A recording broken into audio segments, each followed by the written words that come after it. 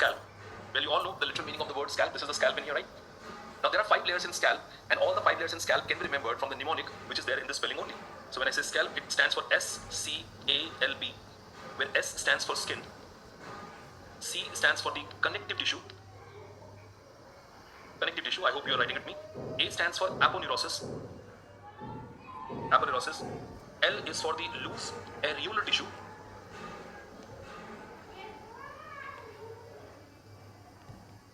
P stands for pericranium. So guys, the thing that we call as scalp actually is made up of 5 layers, and thankfully that 5 layers are exactly arranged in this sequence. So when you go into the scalp, the outermost layer is the skin, then we have a connective tissue, then there is aponeurosis. We will be discussing these layers one by one in detail. Then there is a loose areolar tissue, and then there is a pericranium. Pericranium is just like a periosteum. Like on the other bones, we usually say the periosteum, and because we have this periosteum present on the skull bone, so we call it pericranium. If it is inside the skull, we call it endocranium. So pericranium, endocranium is just like periosteum only. It is adherent to the bone itself, that fibrous layer which is adherent to the bone, which you already know about, but the name changes here in the head and neck part here. Okay. Now let me just first draw these 5 layers for you, and then we will take these layers one by one in detail here. So guys, we don't have to draw any difficult diagram in this. Now let us, this first layer we said is the skin. Now let us presume we are seeing it from the front, guys. This is the coronal section. I hope you all know what is the coronal section, which divides the body into anterior and posterior. So if this is the coronal section, here we have the first layer, that is the skin. The second layer, guys, the second layer is the layer of connective tissue. See, we said is the connective tissue. So second layer here is the layer of connective tissue. Third layer, A, that is aponeurosis. Aponeurosis. Then comes L. L is a loose areolar tissue. Let's say this is a layer of loose areolar tissue. And then comes the skull bone with its periosteum called as a pericranium. So this here is a pericranium, which is basically adherent to the skull. If I say, let's say this is a skull bone here.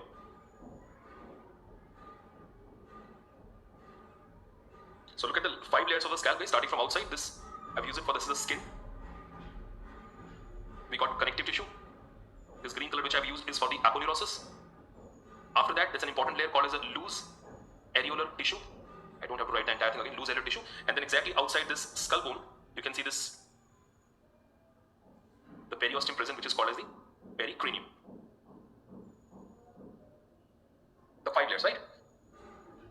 Now what is inside the skull? Obviously inside the skull is the brain, and outside the brain we have meninges. We have meninges, the dura mater, arachnoid mater, and pia mater. The dura mater of the inside the cranial cavity, it forms some sinuses which we call as dural venous sinuses. What exactly these dural venous sinuses are, we will be discussing them in quite a detail later on. So guys, inside the skull, now we are looking inside the cranial cavity. We have these blood-filled sinuses which are made up of dura mater, and we call them what? Dural venous sinuses. These blood-filled sinuses which are called as dural venous sinuses, and these dural venous sinuses are actually connected outside to the connective tissue layer through certain veins. Look at these veins which are going through the skull. You can see these veins are going through the skull, and they are connected till here.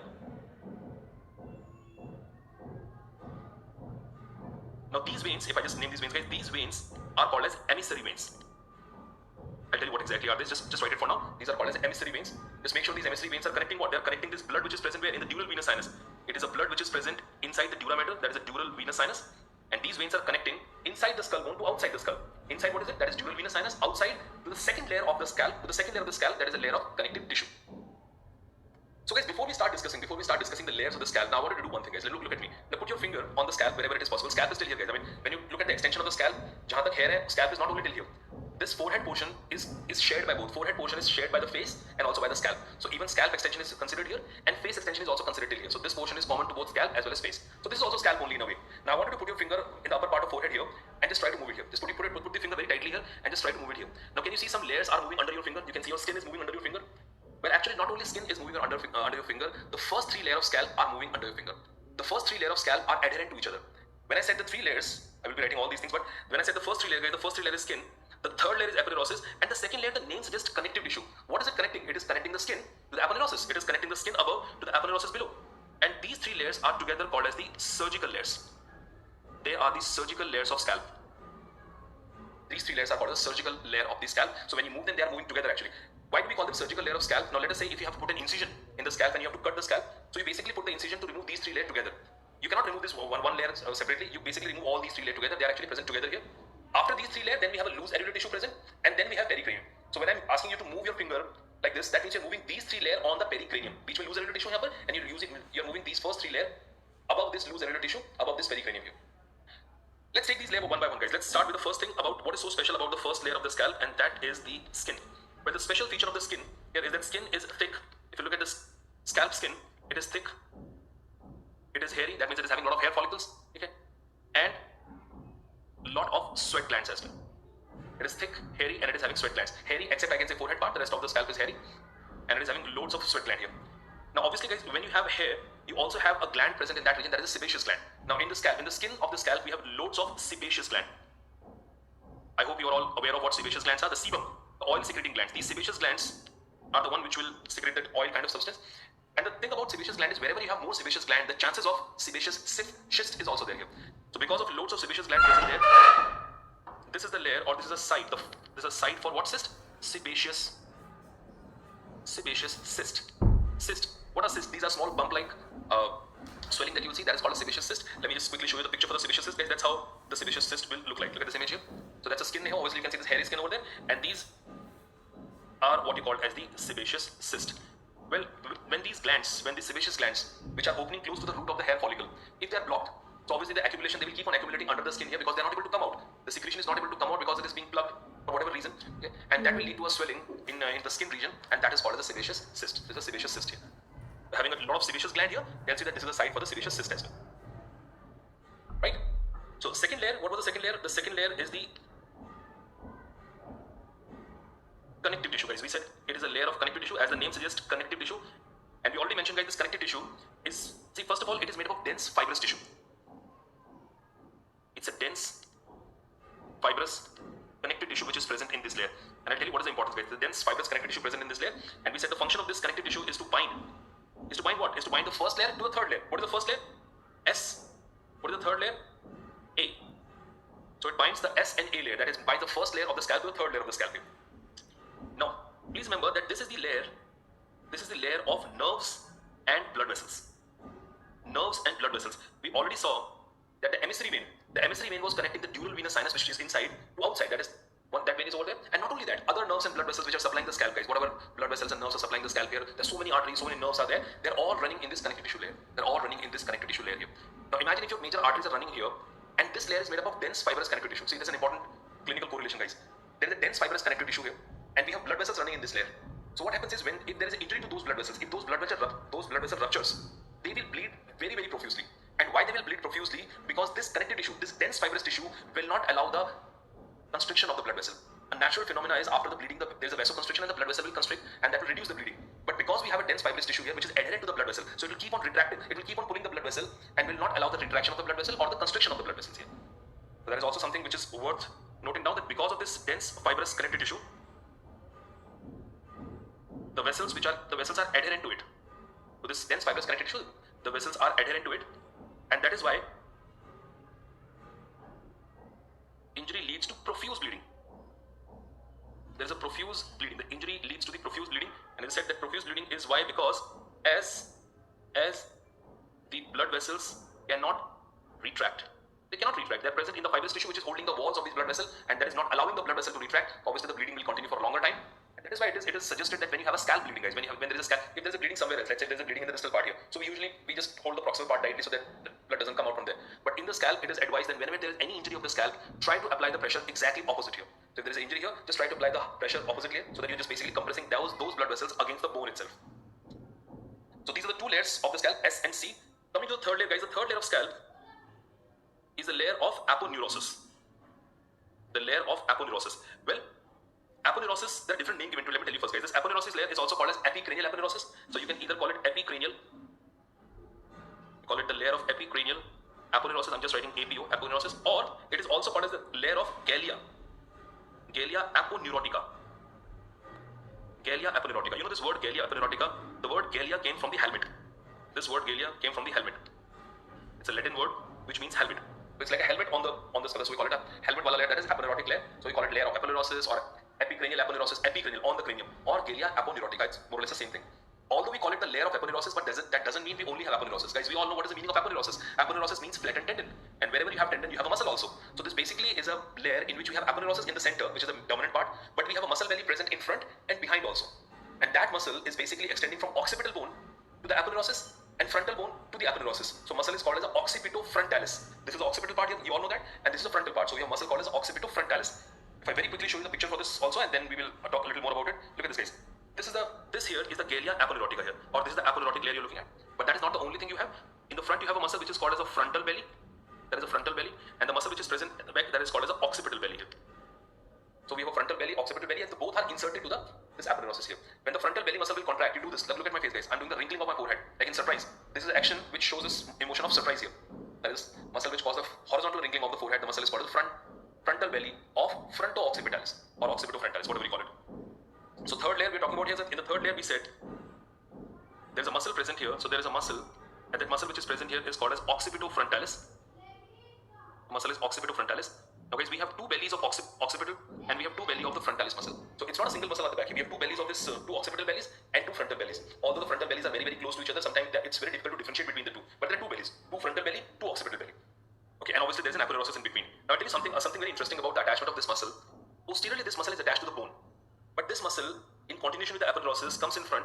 But anterior one, that is frontal belly, the frontalis, it is not attached to the bone here. It is basically attached to the skin only. This is attached to the subcutaneous tissue above the eyebrow and to the root of the nose, and also merged with some other blood muscles present in this part here. Well, I always believe in trying to draw and show it to you. Now imagine if this is the scalp here. You don't have to draw the entire thing, just don't worry. So guys, we said there is an origin of this muscle. Where is aponeurosis? Aponeurosis is in the middle. We already saw that. Aponeurosis ऐसे बीच में. This is the aponeurosis here. Posteriorly we have muscle that is occipital belly. Now this occipital belly which is present behind, it is attached to the skull behind, and where it is attached to the line, and that line is called as a superior nuchal line. That is called as a superior nuchal line. Now you may remember the superior nuchal line from the upper limb, guys, when probably you read about the origin of the trapezius muscle. Trapezius muscle we discussed in the upper limb also. That trapezius muscle is having an origin from this bone, from the occipital bone, and there is a line present over there. This is called as a nuchal line. It's a faint line. It can be seen on the skull bone. That nuchal line can be seen on the skull bone here. And I would say the way you can remember this line is when you say nuchal line. Nuchal से आपको क्या नाक कान line. Nuchal line, naak line. It is a line which is present in the line of the nasal and external auditory canal. Here, this is external auditory canal, guys. This is the external auditory canal, obviously, and there is a nasal cavity. So if you draw a line, what is exact margin? We will discuss that later in the osteology. So if you draw a line from this region here, from this nose and the external auditory canal region, then the line which is extending here, that line is called as a nuchal line. Superior nuchal line. Nuchal will remind you of naak kan. Nuchal, naak kan line. So this, what belly is that? This here is the occipital belly. This clearly is the occipital belly which is attached, originating. It is origin. Obviously, I'm writing O here for the origin. It is originating from the superior nuchal line.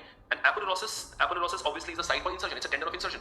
So occipital, we presume that muscle is coming like this. That occipital belly is coming like this. Origin is there in the insertion here. What about the origin of the frontal belly? Now, thing is, frontal belly is not originating from the bone of the forehead. It is not originating from the frontal bone. It is basically, and I tell you, there is a very important clinical also related to this. Anteriorly, guys, you will not see it is not having a bony attachment. This frontal belly of occipitofrontalis, it is originating from where? It is originating from the skin and subcutaneous tissue, over eyebrows and root of nose. Root of nose means the upper part of nose, this portion of nose, guys, root of nose. So here it is. If this is the scalp here and we have a muscle here, the frontal belly is basically attached here. It is attached to this subcutaneous tissue which is present above the eyebrows here, and it is also attached to the skin and the subcutaneous tissue over the root of the nose, and also it is merged with certain muscles also. There are some muscles here, I will tell you the name later, corrugator, supercilii and all. So it is merging with those muscles as well. Why this is an important point to remember? Because anteriorly there is no bony attachment, and anteriorly there is no bony attachment. That is why this muscle is able to wrinkle the forehead. If imagine this muscle goes to the bone, and posteriorly also we have attachment to bone, so obviously when the muscle will contract, they will not pull the two bone here. Obviously the muscle cannot pull these two bones close to each other. So that's a speciality of the facial muscles, guys. Facial muscles, they insert on the skin and the subcutaneous tissue. That is why having a bony origin but insertion on the skin will help you give the different facial expression. Whatever expression you have, the smiling, the sad, emotion, fear, anger, whatever facial expression we have, they're because of the facial muscles, the muscles on the face. They do not insert on the bone, they insert on the skin itself. They pull the skin, and that's why we have different type of wrinkling taking places, which causes different kind of expression here. I will tell you about those muscles of facial expression in a while. But see, now I wanted to take your attention to this point, guys. Now, do you realize that there is a very important potential space which is present deep to this? Look at this, my highlighter here. Below the muscle, what is the layer which is next to it, guys? What is the layer below next to it? The layer next to the aponeurosis is the loose areolar tissue. That green color over there, let us say, is the loose areolar tissue. Now I come back to this. There's as I said, very important clinical over there. So coming to the next layer, guys, the next layer here is the loose areolar tissue. The fourth layer.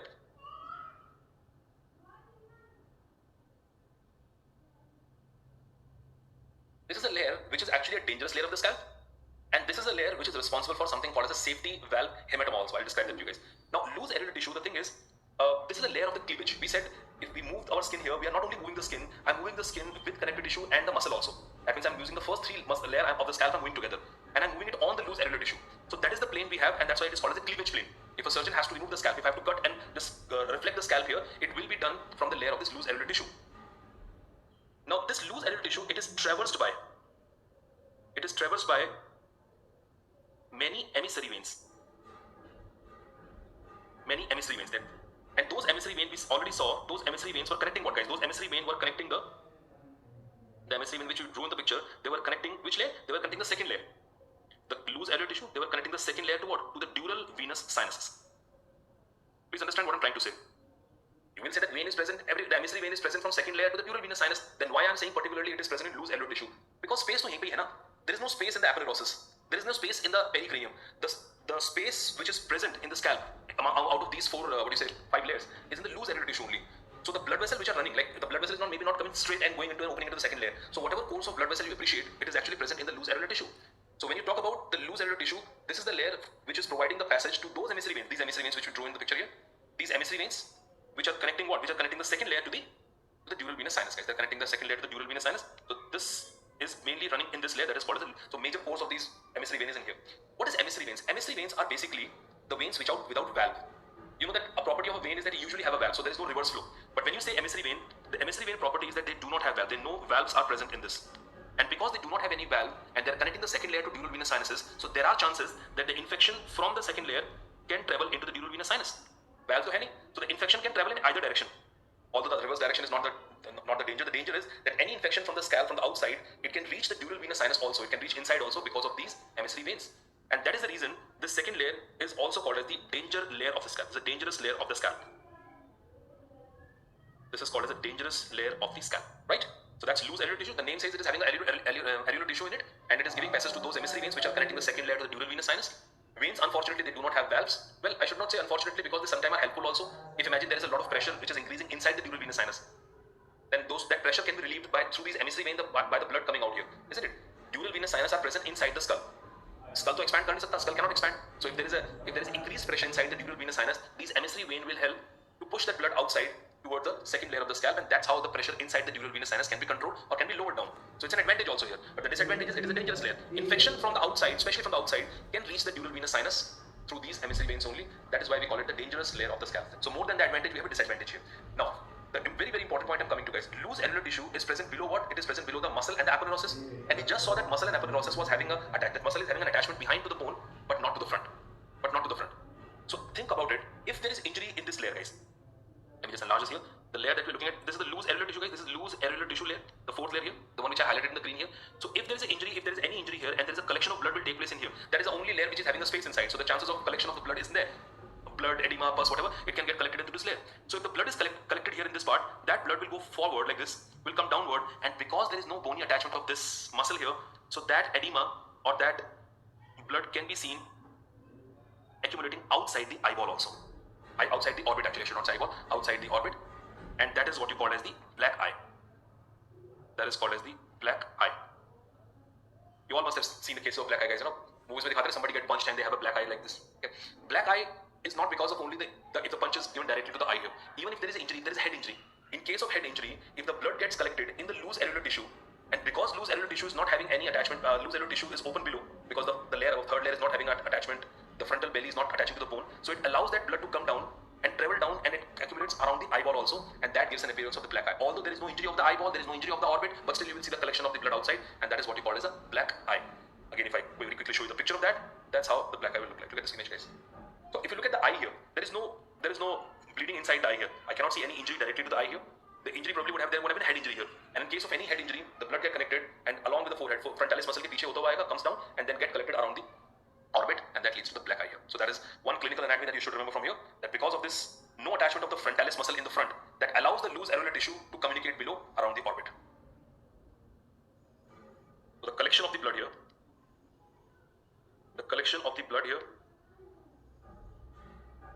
can track down around orbit, leading to black eye. That's another clinical anatomy you should remember, the black eye. And that's in this loose alveolar. Bleeding will take place and get collected in loose alveolar tissue. But the reason for the black eye is not this layer actually. The reason is this layer is communicating downward. Why it is communicating downward? Because because frontalis muscle is not having the bony attachment. Agar frontalis muscle, if it was attached to the bone here, then obviously blood would have not able to come down and there would not be a black eye in that case. One more thing which we should tell you here by taking you back here. Now, because occipital belly is running like this and frontal belly is running in this way here, so imagine if there is any injury, if there is any cut. So what will happen that what type of wound will gape? What type of wound will get larger? The one which are running horizontally in the scalp or the one which are running vertically in the scalp, guys. The muscle fiber is running like this here. So if there is an injury or there is a cut in the scalp in this manner, in a anterior posterior manner, then obviously there is not much of gaping because these muscles are pulling in this direction only. The muscles are pulling in this direction only and the cut is also in this direction. So obviously that gapping will not be there here. But imagine if the cut is like this. If there is a transverse wound here, if the wound is in this manner, then this muscle is pulling in this manner, that muscle is pulling in this manner. So the gapping, the wound will gape here. The spacing of the wound will be seen more because of the opposite pull of the muscle in this leg. So the another clinical anatomy that you should know about this layer, about this Gallia apneurotica layer, that the transverse wound shows gape. So the transverse wound gape simply as the transverse wound gape due to pull of fronto-occipitalis muscle or occipitofrontalis. Let me stick to one name only. To pull of occipitofrontalis muscle. Okay. Now moving on, we come to we said this layer here, the loose alveolar tissue, guys. We just said it is a dangerous layer of the scalp, fine, because it is obviously giving passage to those emissary veins. But you know, this layer is also helpful when there is a fracture of the cranial vault. If there is a fracture of the skull, now you say how can it be helpful in the fracture of the cranial vault? If somebody is having head injury, if let's say there is a roadside accident or something, and if there is a head injury, it is not always bad to have a fracture of the skull. Why it is not bad to have a fracture of the skull? Because let's say if there is a bleeding which is taking place inside here, if there is any hemorrhage taking place inside the cranial cavity, skull obviously will not allow the expansion of the brain. If skull will not allow any expansion, so whatever hemorrhage will take place inside, that will compress the brain only. Right? We don't want that. So if there is a fracture of the skull bone, if the fracture of the cranial vault, and let us say this pericranium layer or this dura mater and pericranium, they all get ruptured here, so that blood actually can come out. And if the blood comes out, obviously it will accumulate in which layer only? What is the layer having the space? That is loose alveolar tissue. So this loose alveolar tissue can also allow the blood to get accumulated or any fluid to get, or even the CSF to get accumulated in that loose alveolar tissue, which basically will prevent the cerebral compression.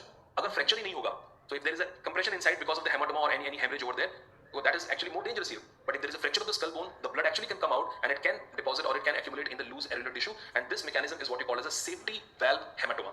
Let me write that for you guys. Safety valve hematoma, that is also considered as a clinical of this loose alveolar tissue only. We call it safety valve hematoma. What is a safety valve hematoma, guys? In this, if there is a fracture, this is a sign for the fracture. This sign is for the fracture. If there is a fracture of cranial vault, and there is tearing of dura and pericranium also, isn't it? After loose alveolar tissue, what is after the loose alveolar tissue? We have pericranium. After pericranium, there is bone. After bone, there is dura mater. So obviously everything has to rupture. So there is a skull. Already skull, we said cranial vault fracture. So bone is fractured. The pericranium which is above is ruptured. The dura mater which is below is also ruptured. So tearing of dura and tearing of pericranium, also with a fracture of the bone in between. So all these three layers are gone. That will allow what? That will allow the intracranial hemorrhage. The intracranial hemorrhage will communicate to the loose alveolar tissue. I'm writing LAT, guys. The intracranial hemorrhage will communicate to the loose alveolar tissue, and the advantage we said is therefore avoids cerebral compression.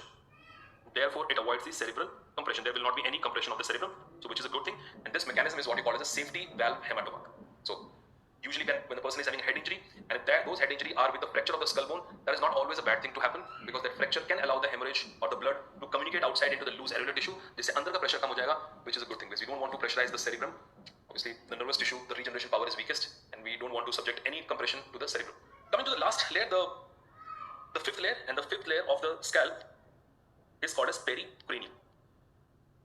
P is for this pericranium. As I said, guys, pericranium is just like periosteum only. So this pericranium can easily be stripped off. It is like when you paste a sticker or something, and you can just strip off that sticker off from it. This pericranium can be stripped off. If you look at the skull or calvaria, you can actually strip off this pericranium easily from the skull bone here. And this pericranium it's not that it is continuing from one bone to another bone. No. The pericranium basically goes along with the suture. It continues with the suture here. So imagine if this is one skull bone here, just an example here, or मान लेते हैं suture है, like this is a suture in between. There's a next skull bone here, then there's a suture here, there's a next skull bone, like this, they're connected, right? So these are skull bones. So this pericranium, it is basically continuing through these sutures. It continues through the sutures, and then it connects to the endocranium. That is the periosteum inside, that is endocranium. That's an important point to remember again for a clinical point of view, guys. This pericranium, I should label it here. This is the pericranium here, and this is endocranium. This is endocranium, and these are the sutures. These are the sutures of the skull. So this pericranium basically, instead of jumping from one bone to another bone, it goes along with the sutural membrane, it goes through the sutures here, and then inside communicate or adenate or continues as what? Endocranium, which is just like a periosteum inside the skull bone. So from outside the skull to inside the skull. Where? At the sutures here. So there is again a clinical anatomy which is related to it, something called as a cephalohematoma, guys. What is cephalohematoma? Cephalohematoma,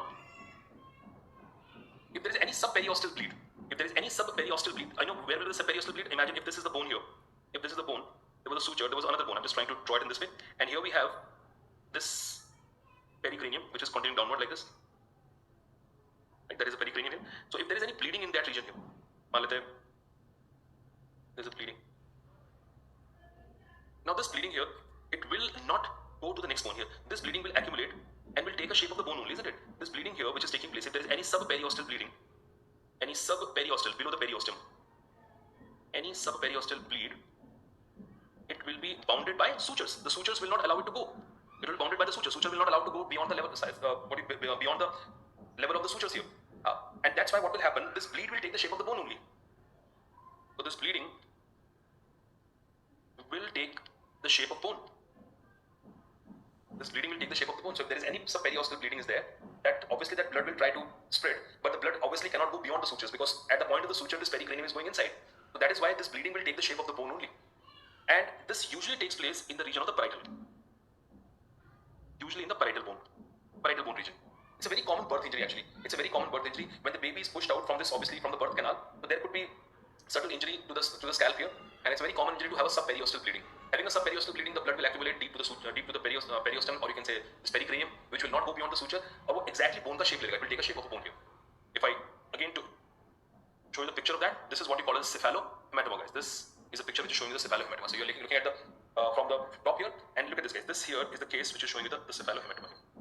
So bleeding must have taken place by the rupture of the blood vessels subperiosteally deep to the parietal bone. The puri bleeding, it actually took the shape of the parietal bone itself here. That is called as a cephalohematoma. So this is about the 5 layers of the scalp. So guys, moving on in the scalp, after the 5 layers, now let us talk about that. What are the nerve supply and the blood supply? What nerves are supplying the scalp and what are the blood vessels supplying the scalp? So I'm going to start with the nerve first. Well, it's easy again to remember it by drawing. Writing alone will not help you. So imagine if you're seeing it from the top, if you see it from above here. So this is how the calvaria will look like, or the skull cap will look like. And always for the orientation, do one thing, draw the nose like this and draw ear, so that you don't have to explain what is anterior, posterior, lateral, medial. So it is clearly the view from the top. Obviously that is over, there is a nose here, preserved nose, and that is ear here, so that is giving me the orientation also. Let me divide this scalp here in 2 parts, right and left side, and we will be looking at the nerve supply one side only. Guys, we got a nerve which will be actually coming from the orbit and is running above. This nerve here, the one close to the midline, is called as the supratrochlear nerve. That is supratrochlear nerve. And this second one here is called as supraorbital nerve. Supratrochlear, supraorbital. Now, but let us say if I just show you this skull bone here. Guys, here's the orbit, right? So we have some blood vessels and nerves which are coming from the upper margin here. There is a notch also present here called a supraorbital notch. I will show it to you in some time. So a nerve will be coming from here and then running above and supplying the scalp also. There's another nerve which is coming from here and that is coming back and supplying the scalp here. So these are starting from here from the orbit and running on the forehead and then going further above. So we call them supratrochlear and supraorbital. These nerves are the branches of ophthalmic nerve. I don't know how much you are aware of ophthalmic nerve. How many cranial nerves we have for the people who are new to head and neck, guys? Cranial nerves, there are 12 pair of cranial nerves. You all read these number of cranial nerves in your NEET UG also. So we have 12 cranial nerves. 5th cranial nerve is the trigeminal. The 5th cranial nerve is trigeminal, and we have 3 parts of trigeminal nerve. We have 3 parts of trigeminal nerve. One is called as ophthalmic nerve, which will be supplying this part here, ophthalmic nerve. One is maxillary nerve, which is supplying in the region of maxilla, and one is a mandibular nerve, which is supplying in the region of mandible. Sensory supply, motor supply, both. So we represent this as V1, ophthalmic nerve. That is in Roman number we write like this: V1, the first division of the trigeminal nerve, that is ophthalmic nerve. That's what I was telling, guys. Now I just have to tell you that supratrochlear, supraorbital nerve are coming from ophthalmic nerve and supplying the scalp here. But where exactly they are coming from? Which nerve they are branch of? Where exactly they are located in the orbit? That everything we will discuss when we talk about the ophthalmic nerve detail. So again, to repeat the same thing which I said earlier, in the head and neck, the more we keep on going forward, we'll be reinforcing our previous topic. The topics will get more solid here. Imagine when you discuss the ophthalmic nerve, again at that time you will be looking at these 2 nerves coming in and supplying the scalp here. And that is the time you should remember, acha, we've read about these nerves in the scalp also. So these are the nerves which are going here and then going above and supplying the scalp. Same with the blood vessel also. Okay, now we are looking at the nerves which are present in front of the ear. That's how we describe the nerve supply of the scalp. In front of the ear and behind the ear. We are all running in front of the ear itself. Now there's another nerve that you'll see which is coming in supplying the scalp here. That nerve is called as the zygomaticotemporal nerve. Zygomaticotemporal nerve. Don't get too much bothered about these names, guys. See, zygomaticotemporal. It's pretty simple. What bone is here? Zygomatic bone. What bone is here? Temporal bone. So actually this nerve comes out from a foramen of this bone, zygomatic bone, and then it goes toward the temporal region here. So we call it zygomaticotemporal nerve. The zygomaticotemporal nerve is a branch of ophthalmic nerve. It maxillary nerve, I'm sorry. It is a branch of maxillary nerve, and we said maxillary is also one of the component of trigeminal nerve. One of the component of trigeminal. Another important nerve which you see present here supplying the scalp in front of ear again, it supplies ear also in fact. That nerve is called as a auriculotemporal nerve. Guys, the nerve is called as auriculotemporal nerve, and it is a branch of mandibular. It is a branch of mandibular nerve, which we represent as this V3, that is mandibular nerve. So what do you see that when I look at the nerve supply in front of the scalp, the nerve supply all in front of the scalp, whatever the nerves are, supratrochlear, supraorbital, it comes from ophthalmic nerve, which is a branch of trigeminal. Zygomaticotemporal coming from maxillary, which is again a branch of trigeminal. Auriculotemporal coming from mandibular nerve, which is again a branch of trigeminal nerve. So in front of the scalp, the innervation here is from the trigeminal nerve, guys. Isko easy yaad rakho. The trigeminal nerve is the one which supplies the skin of the face. So when I think of the face, I should be thinking about not only the face, but the anterior part of scalp also. So my trigeminal nerve is supplying the skin of the face and the anterior part of scalp, that is in front of the ear. Behind the ear, it will be supplied by the plexus coming from the neck, and that plexus is cervical plexus. Like in upper limb, you people read brachial plexus, C5, C6, C7. So there is a cervical plexus also, which is formed by C2, C3, C4, all those nerves coming from this region. So we have some nerves coming from here, C2, C3, C4. These nerves are the one which will come and supply the scalp behind the ear. Behind the ear. So let me now talk about the nerve supply of the scalp behind the ear or behind the auricle. There is a nerve that you see just behind the auricle here, and that's a very, very important branch actually. It is called as a great auricular nerve. Don't call it greater auricular nerve. I've seen people calling it greater auricular nerve sometimes, which is not correct. It's great auricular nerve. And guys, this great auricular nerve comes from the C2 and C3. From the second, the root value is C2 and C3. I'll tell you the difference, C2 and C3. There's another branch which you see coming here, one. Now I'll go with 3 here. There's another larger branch here, and there's a third branch here. See how the name is given to them? This is simply called as a lesser occipital nerve. We call it lesser occipital nerve. It is coming from the occipital region, so we call it lesser occipital nerve, and the root value for the lesser occipital nerve is C2. Then we have this nerve which is called as a greater. That was lesser, this is greater. Greater occipital nerve. It's called as a greater occipital nerve, and the root value is for the greater occipital nerve is also C2. Now how come the two nerves having the same root value? I'll tell you that. And then one more nerve is there. So what they did, we already said greater occipital, lesser occipital. So they simply call it the third occipital nerve. This is called as the third occipital nerve. And as the name says, third occipital nerve comes from C3. It comes from C3. First guys, understand this, that all these nerves are supplying the scalp. They're supplying the scalp here behind the ear. Great auricular, lesser occipital, greater occipital, lesser occipital, and third occipital. All they're supplying behind it. Now, you know, when the spinal cord gives off the branch, when the spinal cord gives off the nerve, you're already aware of it, it divides into ventral ramus and it divides into dorsal ramus, right? Ventral primary ramus and the dorsal primary ramus. Brachial plexus, if you remember, it was made up of ventral primary rami of C5, C6, C7, C8, T1. It was ventral rami. But nerve has a dorsal ramus also. That's the point. When you look at all these nerves, guys, please remember, when I say great auricular nerve here, it is made up, this C2, C3 come from the ventral ramus. This lesser occipital nerve, it also is coming from the ventral ramus of C2. But this great occipital nerve is from the dorsal ramus of C2. And this third occipital nerve is also from the dorsal ramus of C3. Ventral ramus and dorsal ramus. The nerve, if this is a spinal cord here, as soon as the nerve comes out, it gives off a ventral ramus, that is a ventral branch, and a dorsal branch. Ventral ramus of C5 to T1 forms the brachial plexus, something that we already know. So all these nerves which are present here, C2, C3, now they're all also having a ventral ramus and dorsal ramus. So ventral ramus of C2, C3 forms a nerve called as great auricular nerve, supplies the skin.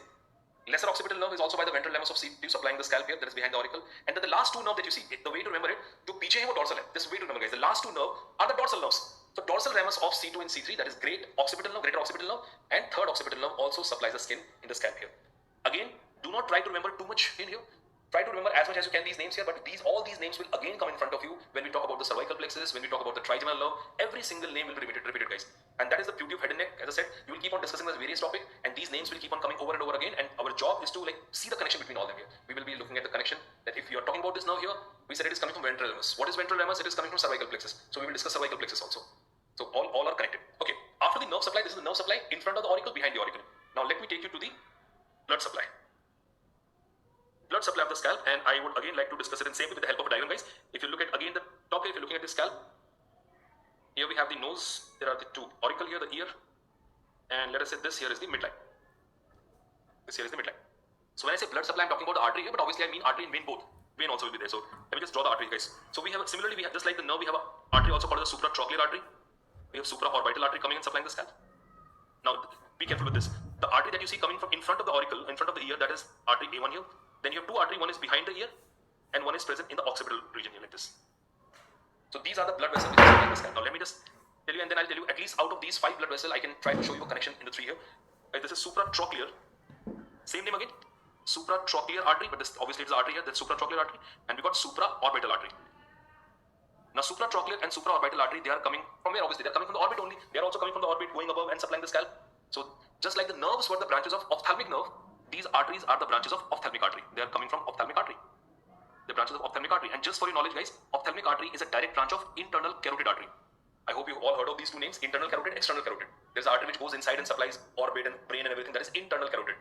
The artery that supplies outside here, face, thyroid gland and all that, that is external carotid. So that's a direct branch of internal carotid ophthalmic. Ophthalmic will give off supratrochlear, supraorbital. How exactly? That we will discuss when we talk about ophthalmic artery in detail, completely separate. Then you have a branch here, guys. This branch here is called as superficial. That is superficial temporal artery. There is a superficial temporal artery. I'll tell you where the superficial temporal artery coming from. The one which is present behind the ear. See how simple the name is, guys. We call it superficial temporal because it is running superficial here, and supplying this region here. It is coming to the temporal region, so we call it superficial temporal artery in front of the ear. The one which is behind the auricle, this is auricle here. The one which is behind the auricle is posterior auricular, and the one which is even further behind related to this bone. What is the bone at the back? Occipital bone. That is occipital artery. So this is posterior auricular artery, and this one is the occipital artery. I tell you something, guys. All these arteries, all these three, superficial temporal, posterior auricular, and occipital artery, they are direct branches of external carotid artery. They are direct branches of artery present in the neck called as external carotid artery. So obviously this is the diagram that if you draw, or if you simply write the name, that will be enough. But if you draw the diagram, then you have to write less, because in the diagram only you're explaining that which artery is where. The one in front of the ear, one behind the ear, one in the occipital region, one supplying the forehead and the anterior part of scalp, that is supratrochlear and supraorbital. Now I'm just drawing a small diagram for your understanding only. You don't have to draw it if you don't want. You don't have to draw it anywhere.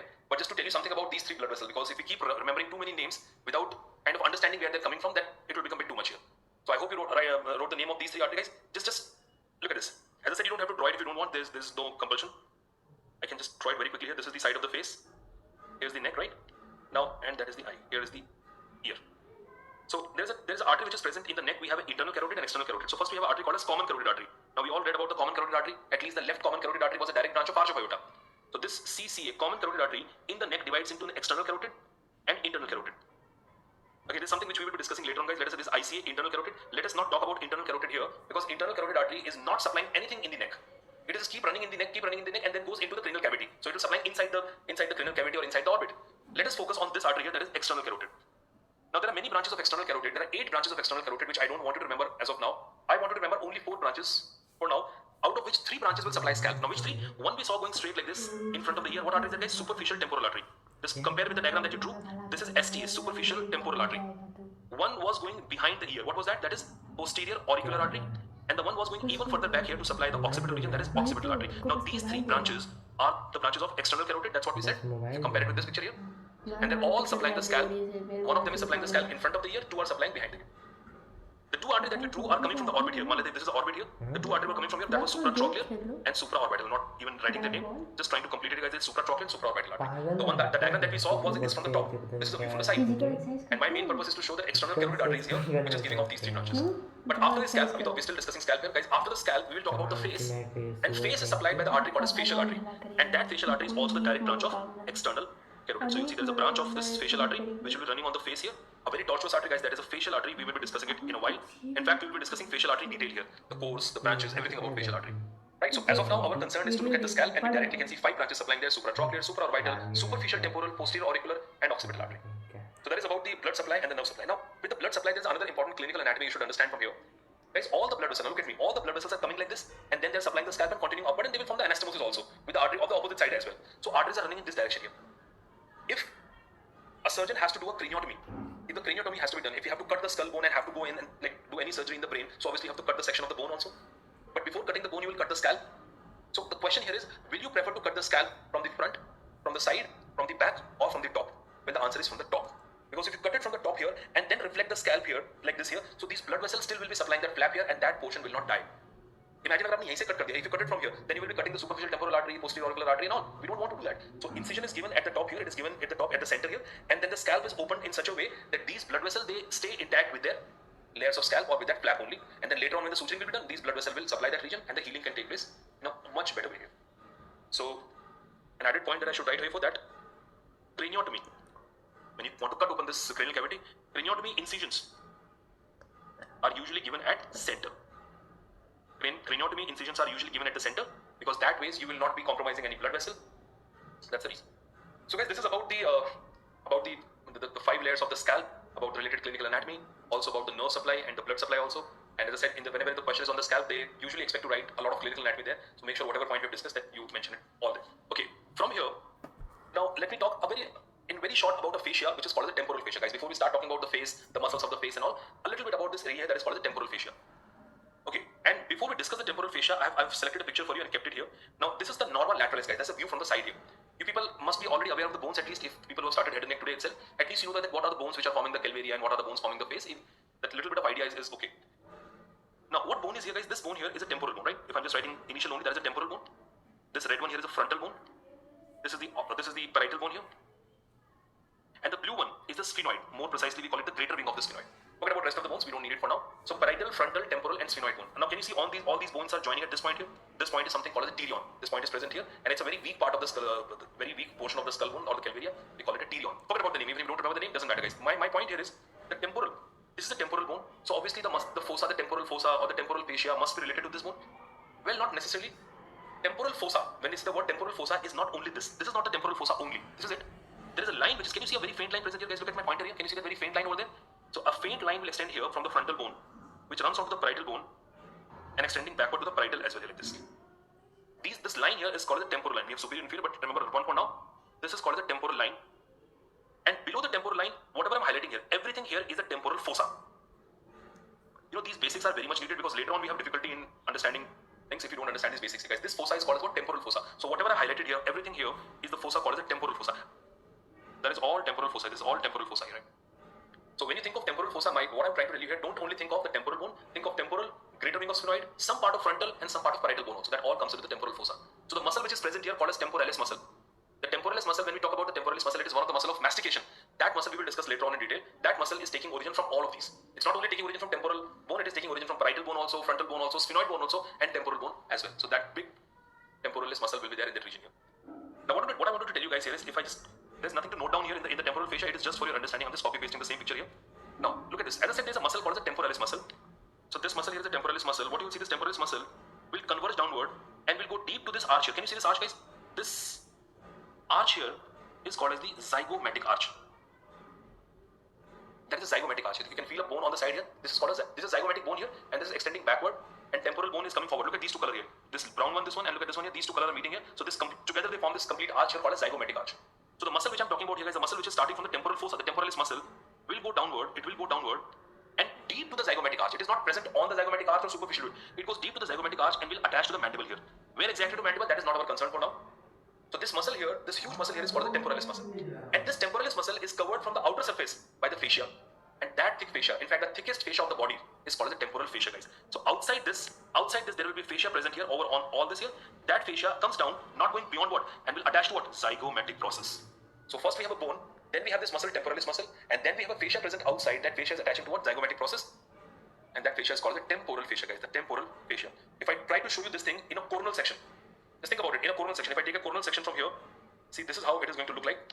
So imagine if this is a coronal section of the skull bone, and here is the coronal section of the zygomatic bone, zygomatic arch. There is a zygomatic arch in the coronal section. So from the temporal fossa, we said temporalis muscle. Let us say this is temporalis muscle originating from here, from the temporal fossa. Side se dekh rahe hain? Will come down like this and will go downward. That muscle will go downward to the mandible. This muscle here is called the temporalis muscle. This is the temporalis muscle.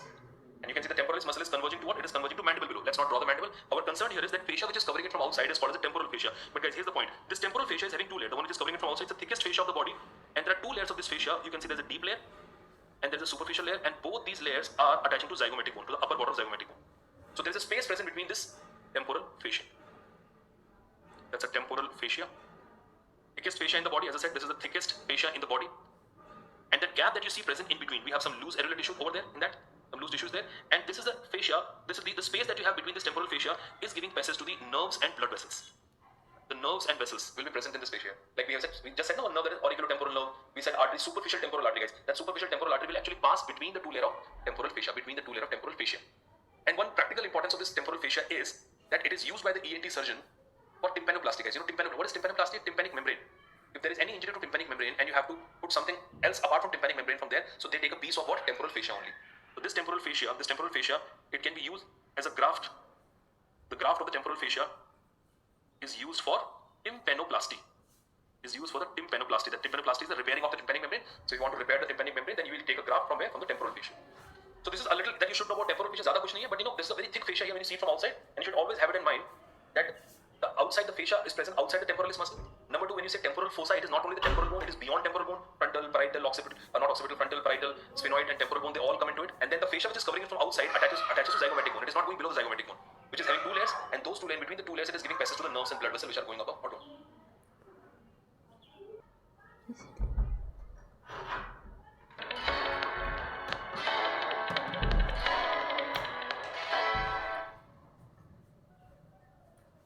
So let's have a very quick discussion on this norma frontalis. Before we start with the face here, we should know a little bit about the osteology of the skull from the front here. ज़्यादा नहीं है, just like there are hardly 10-12 points to be remembered from here. The important one. First, let me just help you to differentiate these bones here, guys. Obviously, you know that bone over there is a frontal bone. That clearly is there is a frontal bone that you're looking at here. And these frontal bone, if you see the frontal bone here, can you see that they're showing some kind of elevation there? These elevations are called as a frontal eminence. Even if you touch your forehead, above the forehead here, you can see some bump over there. This shallow bump over there is called as the frontal eminence. So this bump that you see here is called as the frontal eminence. Okay, let me just kind of highlight some bones so that we can separate them from each other, guys. This small bone that you're looking at here, that's a nasal bone. I'm just highlighting the nasal bone here. So we have nasal bone of the right and left side, and this nasal bone of the right and left side, they're fusing in the midline. And the suture obviously will be called as an internasal suture, guys. I hope you can appreciate that. Can you see a suture in between? That is an internasal suture. And what suture will this be here? The suture which is separating the frontal bone and nasal bone. So we call it a frontonasal suture. So internasal suture and frontonasal suture. So we have a suture which is present here, like this, and we have a suture which is present here, like this. One is internasal, of course, and one is frontonasal. And this meeting point of the two suture, guys, this meeting point of the two suture is what we call as a nasion. This is called as a nasion. The nasion is a meeting point of which two suture? The frontonasal and internasal suture. This midpoint here, guys, where we usually put the bindi here, that point here, this is called as a glabella. That midpoint here is called as a glabella, guys. This point here is called as a glabella. These are some landmarks which will be required to understand certain muscle attachment and other things that we will be discussing in the head and neck later on. That is called as a glabella.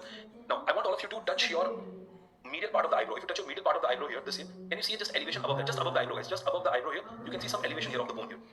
Some people do have it very prominent, some have less prominent. Male do have a very prominent this part. And this arch here, this medial arch, I hope you can appreciate. Can you see a very shallow bump over there? Look at this, guys. I hope you can see this. Can you see a very shallow bump in this region here? A very shallow bump in this part here, this part here. That is called as an arch called as supraciliary. That is called a superciliary arch. So this arch here, which I'm just pointing, ये वाला जो portion है, यहाँ पे I'm putting a pointer here. That is called as a superciliary arch. It gives origin to a muscle also called as, we'll discuss that muscle, that is superciliary muscle. That's a superciliary arch. Okay, what else? You're looking at the orbit here. When you look at the orbit on both sides, especially on this side, it's very clear that in the upper margin, at the junction of medial 1/3 and lateral 2/3 of the upper margin of the orbit, can you see that notch over there? There is a notch present here, which is present on this side also, guys. This notch is called as the supraorbital notch. Make sense to you? It is orbit, it is the upper part of the orbit, and it is present at the junction of the lateral 2/3 and medial 1/3. We call it supraorbital notch. And something we discussed today with the name of supraorbital nerve, supraorbital artery, वो यहीं से निकल के आएंगे. Those supraorbital nerve and artery will come out from here only. The supraorbital nerve and artery will come out from here only. That is supraorbital notch. Okay. Another bone which I want to be separated here clearly, that is this, guys. Look at the zygomatic bone here. The zygomatic bone is contributing in the orbit also, but I'm just looking at outside here. This is a zygomatic bone, and I'm drawing it only till the suture here. So from the front, this is a part of zygomatic bone I can see. That's it. There is a part of zygomatic bone I can see from the front. That is a zygomatic bone, right? And what you see, the zygomatic bone is contributing to the margin of the orbit here. As you can see, the zygomatic bone is contributing to the lateral margin as well as to the floor of or to the lower margin of the orbit here. So if I talk about the margins of the orbit here, now it is quite clear that the upper margin is completely by the frontal bone here, isn't it? It is completely by the frontal bone, guys, from here till here. Let me just highlight that part here. I start from here. This is frontal bone. This is all frontal bone. This is all frontal bone till here only. Look at that. There is a suture over there, so I'm just drawing it till here. That is a frontal bone. So in the norma frontalis, they do ask question about that. The orbital margin is made up of what? So clearly the upper margin is completely made up of frontal bone. Then you can see the zygomatic bone along with the frontal bone forming the lateral margin here. इनको process बोलते देखो. This frontal bone margin or this frontal bone extension is coming from zygomatic. So we call it zygomatic process of frontal bone. Look at the name, guys. This is called a zygomatic process of frontal bone. And this process of zygomatic bone is going toward the frontal. So we call it the frontal process of zygomatic bone. इनके नाम है, just they sound complicated, but it's very simple if you think about it. A part of frontal bone is going toward the zygomatic, so that portion or that extension is called as zygomatic process of frontal bone. Similarly, zygomatic bone extension is going toward the frontal. That is called as the frontal process of zygomatic bone. But when you read all these things in BDC and in the book, they sound very complicated. These names look long and complicated here. What is this bone? Because that bone here is the maxilla here. Now, if I try to separate this maxilla here from the rest of the bones, let me just use a color which will not hamper with anything. And this is still visible, guys. Look at this. This bone here is the maxilla. This whole bone is the maxilla. Now, obviously, if this is maxilla here, this maxilla bone is definitely contributing to the lower margin of the orbit. Is contributing to the lower margin of the orbit, but it is not contributing to the medial margin. See, I'll tell you why I'm saying it is not contributing to medial margin. Let me just very quickly first highlight this bone here. This is maxilla of one side. We have two maxillas here. You're looking at maxilla of one side. Let's focus on one side. So maxilla bone is giving an extension above. Obviously, that will be called as a frontal process of maxilla. जो ऊपर जा रहा है, this one here is called the frontal process of maxilla here. But that is not contributing to the margin of the orbit, because margin of orbit is contributed by the other bone. There's a very small bone present inside here. There's another bone which is present inside here, and that bone inside, a small bone over there inside, is the lacrimal bone. So the crest of the lacrimal bone Crest of the lacrimal bone contributes to the medial margin and not the maxilla. I'll show you this crest of the lacrimal bone, but look at the margins once again. When I talk about the margins of the orbit, the upper margin is by the frontal bone completely. The lateral margin of the orbit is by the frontal and zygomatic. To make it complicated, zygomatic process of frontal bone, frontal process of zygomatic bone. Lower margin is mainly by the zygomatic bone itself, because the main zygomatic bone is present in the floor. You can see that over there. And obviously maxilla is also there in the floor here. But when it comes to medial margin, don't say maxilla, because medial margin is slightly inside here. The medial margin of the orbit is by the frontal bone, as you can see from there, and by the lacrimal bone, the part of lacrimal bone called as the lacrimal crest. Let me show you lacrimal crest. Yeah, I have a picture for it. So I kept this picture for you guys. Look at this picture in which the different bone are colored with a different color. Here is the frontal bone. As you can see, the medial margin. This is the roof guys. This is or you can the upper margin of the orbit, right? This is from till here till here. This is the lateral margin of the orbit. You can see the two bones again. The zygomatic is there, frontal is there. This is the lower margin of the orbit. This is the lower margin of the orbit by these two, right? No problem. But when it comes to the medial margin, it is by this. I can see I'm leaving this bone outside here. When it comes to medial margin of the orbit, that bone over there is a lacrimal bone, and there is a crest which is present on this, which is called as the lacrimal crest. So when you read this thing in your textbook, don't get confused that why are they not writing the maxilla bone forming the medial margin of the orbit? It is the lacrimal crest which is contributing to the medial margin. Lacrimal crest contributing to the medial margin. Both the maxilla, they are joined at the midline here. So we have basically two maxilla joining in the midline. So this suture here is under the intermaxillary suture. I mean, don't have to label all that. You know that this is intermaxillary. That suture over there is intermaxillary. The one important feature of the maxilla that you should remember, that there is a foramen present in the maxilla. You can see that in the maxilla bone there is a foramen present below the orbit, and that's why the foramen is called as the infraorbital foramen. What come guys? बाद में infraorbital foramen. The nerves and blood vessels which will come out from here are called as infraorbital nerves and blood vessels. So just for your understanding, guys, you will see certain arteries like will be running here inside the orbit, and they are going to go into the floor of the orbit. Once they go from the floor of the orbit, those arteries will be seen coming out from here. That artery will be seen coming out from here, and the nerve also. So you may see some nerve or blood vessel which run in the floor of the orbit, and then ultimately come out of that foramen, and that's why it is called as infraorbital foramen. Orbit के नीचे present, infraorbital foramen. The bone below is mandible. Undoubtedly that's mandible here. This midline point of the fusion point of the two mandible here. We count mandible as one because developmentally mandible fuses and forms a single bone only. So this is called as symphysis mentae. Symphysis mentae. It is type of a symphysis mentae that's in midline here. And there's another important foramen that you should know present on the mandible. This foramen is called as the mental foramen. But ये सब चीजें बहुत काम आएंगी बाद में. All this will be very much written in the later part. Mental foramen. You know what mental foramen will do? The nerve coming out. Mental means chin. The word mental is for the chin. So whatever nerve and blood vessel will come out from here, they will be supplying the skin or the skin of the chin part here. Whatever nerve or blood vessel here. Usually some blood vessels and nerve goes inside the mandible. So those blood vessels and nerve which actually run inside the mandible like this, they ultimately leave the mandible by this foramen called as mental foramen. So if I tell you about any nerve or blood vessel in future which runs inside the mandible, ultimately they come out of the mandible through the foramen called as the mental foramen. That is called as the mental foramen. Just one more prominence that you should know, guys. There is a very prominent spine which is present here, where both the maxilla are meeting here at the very much anterior part of nasal aperture. This is a nasal aperture, piriform nasal aperture that you can see. That spine over there is called as an anterior nasal spine. There's a spine present here which is anterior nasal spine. It's present exactly here. You see that's a piriform aperture here, and this spine here in this is called as the anterior nasal spine. So this is the minimum that one should know in the norma frontalis, guys. The frontal eminence, the glabella, that midpoint, जहाँ पर बिंदी लगा there is a glabella here. Then we have an arch here that is called superciliary arch. Then you think of the orbit, and this is again another osteology question here. That in the orbit, when you think of the margins of the orbit, not the walls of the walls under it. When you think of the margins of the orbit, above it is by the frontal bone only, lateral by frontal and zygomatic, below by frontal and maxilla, medially it is by the frontal and lacrimal bone, the lacrimal crest here. At the junction of lateral 2/3 and medial 1/3 of this supraorbital margin, we have a notch called a supraorbital notch, giving passage to supraorbital nerve and artery, which we saw supplying the scalp also. The meeting point here of the sutures is called as nasion, which is a meeting point of internasal and frontonasal suture. Maxilla bone is having a foramen present below the orbit called as infraorbital foramen. So whatever nerve and blood vessel will come out from there are called as infraorbital nerves and vessels here. In the mandible, this junction is the symphysis mentae. Although we will be discussing mandible in great detail, it's a very, very important bone, the only movable bone here. We will be discussing in detail, but as of now from norma frontalis, you should know that there is a foramen present here called as a mental foramen, giving passage to the nerve and blood vessel with the same name only. Mental nerve or mental artery will be coming out from here. Face is the region where if you think about the skin of the face, it is thick skin. It's not a thick skin as such. Histologically, it's not a thick skin. It is thickness wise, it is thick actually. It is elastic. It's quite elastic and vascular. Vascular, well, all the skin everywhere is vascular, but it is like having loads of blood vessels, and that's why if there is a small injury or small cut on the face, you can see it bleeds profusely. While shaving, if there is a small cut, so that bleeds too much in comparison to that cut anywhere else in the body. The superficial fascia of the face. The superficial fascia of the face, it contains muscles of facial expression.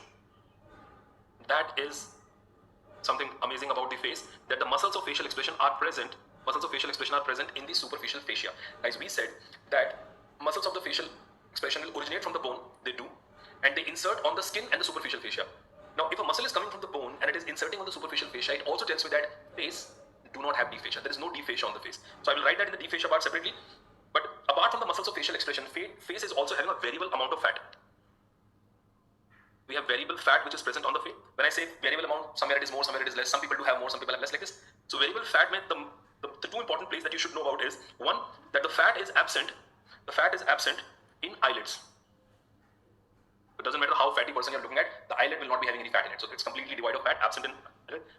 And this fat is substantially present. It is more present in the buccal region here. You must have seen when we get fat, when we gain some weight, it shows up here especially here, the buccal fat. So more in buccal region. The word buccal, guys, the word buccal came from the cheek. Buccal means cheek, in the cheek region. And especially this buccal fat is very prominent in the newborn. And the newborn, this buccal muscle, this buccal region or the cheek region, the muscle which is present here is called as a buccinator muscle. And this is a muscle for whistling, blowing and sucking also.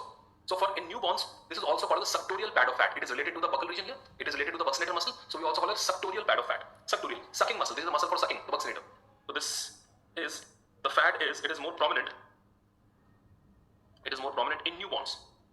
It is more prominent in newborns and we call it the suctorial pad of fat. Suctorial pad of fat.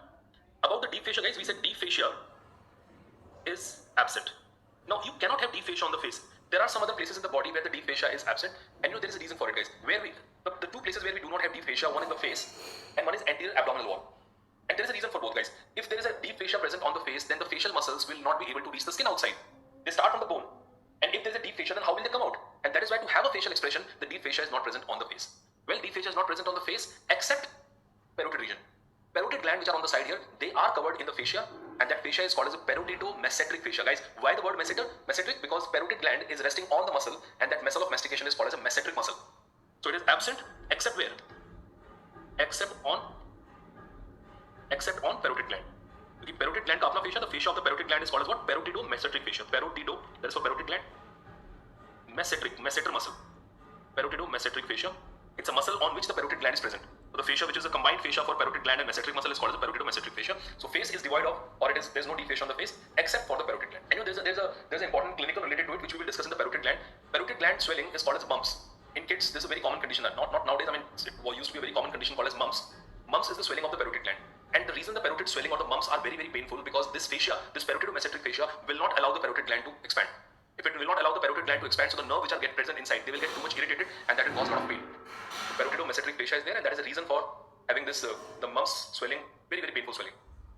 Well, we already talked about, guys, that the muscles of facial expression, these muscles of facial expression, they originate on the bone, they insert on the skin. And I don't know if you probably would have read this in the zoology, because I don't remember the zoology of that time, that there is a muscle which is present in lower animal called as a penniculus carnosus. If you heard of this name before, penniculus carnosus. Guys, penniculus carnosus is a thin muscle sheet which is present on the entire body of lower animals. If you think of a cow or buffalo, have you seen when they have let's say if I take an example of a buffalo, if let's say it is having a itching somewhere, or let's say some fly or some bird sit on their back, so what they can do is they don't have a liberty to do that. So what they will do, they can just move their skin from that place, and they can just move the skin from a particular point here. So if the bee sits here or anything sit over there, then they will move the skin on that part. We can't do that. I can move this part only by moving the joint. I cannot move the skin. And that is possible in lower animals because of the thin sheet of muscle which is present around them called as a penniculus carnosus. So these facial muscles we are talking about. These facial muscles, guys, we will be discussing here, and there are some more muscles in the body, we will discuss that later. They are basically remnant of that muscle called as a penniculus carnosus. Penniculus carnosus. This is just an additional point, it's not very important to remember, but you should know that there are some muscles which are present in the body, and these muscles which are a superficial muscle, like what, if you remember there was one muscle in the palm here, guys, because we're done with the upper limb, that's why I'm asking. The muscle which was present on this side called as a palmaris brevis. That palmaris brevis muscle, these muscles of facial expression, these are all subcutaneous muscle.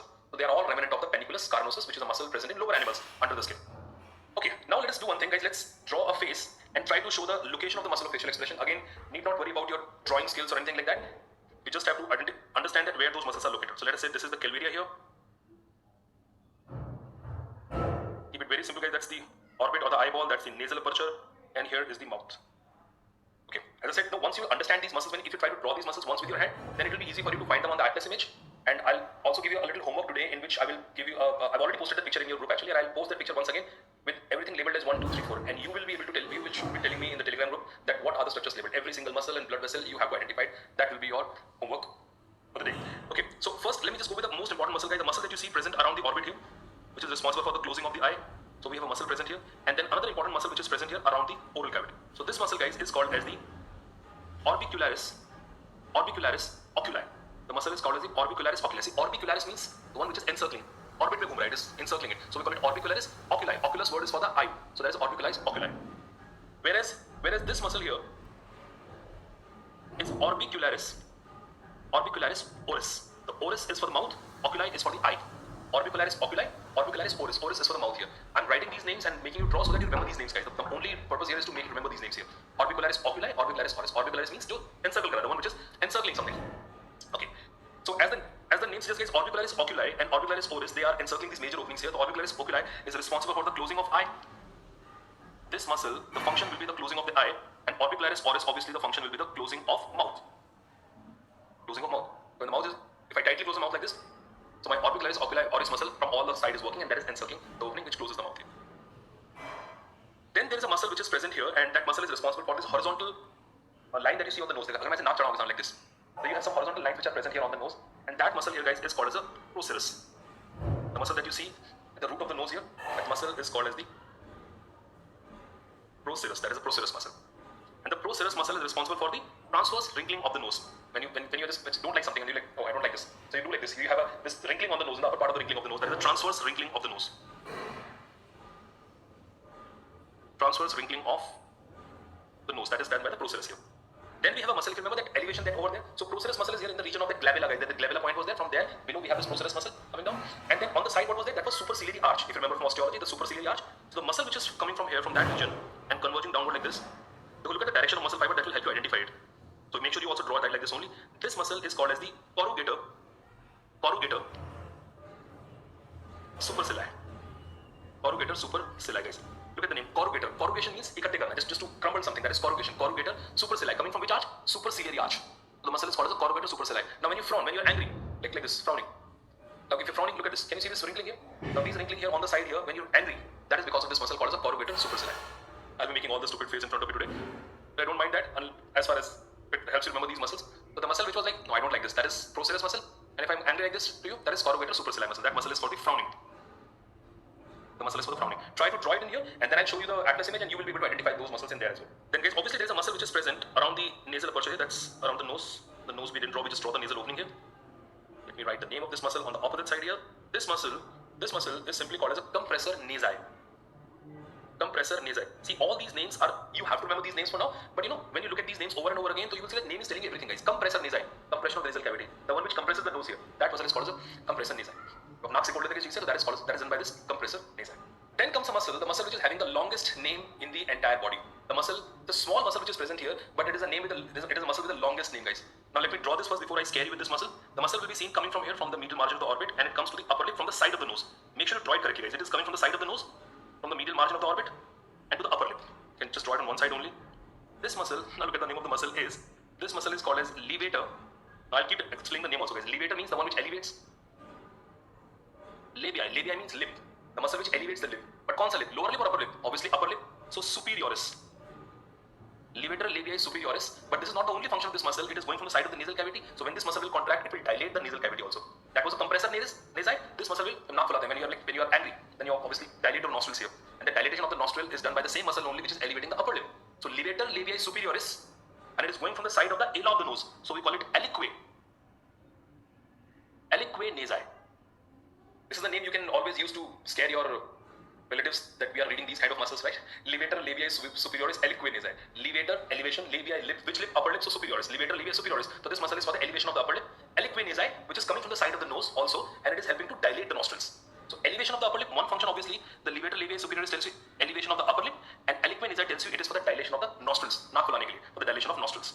So if I write the function here, it elevates upper lip and dilates nostrils. Levator labiae superioris aliquae nasi, coming from the side of the ala of the nose. This is called as ala of nose, guys. This portion is called as the ala of the nose. Okay, now you know the muscle which are present on the face here, the one which are going to the upper lip, you should remember them in a sequence here. That's the way you will be able to identify them. The muscle that you will see just next to it, guys, it is almost doing the same function. That will also elevate the upper lip, but this muscle is not passing from the ala of the nose. So name of this muscle is only levator labiae superioris. That's it. No aliquae nasi. What's a different muscle here? This muscle here is called as the levator labiae superioris. That's it. That muscle is called as levator labiae. These are two separate muscles, the one which is along with the ala of the nose and the one which is more laterally placed. Levator labiae superioris. More laterally you see a muscle going to the upper lip here, And there's another muscle which is going more close to the angle of the upper lip here. Look at the two more muscles I'm drawing here. Now these are important muscles to remember, guys. The one which is inside is a smaller one, and that muscle is called as zygomaticus because it is coming from zygomatic bone. Zygomaticus minor, it's a smaller muscle, zygomaticus minor, and the muscle which is outside, if I may shift this a little down. I hope you have a space. If you don't have a space, make sure to label it somewhere else. And this muscle here, guys, that is called as a ZYGO, zygomaticus. Again from the zygomatic bone, from this bone, from the cheekbone, zygomaticus major. Zygomaticus minor and zygomaticus major. Zygomaticus minor is again responsible for the elevation of the upper lip. Upper lip elevation. Look, so many muscles are working for upper lip elevation. Upper lip elevation. Zygomaticus major, on the other hand, is a muscle called the smiling. When you smile, not only your upper lip is going above, your angle, this angle of the mouth goes above like this. So it is shifted upward like this. So there is a muscle which is pulling the angle of mouth upward, and that muscle is called a zygomaticus major, so it's called the smiling muscle. The muscle is responsible for the smile. So zygomaticus minor is to elevate the upper lip, which also helps in smiling, but the main muscle which pulls this angle, this side of the mouth upward, that is how the smile is formed, is a muscle for smiling, that is zygomaticus major, minor and major. So when you look at the picture, when you look at even a real-time or cadaveric section, guys, you should be able to identify these four muscles in that sequence. The one which is exactly along with the area of the nose coming all the way to the lip, levator labiae superioris aliquid inside, then we have levator labiae superioris, then we have zygomaticus minor, and then we have zygomaticus major. This sequence nahi bolna hai. You will never do a mistake in this. The sequence is important here. Then there's a muscle which is actually deeply placed. It is present deep to these muscles. Once you remove the zygomaticus major or zygomaticus minor, then you can see that muscle clearly. But just to tell you that there is a muscle here again, let me draw it on this side here, which is again present exactly at the angle of mouth, and the job is to elevate the angle of mouth. Just like zygomaticus major is also doing the more or less the same function, this muscle is also elevating the angle of mouth above. And that's why, see, what should the name of the muscle, guys? The muscle is called as a levator anguli oris. Angle of mouth. Oris is what? Mouth. This is called as a levator, that is for elevation. Anguli, angle of what? Oris, of mouth. The muscle which elevates the angle of mouth, that is levator anguli oris. But as I tell you, this levator anguli oris, it is not very clearly seen unless you remove the zygomaticus major and minor. Unki bhi deep hoti hai. The muscle is situated more deep to them. We'll show it to you. Now let's focus on the muscle which will actually pull the lip down. The one which will pull the lip down, and the one which will pull the lip, the side of the lip down here. So like this sadness. This muscle is sad for the sadness here. The sad expression, and there's a muscle which will pull the lip down. Now, just think of any action in which you have to elevate the upper lip and depress the lower lip together. That is brushing of teeth. When you brush the teeth, upper lip is elevated and lower lip is depressed here. So then all the muscles which are elevating the upper lip will be working together, and all the muscles which are depressing the lower lip will be working together. So first thing first, the muscle which is responsible for depressing the angle of the mouth. It is present on both the sides, guys. I'm just drawing on here. So if I name this muscle here itself, what should be the name? This time it should not be elevated, it is a depressor. So we call it depressor anguli oris. Make sense? Levator anguli oris, depressor anguli oris. So this muscle is to show the sad expression, the sadness. The depressor anguli oris. Then there is a muscle which pulls the upper lip downward. Not the angle, only the entire upper lip, that one which pulls downward. That is called as depressor labii inferioris. Pull the lower lip downward. The muscle will be called as what? Depressor. The word is depressor labii. Depressor labii. Which lip? Lower lip. Inferioris. Depressor labia inferioris. When you say labia superioris, that means upper lip. When you say labia inferioris, that means lower lip. Just the name given to the upper lip and lower. Labia inferioris, labia superioris. Depressor labia inferioris. There's a muscle which is present on the chin part here. There's a muscle which is present on the chin here. This muscle, let me find a space to label this. This muscle, guys, is called as a, what was the foramen present in the mandible? That was a mental foramen. So actually chin is called as a mental region. This muscle is also called as a mentalis. The muscle is called as a mentalis. And you know what is a, when you don't know something, if somebody asks you a question, okay, tell me the answer to this and this, then what do you do? The confusion. So you make a wrinkling of the chin, like the muscle which is helping to wrinkle the chin here, which is usually shown in the expression of confusion. Wrinkling of the chin. Wrinkling of chin, which is like generally an expression of confusion. That is done by what? The mentalis muscle. Wrinkling of the chin, that is confusion. Well, there are two more important muscles to be, which I should tell you here, but as I said, this part is getting too crowded here, guys. There is a muscle which is running horizontally, like this. Till now, we did not draw any muscle horizontally running from the lip here, at the angle of mouth. This muscle which is running absolutely horizontally here, an important muscle also, this is called as a rhizorius muscle. That is called as the rhizorius. And the rhizorius muscle, the action is grinning. Grinning, like this. Neither I'm smiling, nor I'm sad. Grinning. I'm just stretching the I'm stretching the lips sideways, horizontally. That is like grinning. So that's the action which is done by the rhizorius muscle. And in that region only, there's a big muscle which is present on the side, that is called the buccinator muscle. Let me not try to show the buccinator muscle on this, it will be really confusing otherwise. So there's even a deeper muscle over there, deep to rhizorius. There's a muscle rhizorius, even deep to rhizorius, there's a muscle of the cheek. That muscle is called the buccinator muscle. So just to tell you the buccinator muscle, where it is, I'm just drawing it here on that's a cheek muscle present on the side, that is a cheek muscle. And that important muscle which we have to discuss in detail also is called as buccinator. The buccinator. And you know what is the function of buccinator, guys? Like blowing. Blowing, kissing, all these are the function of the buccinator. Whistling. whistling and blowing, they're all function of this muscle, that is the buccinator muscle. It's a very, very important muscle. So just to tell you that when the right time will be there, when we will discuss, already would have discussed some more osteology here, we will be discussing these three muscles in detail. One is orbicularis oculi, one is orbicularis oris, and the one will be buccinator muscle. And I'm just informing you this in the beginning only because these three muscles are the special short note questions also. They are the short note questions also. You have to tell about every fiber of these muscles, their action, their origin, their insertion, their nerve supply, everything about. So these three very, very important muscles in there. So I want to keep this picture in front of you guys. All of you have this picture in front of you. Let's have a quick revision of these muscles of the facial expression. But I'm going to show you a picture from the atlas. So we will be having more and more practice of identifying these muscles on the real-time image. So here we go. This is the picture which I'm showing you. Let me look at this. And let's try to identify whatever muscles we could. Now, how about we start with the muscle which is in the scalp here? Like, can you see the two frontal belly guys? The frontalis muscle. So this muscle here is the frontalis. Let's start from here. Or you can say it's a frontal belly of occipitofrontalis. That muscle, right? Frontal belly of occipitofrontalis. Clearly, what muscle is that, guys? Look at this muscle which is surrounding the orbit here. Let's very quickly go through this muscle. Let me write in short only. This muscle here is orbicularis oculi. I'm writing OO, orbicularis oculi. What about the muscle which is present here for the horizontal wrinkling of the nose? That muscle was procerus. The procerus. The muscle which is coming from the side here, guys, the muscle which is coming from the side here and going downward, that is corrugator supercilii. That was a corrugator supercilii for the frowning, to show anger, like the corrugator supercilii. Then you can see a muscle on the nose here, guys, in the rest of the nose. That muscle is called as the compressor nares. Compressor nares. I'm writing CN over there, that's compressor nares. And there you have your favorite muscle, right? Look at this big muscle from here all the way down, from the side of the area of the nose to the upper lip. What was the name? Levator labii superioris aliquo nasi. Levator labii superioris aliquo nasi. Right? Immediately next to that, guys, I told you that, remember them in a sequence. Immediately next to that, what muscle? The one which will only elevate the upper lip. Levator labii superioris. Just next to that, this one here is zygomaticus minor, and this one here is zygomaticus major. Not difficult. If you understand those muscles in a sequence, you can easily identify them on the section as well. Okay, what muscle is running horizontally backward, guys? Horizontally backward is the risorius muscle. See, the muscle they have hidden here is levator anguli oris. उन्होंने पीछे hide किया होगा, guys. Levator anguli oris is hidden, so forget about that. Obviously, what is the muscle present around the mouth here? That is orbicularis oris. That was oculi. This is oris, the one which is present all around this whole thing. Okay, then look at these muscles, guys. Look at the muscle which is present at the angle here, and you can see the fiber running downward here. What muscle is that? That muscle here is the depressor anguli oris, which is depressing the angle of the mouth, and muscles which are depressing the entire lower lip here. That is depressor labii inferioris. Labia inferioris, anyways, is a name for the lower lip. Now, one muscle which we did not discuss there is this muscle which is present in the neck, and that muscle is called as the platysma. Guys, what is the platysma muscle? And I have a very good platysma, so I'll show it to you. Platysma is the muscle which is basically present here. It is running on all the structures of the neck here. It is basically a protective muscle which is present here on the neck, and that muscle will ascend upward from here. It is present it's a subcutaneous muscle, no bony attachment here. It is just present deep to the skin here, running in the neck here, covering all the triangles of the neck. Then at the base of the mandible, it goes above, and the risorius muscle, at the level of risorius muscle, it merges with it here. And that muscle is covering all these structures. And this muscle, if they ask that what is the facial expression which is given by the platysma muscle, that's the emotion that is represented by the platysma muscle is the fear. So when you're scared of something, you're just suddenly scared of something, you will see a muscle which is here contract. Now look at my muscle here.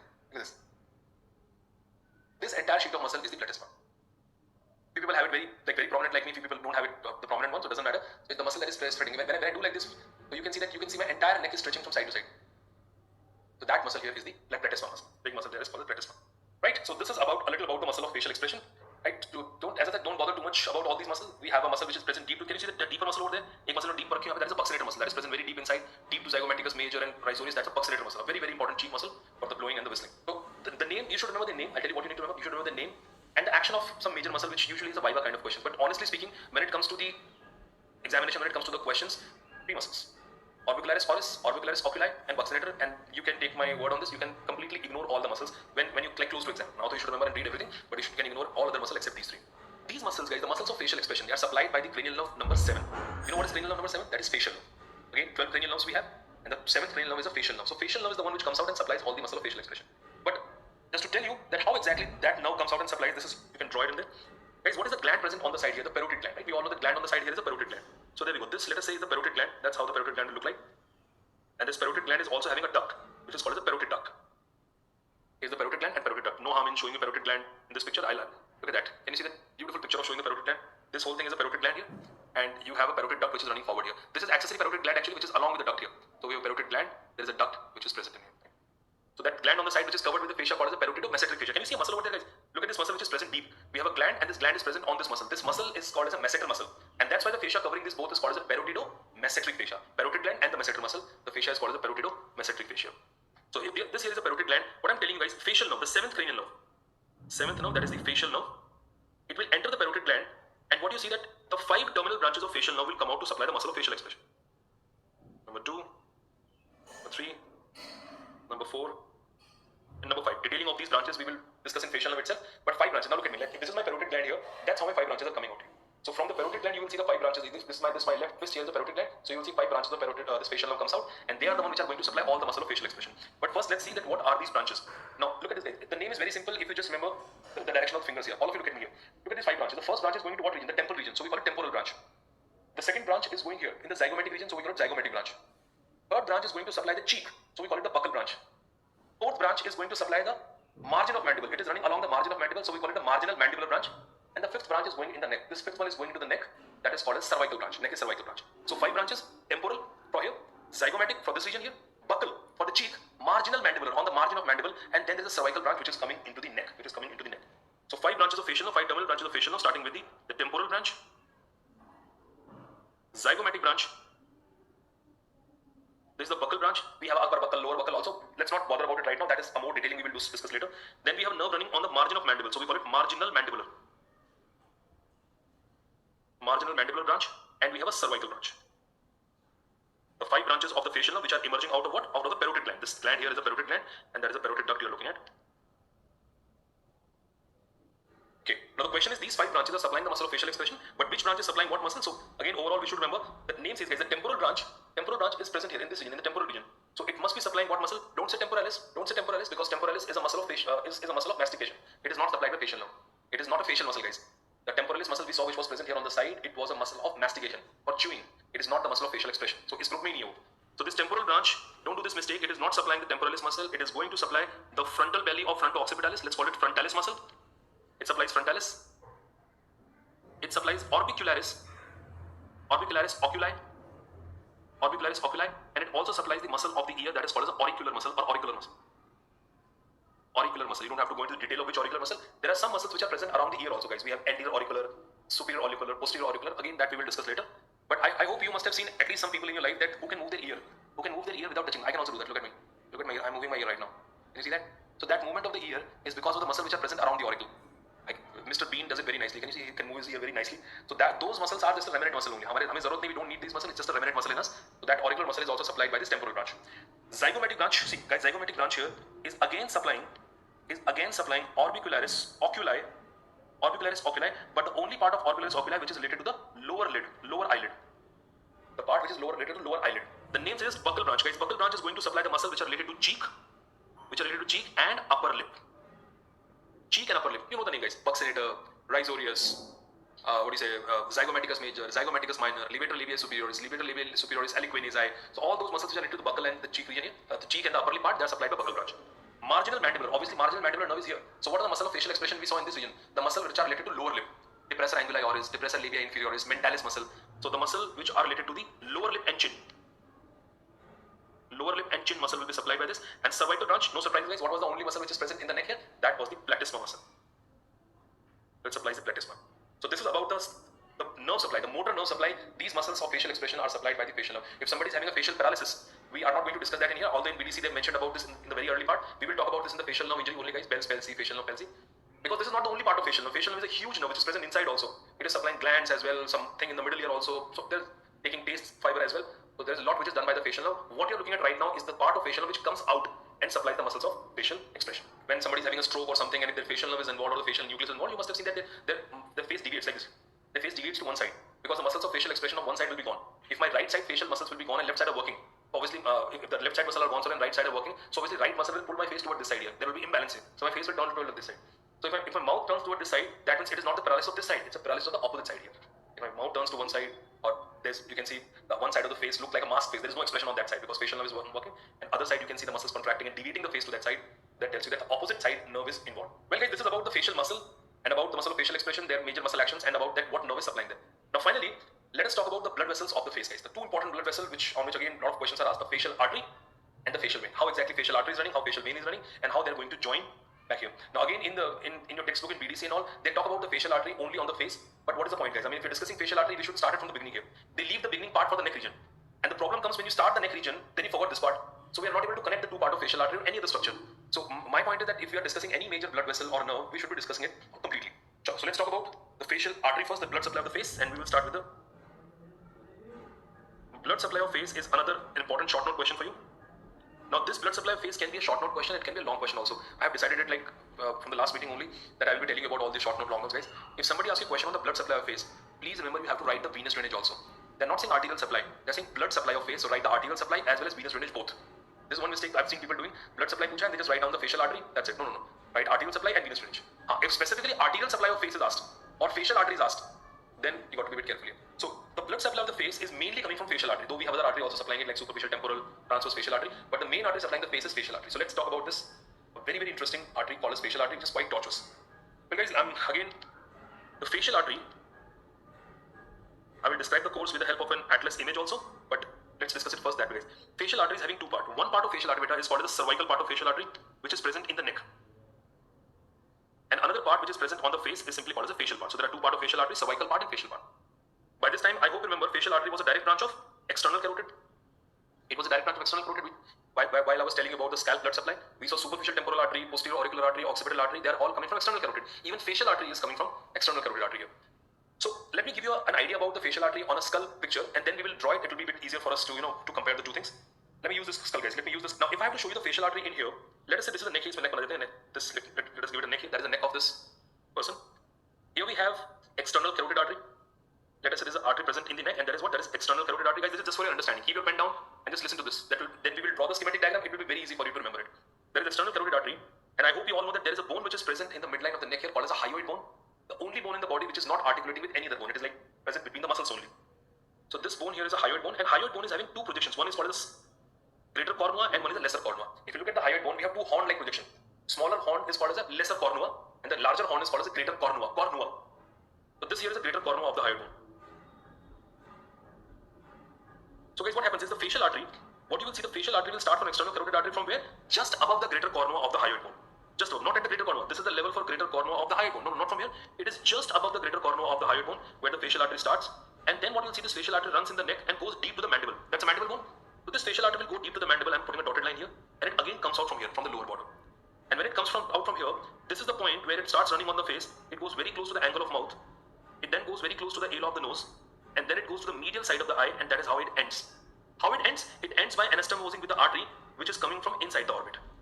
There is an artery which will come from the orbit. We will discuss that what artery is that. It will anastomose with it, and that's how the facial artery will end. So this is just to give you an idea about how facial artery will be seen running on the face. It is first running in the neck. It goes deep to the angle of mandible. But at this point is called as the angle of mandible. This is ramus, this is body, and this is called as the angle of mandible. So you see this artery is going deep to the angle of mandible, and the reason it goes deep to the angle of mandible so that it can supply submandibular gland there. The gland which is present over there is submandibular gland. After supplying that gland, the artery comes out and then it runs onto the face. But there is an important point here.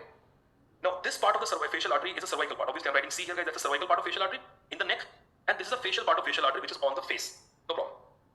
We said face is not having the deep fascia, right? There is no deep fascia on the face, but we do have deep fascia in the neck. Neck is having a deep fascia. That means your facial artery is running in the deep fascia in the neck part, but if the facial artery has to come out, it will pierce the deep fascia, and then that's how it emerges on the face. So the question asked here is that what is the exact point where the facial artery pierces the deep cervical fascia? Cervical is neck, the deep cervical fascia to come out. And that point is here, guys. Look at this point here. It is entering the face at this point here. There is a muscle which is present on the side of the mandible here. That muscle is called as a masseter muscle. And this point is called as the anterior-inferior angle of masseter. When you look at this masseter muscle, this anterior-inferior angle of masseter muscle. If you want to feel your masseter muscle right now, do one thing. Clench your teeth. अपने दांतों को जोर से बंद करो. Clench your teeth. And feel this muscle which is on the side here, the tight muscle, which looks very loose when you just normally talking or your mouth is open. You close your mouth and clench your teeth tightly, and you can feel the solid muscle on the side here. This muscle. This is called as a masseter muscle. So that if you go along the anterior border of masseter and come here at the base of mandible, this is the exact point where the facial artery is entering on the face. Anterior-inferior angle of masseter is the point where the facial artery pierces the deep fascia and comes onto the face. I will write the entire course for you. I'm just explaining this first. In the neck region, guys, in the cervical region, facial artery gives off 4 branches, which is not described in the BDC in the face part. They have described it later, but I will discuss it here only. And on the face, it again gives 4 major branches. 1 to the lower lip, 1 to the upper lip, where lip is not shown here, 1 to the lower lip, 1 to the upper lip, 1 to the nose. And the final branches which is going above and anastomosing. You at least have an idea about that where facial artery is present. In head and neck, if you keep getting this orientation, this structure is where these structures are located, how it is running in, later on you will be able to correlate everything by yourself. So with that, let us talk about the facial artery. So for that, we said we have a cervical part of facial artery and we have a facial part of facial artery. Guys, let us say you're looking at the side of the face. I'm drawing the side of the face for you.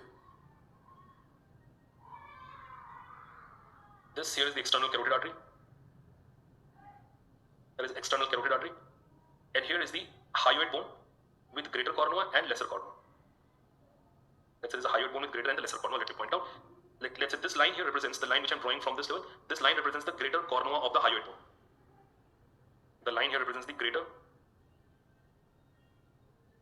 cornua of hyoid, greater cornua of hyoid, greater horn of the hyoid or greater cornua of hyoid. And we said the facial artery will begin just above the greater cornua. So I'm drawing another line here which is just above the greater cornua of the hyoid bone. The artery which originates at greater cornua is a different artery, guys. That artery is called the lingual artery which supplies the tongue. That's a different story. We are talking about facial artery here. So just for the reference, guys, how about if I just draw a very small piece of mandible here, not entirely. If this is the angle of mandible, that's all I need here. This is the angle of mandible which I'm drawing in this picture. Let me just highlight that. This is the mandible here and we are just looking at the angle of mandible. These are the kind of diagram you definitely can draw in your exam also. They're not too complicated and they will give you the full information also as well.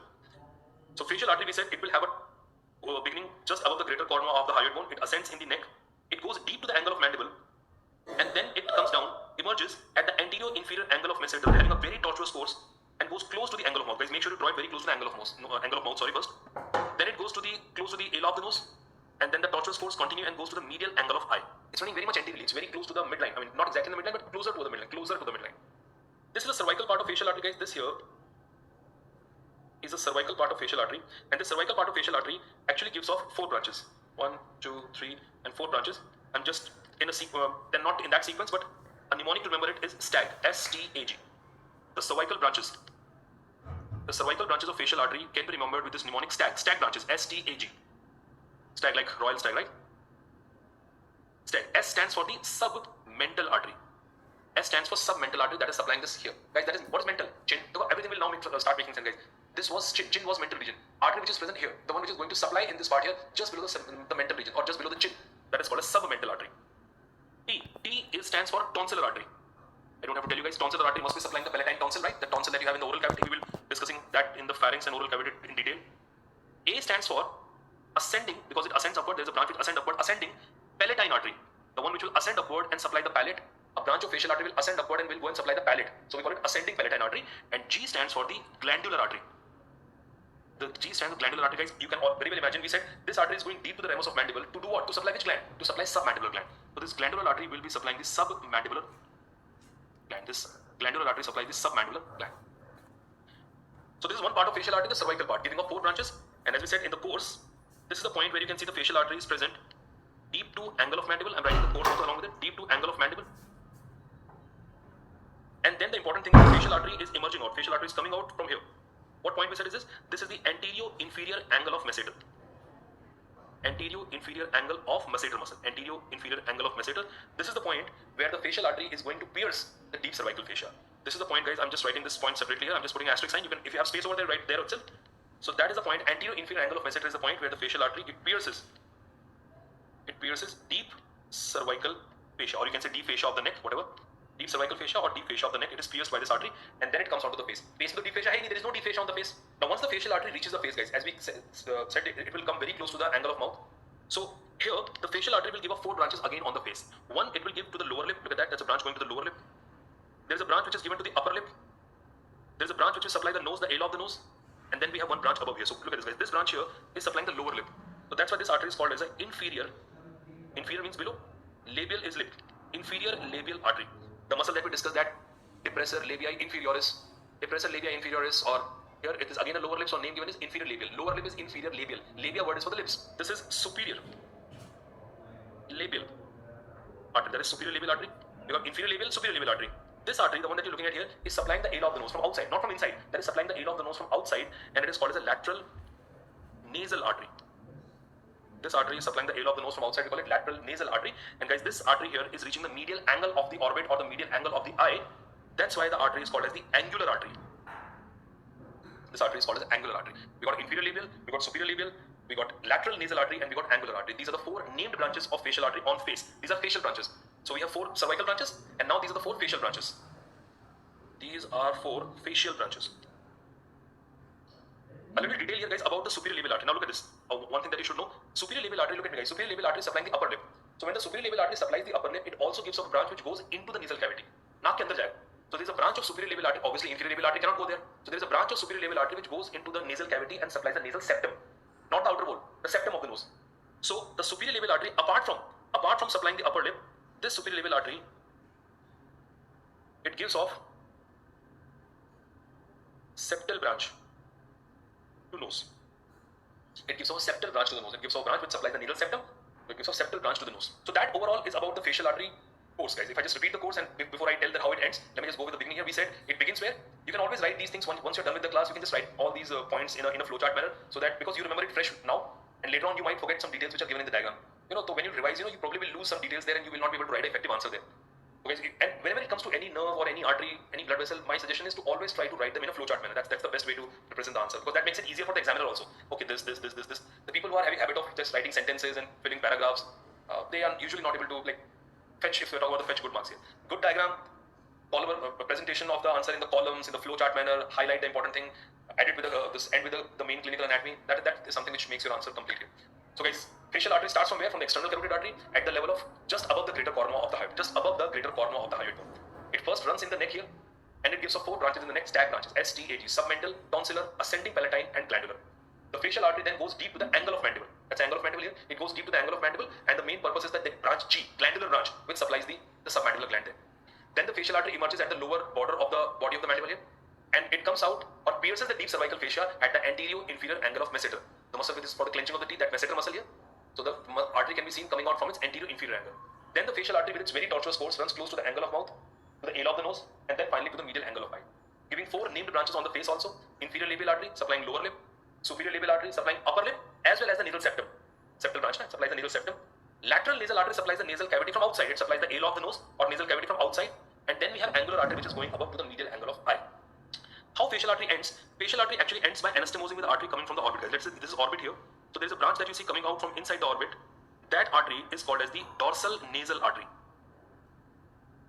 That artery is called as dorsal nasal artery, and as we said, it is coming from the orbit. What is the main artery inside the orbit? Ophthalmic artery. So it's a branch of ophthalmic artery, right? And guys, we know ophthalmic artery is a direct branch of internal carotid. Ophthalmic artery is a direct branch of internal carotid. Well, what it tells me that the dorsal nasal artery and angular artery, because they are anastomosing here, look at this, because they are anastomosing here, so this point here, this medial angle of the eye here, is a point of anastomosis between what? Between the branch of internal carotid and external carotid. So we have external carotid artery branch, that is facial artery coming and all the way coming till here, and then internal carotid artery branch coming all the way through the orbit as dorsal nasal artery and anastomosing there.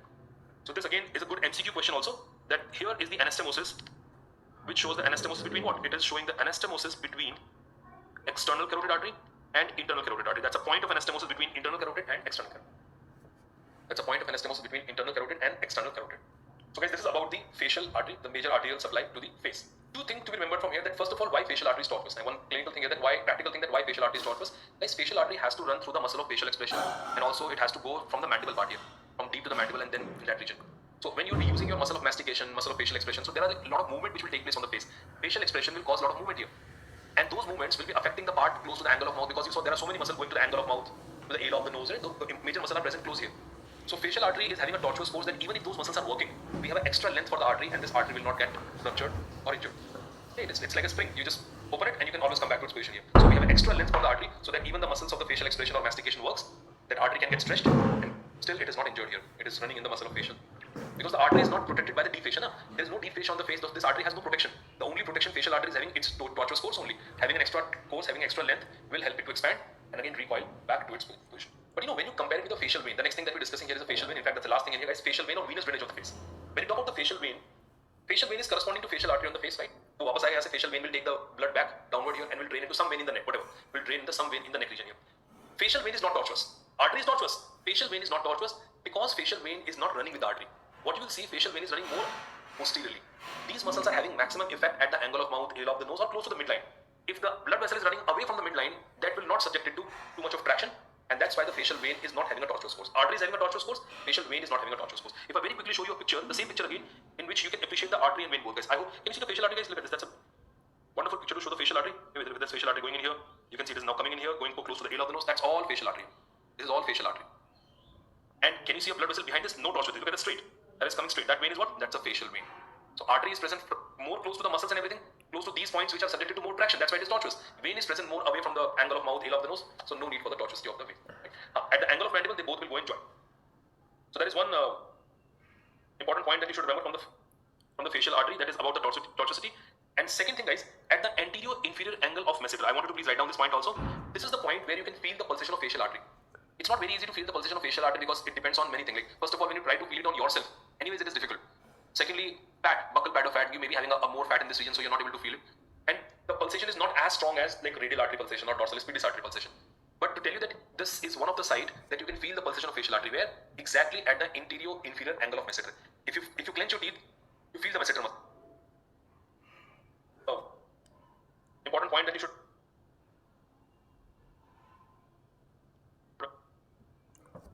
remember from the facial artery, that is about the tortuosity. And second thing, guys, at the anterior inferior angle of masseter, I wanted to please write down this point also. This is the point where you can feel the pulsation of facial artery. It's not very easy to feel the pulsation of facial artery because it depends on many things. Like, first of all, when you try to feel it on yourself, anyways, it is difficult. Secondly, buccal pad of fat, you may be having a more fat in this region, so you're not able to feel it. And the pulsation is not as strong as like radial artery pulsation or dorsalis pedis artery pulsation. But to tell you that this is one of the site that you can feel the pulsation of facial artery, where exactly at the anterior inferior angle of masseter. If you clench your teeth, you feel the masseter muscle. You run your finger along the anterior border of masseter downward and go to the base of mandible, let's say somewhere here. So this is the point where the facial artery pulsation can be felt. Now imagine during anesthesia, if the anesthesiologist is not present, is not standing close to the head or close to the foot. If he's like, the team of surgeon is surrounding the patient and the anesthesiologist is standing close to the head of the patient, then obviously he will not go to check the radial artery or go into the lower leg to check the artery pulsation. If he want to check the pulsation, he can check the pulsation of facial artery also. So because of that region, because anesthetists can use this artery to check the pulsation as well, this is also called as anesthetist's artery.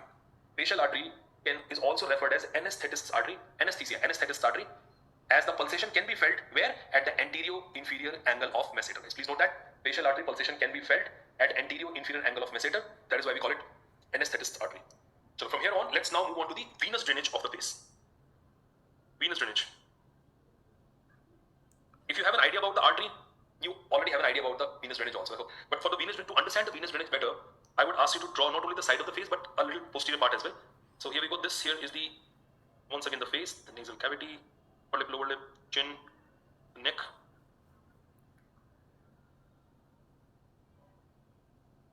From this side, we'll be needing the parotid gland and auricle also, but we'll come to that. I wanted to draw it with me because when you look at this picture later on, it looks like there's so many veins inside, but if you draw it in a schematic way, you will remember it, guys. So few hints which we will take from today's lecture only. Like we said, what are the two arteries which are supplying the scalp coming from here, guys? Remember that artery, supratrochlear, supraorbital artery, right? That supratrochlear, supraorbital artery. Nerve also over there, supratrochlear nerve, supraorbital nerve also there. You know, we also have veins also here. The veins are called as supratrochlear vein and supraorbital vein. But see, supratrochlear and supraorbital vein which are running here on the forehead coming from the scalp will not go into the orbit. No, they will not. They will actually join with each other. They will form a vein here on the side of the nose and then will run on the face as facial vein. Let me tell you, what I'm saying is, the vein here is there is a supratrochlear vein and there is a supraorbital vein, right? Supratrochlear, supraorbital vein, they join with each other. They form a vein which is running from the side of the orbit, and that vein will be seen running on the face also straight downward. Let's start from here, guys. This is the supratrochlear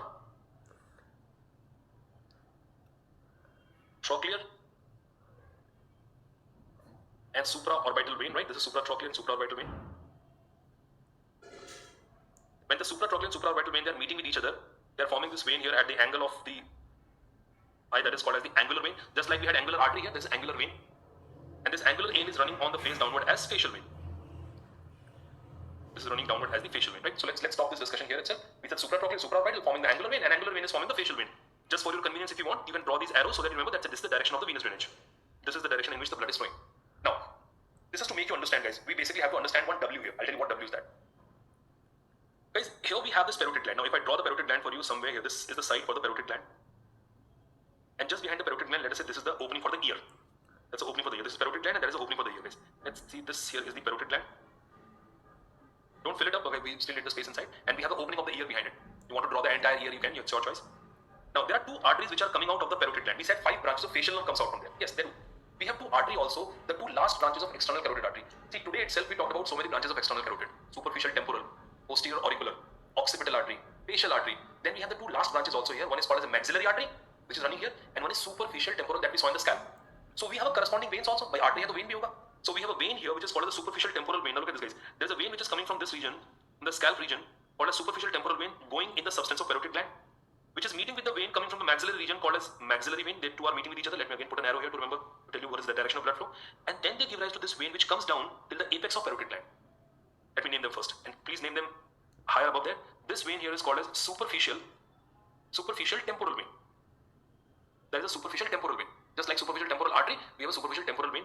And this vein here is called as a maxillary vein, guys. I'm writing MV here. Let's please write down it somewhere else. Then MV stands for maxillary vein.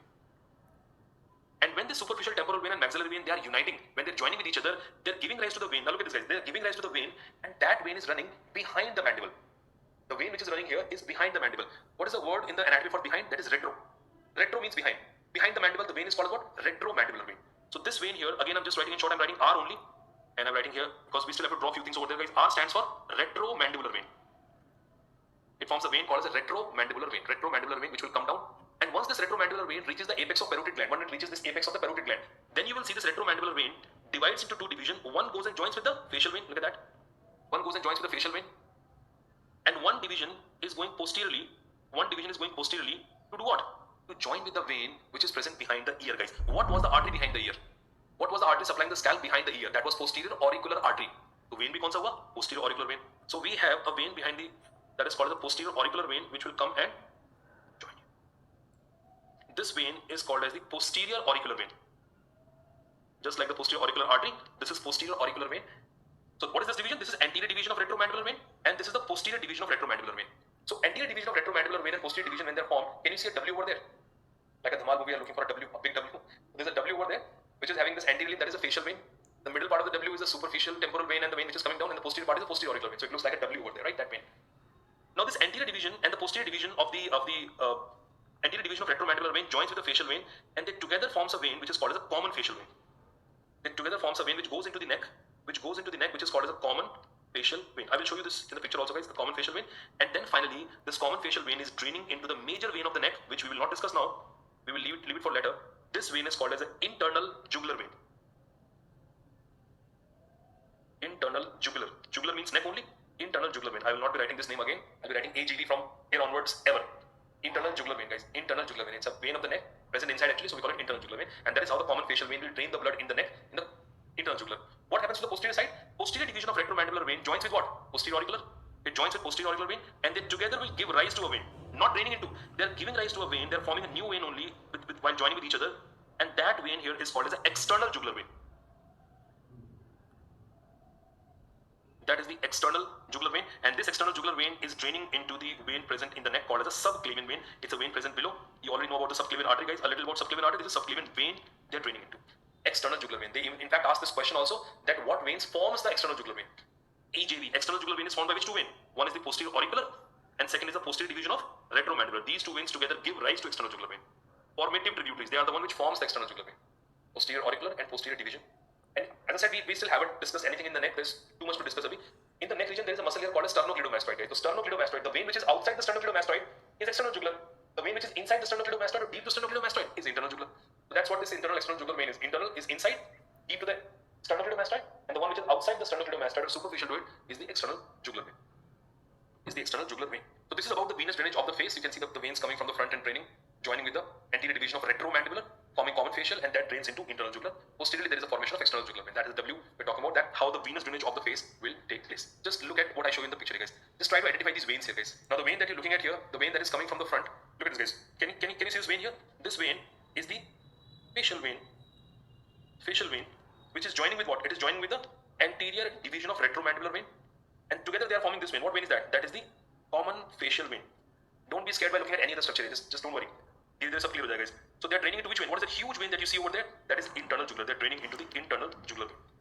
Facial vein with anterior division, common facial, draining into internal jugular. And you can see internal jugular is present deep to this big muscle over there. What is that big muscle here? That muscle is sternocleidomastoid. This huge muscle is sternocleidomastoid. Whereas if you see here, this is the posterior division of retromandibular vein.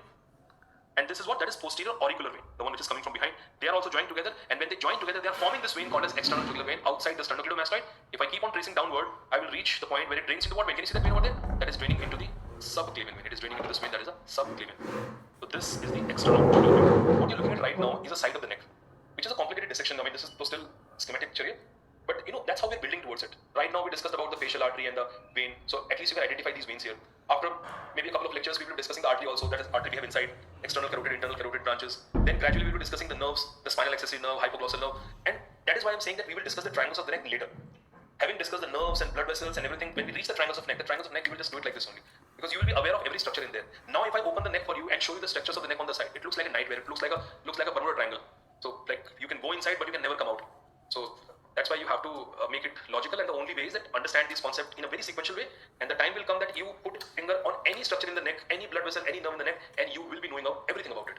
One last point, guys, before we sign off this session, and that is that facial vein is having some dangerous connection inside. Now we saw today some dangerous connection from the scalp. If you remember, the dangerous connection from the scalp was by the emissary vein, which was connecting the second layer to dural venous sinus.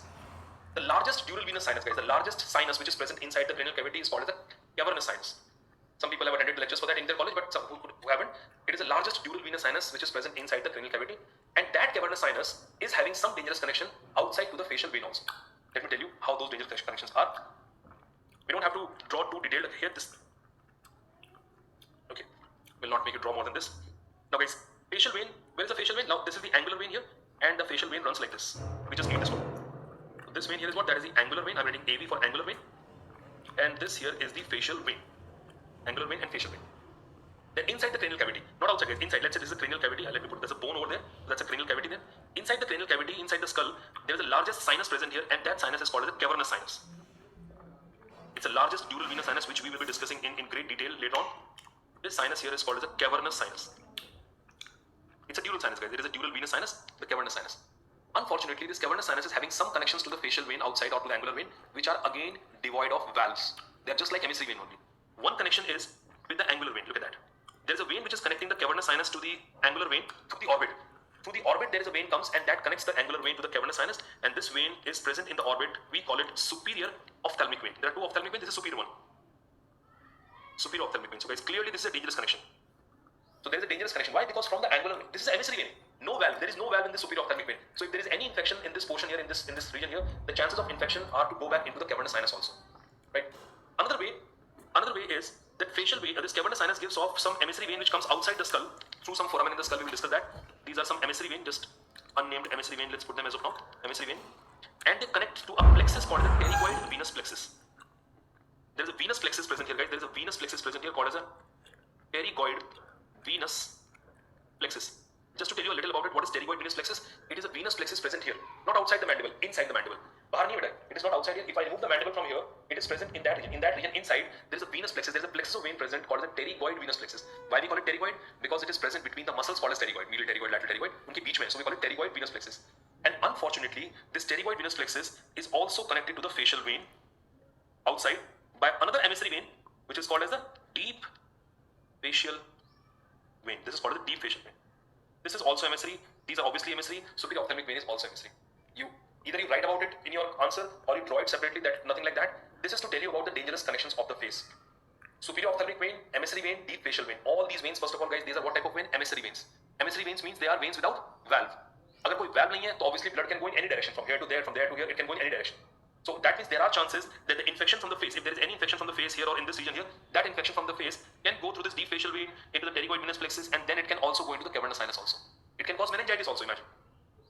That is why it is never recommended, especially to the teenagers, that you should not never squeeze your pimples actually. The pimples which are present in this part here, the acne prone region here, you should not squeeze those pimples or press those pimples here. Because there are chances that the pus from those pimples or the infection from those pimples can go through the deep facial vein and can go into the cavernous sinus also. Although it is a chance, it is a very rare chance, but yeah, there are possibilities. There is a pathway for that also. And that is why, now look at me guys, that is why this area of the face, look at my triangle here, is called as a dangerous triangle of the face here. Whatever face you can see right now, this is called as a dangerous triangle of the face, which includes the upper, this nose here, entire nose, and the upper lip.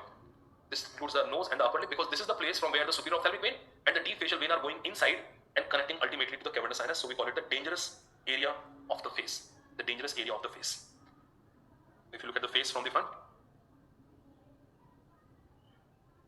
this is the area where those deep connections, where those emissary vein connections are present, and that's why we call it the dangerous triangle of the face.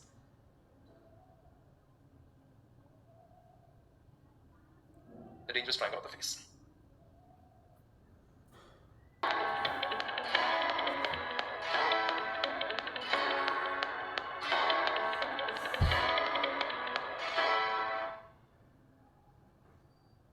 The topic that we're discussing here is the deep cervical fascia the deep fascia is present everywhere in the body, but the two places where deep fascia is not present in the face, there is no deep fascia on the face, and there is no deep fascia on the anterior abdominal wall. So, face is not having a deep fascia, but neck is having it. And the neck fascia, the deep cervical fascia that we have, it's a complicated fascia, guys. I mean, it's not a single layer of fascia covering all the entire structures of the neck together. We have so many modifications of the deep cervical fascia: investing layer, pretracheal layer, prevertebral layer, carotid sheath, buccopharyngeal fascia. So we have many fascias present inside, which are the different type of modifications of the deep cervical fascia. So we will be discussing here about the modifications of DCF. I'm writing DCF for deep cervical fascia. Modification of DCF. Now, what are the modifications, guys? Let me just give you the list first. The modification of deep cervical fascia includes investing layer. There is one called as investing layer of deep cervical fascia. We got pretracheal layer. We have prevertebral layer. Prevertebral layer. Carotid sheath. Buccopharyngeal fascia. Pharyngobasilar bhi hota, but pharyngobasilar is more considered toward the pharyngeal part, so let's not go into that. Let's stick to these 5 for now. For the first year, I would say stick to these 5. Investing layer, pretracheal layer, prevertebral layer, carotid sheath, buccopharyngeal fascia. Buccopharyngeal fascia ko chhod do, baki all 4 of them above, they all can be an individual short note question. It could be an investing layer, it could be pretracheal, prevertebral, and though it is not very common to us, but deep cervical fascia, collectively it can be a long question also. They ask about all the deep cervical fascia, its modification and extension. Just one thing which I want to tell you in the beginning is that whatever this investing layer, pretracheal layer, prevertebral layer is, they are all together giving rise to carotid sheath. So guys, this carotid sheath is nothing by itself. It is one of the modification of all the 3 layers. Investing layer, pretracheal, prevertebral layer all meet together and they together give rise to the sheath called as a carotid sheath. Now, before we understand the extensions of this deep fascia here, different type of deep fascia, I want to show you a picture. This picture is basically shown from the front of the neck here, where you can see that how the different type of deep fascia can be seen. एक थोड़ा सा आपको idea मिल जाएगा कि the name given to them, investing, pretracheal, prevertebral, carotid sheath, why such names are given to them, and from there onwards we will start discussing this topic here. So this is just a topic for it. This is just a picture, guys, for your own orientation. Look at this. Now this picture, first of all, guys, image is like this. Look at me. This image is like this. You're looking at this and your chin is up. So you're looking at this entire front of the neck here and you are looking at the different type of fascias here. Now this fascia which is present all outside, this yellow color which आपको show किया हुआ है, the fascia here is called as the investing layer. This one which is shown here, this is called as the investing layer of deep cervical fascia. As the name suggests, the reason we call it investing layer is because it is investing the structures inside. ये बहुत सारी चीजों को enclose कर रहा है, like muscle. I hope you people have an idea about what muscle is that. Sternocleidomastoid. Look at this main muscle that is here on the side of the neck. That is sternocleidomastoid. The sternocleidomastoid, the muscle at the back, that is trapezius muscle. So it is enclosing the sternocleidomastoid, it is enclosing the trapezius, it is enclosing this gland here, submandibular gland, it is enclosing the parotid gland also above. So like because it is enclosing the different structure or investing the structures inside, so we call it what layer? Investing layer. Just to have an idea here. Now, this dark green and the light green, both of them here, they are the fascia which is present in front of the trachea, and we call them what layer? The pretracheal layer. Now guys, that is the dark green color over there is the fascia called as the pretracheal layer. It is present right in front of the trachea, and right in front of the trachea, the gland is what? Thyroid gland. So this pretracheal fascia will be covering the thyroid gland, and that's why we call it the visceral layer of pretracheal fascia.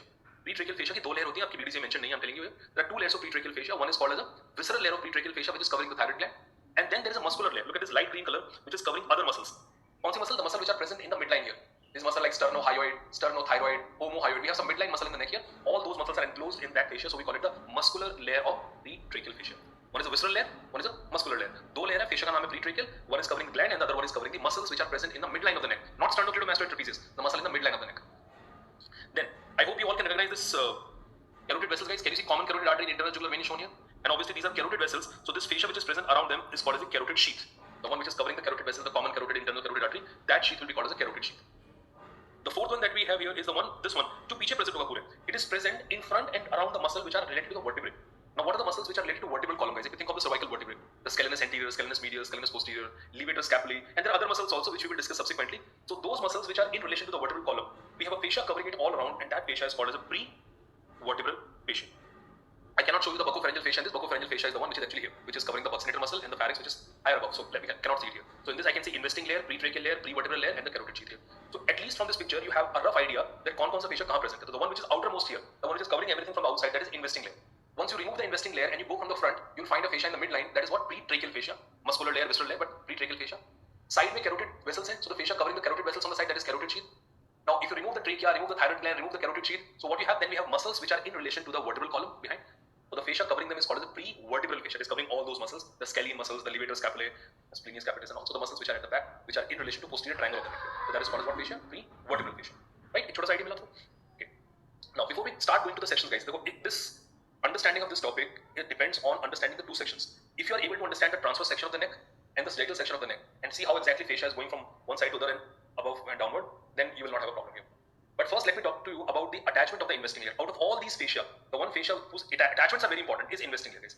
बहुत simple है. Investing layer is attached to the margin of the mandible here, going back here. Then it is attached to these bony prominences. I'll tell you what are those, and then we'll go to the occipital bone. Just overall, if you say, so occipital bone is there, mastoid process is there on the side, and the base of mandible. So it is an upper attachment of what fascia? Investing layer. Then this investing layer is covering all the structures and coming down here, coming down, and reach there. So where it is attached here, it must be attaching to the clavicle. So anteriorly it is attached to the clavicle, also to the upper part of manubrium, guys. Manubrium, clavicle. We go toward the lateral side. What we have here, acromion process, and then along with the acromion process, you will see it is going backward and attaching to the spine of the scapula. It is attached to the spine of the scapula also, right? Yoga upper attachment or yoga lower attachment here. If you think, see anteriorly and posteriorly. Anteriorly, it is meeting in the midline here. It is fusing in the midline. Right side fascia, left side fascia, investing layer, they are meeting in the midline. Okay. Posteriorly, they are attached to a line or a ligament over there, which is called as a there's a ligament which is present at the back, which is called as a ligamentum nuchae. I'll tell you what this ligamentum nuchae is. But first, before we go any further, I've kept this picture for you to understand that what bony prominence is, guys. So when you look at the attachment of the investing layer, if you look at the attachment of the investing layer, first you will see it is attached to the external occipital protuberance. If you touch your skull at the back, आपको वहाँ पे छोटी सी elevation दिखेगी, which is called as an external occipital protuberance. Guys, look at this. If you look at the skull here, this is skull, and then if you look at the occipital bone, now this elevation over there is called as external occipital protuberance. This here is the external occipital protuberance. From that external occipital protuberance, we have a line here. So we have this nuchal line which is running. I told you that naak kaan wali, that was a nuchal line is there. So we have this external occipital protuberance. Then we have this superior nuchal line which is extending from there. And after the superior nuchal line, if you come onto the side, there is this process called as a mastoid process. This process on the side is a mastoid process. So the attachment is to this. Then we have this line that is called as a superior nuchal line. And then obviously it is attached to this process here. What process is that? That is the mastoid process. That is the mastoid process. From the mastoid process, you will see the investing layer will jump to the angle of the mandible. And from the angle of mandible, it will be seen attached to the base of the mandible all the way till the front. That is, it is attached to the base of mandible. So simple. That is the attachment of the investing layer above. Investing layer of deep cervical fascia is attached above to the external occipital protuberance. Then there is a line there called as the superior nuchal line, which is attached. Then on to side, there is a mastoid process. If you feel a bone behind your ear, the bone behind your ear, that is a mastoid process. It's an extension called the mastoid process. From the mastoid process, it jumps to the angle of mandible, and then it is attached to the base of the mandible till we reach here, symphysis mentae, till here. It is attached all the way till here. That is the superior attachment here, right? That is the superior, the sides are the attachment of the structure. Now, what about at the back? Look at this, guys. Here you can see the external occipital protuberance even better. This is external occipital protuberance, and this line here is the superior nuchal line. This line here is the superior nuchal line. समझ जाना short form में? As in the superior nuchal line and external. So the obviously fascia we said is attached to this and to this. Obviously to this side as well. What it is attached to the posterior side. Now on the spine of the cervical vertebrae, if you look at the spine of the cervical vertebrae, we have one ligament which is stretching here, which is going all the way above, and this ligament is present over the spine of the cervical vertebrae. This ligament is present over the spine of the cervical vertebrae. This ligament is called as the ligamentum nuchae. I'm sure you must have heard of this name, ligamentum nuchae, in the trapezius muscle attachment. Trapezius muscle इससे attached भी होती है.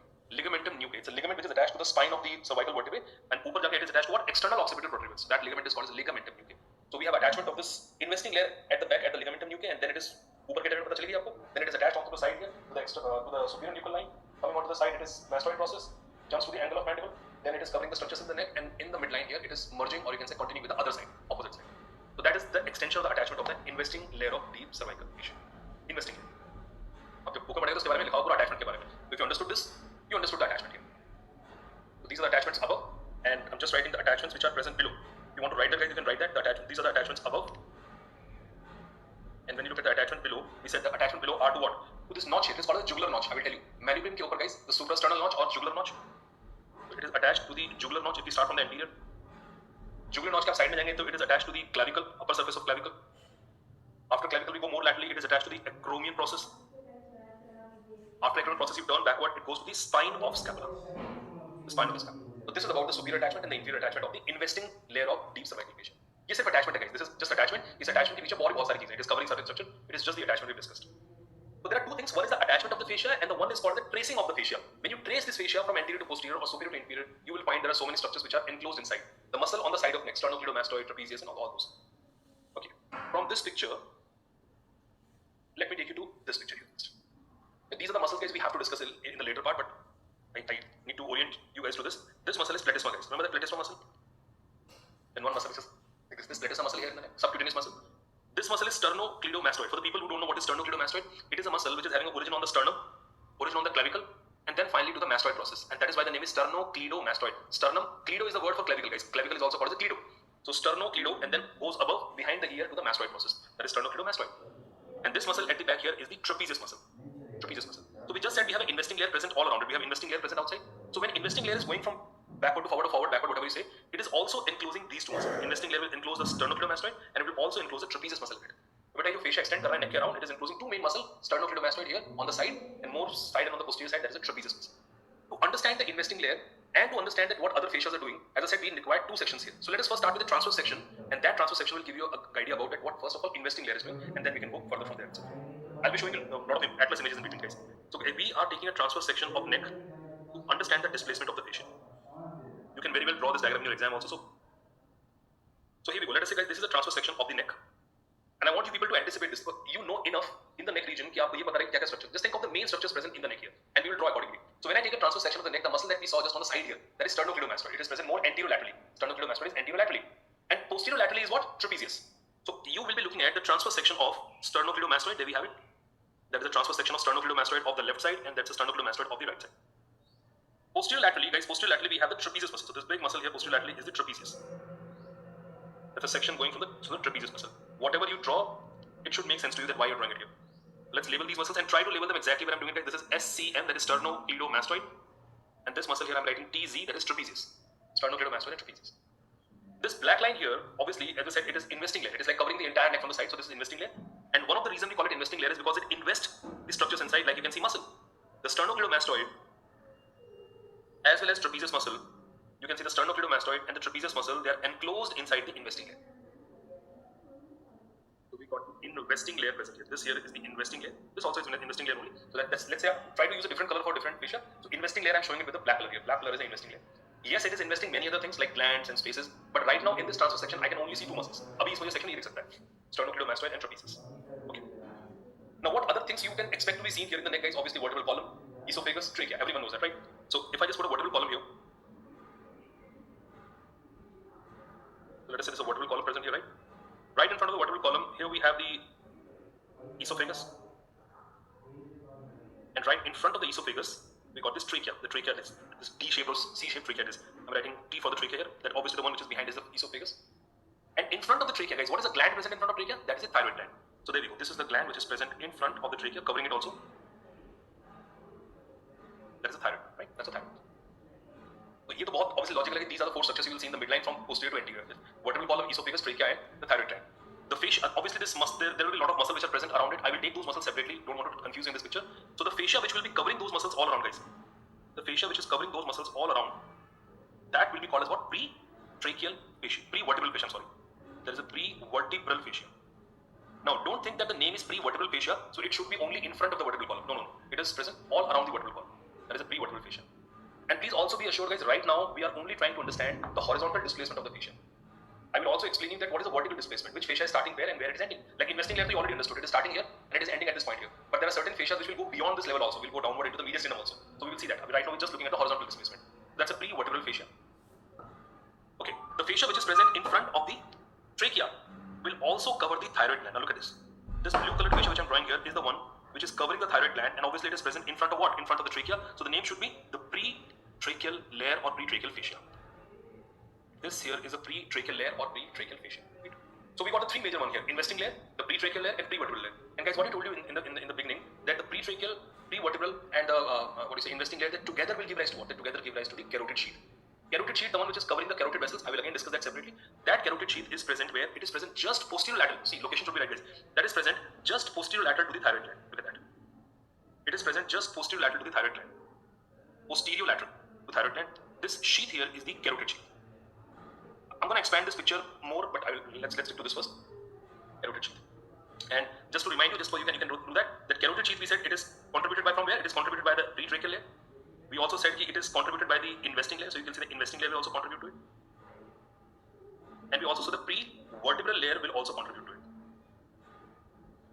It's very close to the pre-vertebral fascia. It's just a schematic diagram. This sheath here is the carotid sheath. I'm just doing it on one side here. We already said it is contributed by the pre-tracheal layer, pre-vertebral layer, and the investing layer. All three are contributing to the formation of the carotid sheath. In front of the thyroid gland, guys, I showed you the picture also. In front of the thyroid gland, we have some muscles present here. Strap muscles, sternothyroid, sternohyoids, all those muscles are there in front of the thyroid gland here. So we have some muscles, we call them strap muscles actually, and those strap muscles are present in front of the thyroid gland. We have this one, we have some muscles on this side, These, again, I don't bother about their name for now because we will be discussing these muscles in quite a lot of detail later on. So these muscles which are present in front of the thyroid gland, they are also enclosed in the fascia. They're also enclosed in the fascia, and that fascia is also called as what? Pretracheal fascia. But see guys, here's the catch. That's a pretracheal fascia. What layer? This is the muscular layer because it is covering the muscles. It's the muscular layer of pretracheal fascia, and this pretracheal fascia is basically the visceral layer. Why we call it visceral layer? Because this pretracheal layer is enclosing the thyroid gland. I will tell you more about this. So this pretracheal fascia is enclosing the thyroid gland. It's enclosing the thyroid gland. How about, let's take all these fascias one by one and talk a little more detail about them. So first, we at least understood that where the investing layer is present. So we have investing layer there and we have investing layer attached below. That we're done with. Now we also need to see that investing layer is forming some extensions, guys. Investing layer is enclosing the parotid gland. It is enclosing the submandibular gland. It is enclosing some other structures, some spaces also. So let us talk a little more about that investing layer. और हम बार-बार इस diagram पे वापस आएंगे and we'll be talking more detail about the pretracheal fascia, the vertebral fascia, and some important, very important spaces also. I hope you're done till here. I'm taking you to the more detail of the investing layer. Because the investing layer is enclosing certain structures, muscles. We already saw it is enclosing the sternocleidomastoid and trapezius. Now, while enclosing the sternocleidomastoid and trapezius, this fascia is stretching on the neck also. First, it covers the trapezius, it runs forward, and then covers the sternocleidomastoid, and then goes more in front here. So what happens is, apart from covering these two muscles, it is also forming the roof of both the triangle, posterior triangle of neck, anterior triangle of neck. Guys, sternocleidomastoid muscle is a division of the triangles of the neck. We have triangle behind called as posterior triangle, triangle in front is anterior triangle. So first thing first, that investing layer, it covers sternocleidomastoid and trapezius. It covers sternocleidomastoid and trapezius. And while doing that, because it is spanning all around the neck, it forms roof of posterior and anterior triangles of the neck. Roof of posterior and anterior triangles of the neck. This investing layer, it is enclosing a gland here that is submandibular gland. We said it is spanning here, right? So it is enclosing the gland that is submandibular gland here, and it is also enclosing the parotid gland in this region here. We are discussing this investing layer only. It encloses two glands. It is enclosing the parotid gland. It is enclosing the parotid gland, and it also encloses the submandibular gland. It is also enclosing the submandibular gland. Okay. Now, if I take a coronal section, I hope you will understand the coronal section. If I take a section like this, coronal section from the mandible here, सिर्फ मुझे एक part देगा, I can see only a part of the body of the mandible, which will look something like this. Now let us say this here is the mandible. That's a mandible bone. मान लेते हैं this is a mandibular tooth, just for the reference. Right? It's a coronal section, guys. आपने सिर्फ mandible का इतना portion cut किया है, and you're seeing it in the coronal view. Here is the hyoid bone in front. You all know that hyoid bone is here. So when you take a section like this, you will see it is attached to the mandible, this investing layer, and it is also having attachment to the hyoid bone, also the bone which is in the midline here, the hyoid bone. As the name suggests, we call it investing layer because investing layer, you will see it is splitting between this hyoid bone and the mandible. It is splitting like this. And deep inside, अंदर भी तभी split कर रहा है इस mandible पे. And why it is splitting this investing layer? So that it can enclose the submandibular gland there. It is enclosing this submandibular gland. That is one thing. That is the submandibular gland is enclosed by this investing layer. So it is basically stretching between the hyoid bone and the mandible. So when it goes to the mandible, it's split. It divides in two layers, and those two layers, in between those two layers, in between the superficial layer and the deep layer, we have the submandibular gland. So superficial layer will be below. That will be the superficial layer. नीचे की तरफ है. Inner one will be the deep layer. Okay. Another thing we said, parotid gland is enclosed in it, guys. अब देखो parotid gland को ऐसे समझते हैं. To understand the how parotid gland is enclosed in it, let me just show you it on the picture. I'll draw it for you also. That's a picture. I want this picture here. अब देखो parotid gland बेटा कहाँ होगा? Parotid gland will be somewhere here. Let me just draw it. Parotid gland is below the zygomatic arch. So parotid gland is present like this. It is present below the zygomatic arch, and that's where the parotid gland is present here. So we said investing layer below the mandible here. On the medial side, it is enclosing the submandibular gland. On the outside, the investing layer is extending above. And how investing layer is attached? Investing layer is attached to the zygomatic bone. It is attached to the zygomatic bone here. That's a zygomatic process, right? It is attached to the zygomatic process. And posteriorly, it is attached to this. On the medial side, it is attached to this one here. Bahar ki side, it is attached, covering the gland by attaching to zygomatic process from the outside, right? And when it covers the gland, it goes inside like this. This fascia is attached to that plate here, which is forming the external auditory canal. That plate is called the tympanic plate. It is a plate which is forming a wall of the external auditory canal. So guys, outside it is covering, attaching to the zygomatic process. When we have parotid gland, then this fascia is actually covering it, and it is covering and attaching inside to what? To the tympanic plate. It is attached to the tympanic plate here. Right? Again, this picture will be shared with you. This is like that. This here is the zygomatic process, and inside, as you can see, it is attached to the tympanic plate. जब आप पढ़ोगे इस topic को, get textbook, please keep these pictures in front of you, and it will be very clear. So if I just kind of draw this for you again, the same thing. We said how it is present. That imagine if this is an external auditory canal at the back, and here we have the tympanic plate. Let us say this is a tympanic plate, and in front we have this zygomatic process. The fascia, the investing layer, is attached to the zygomatic bone in front, and behind and deep it is attached to the tympanic plate.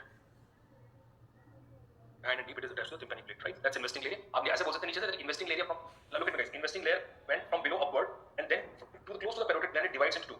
We have one layer which is outside here, outside the parotid gland. The one which which is superficial layer outside, is attaching to the zygomatic process, and the one which is going deep, जो parotid gland के अंदर से जा रहा है, which is going deep to the parotid gland, is attaching to the tympanic plate here.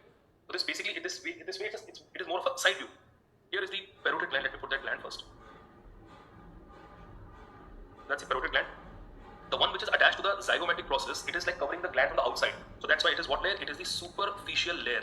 It is superficial layer or superficial lamina. This superficial layer is also called as a perotidomesenteric fascia because it goes downward and then it is actually merged with the masseter muscle. Masseter muscle होती है ना on the side here. Parotid gland is resting on that muscle.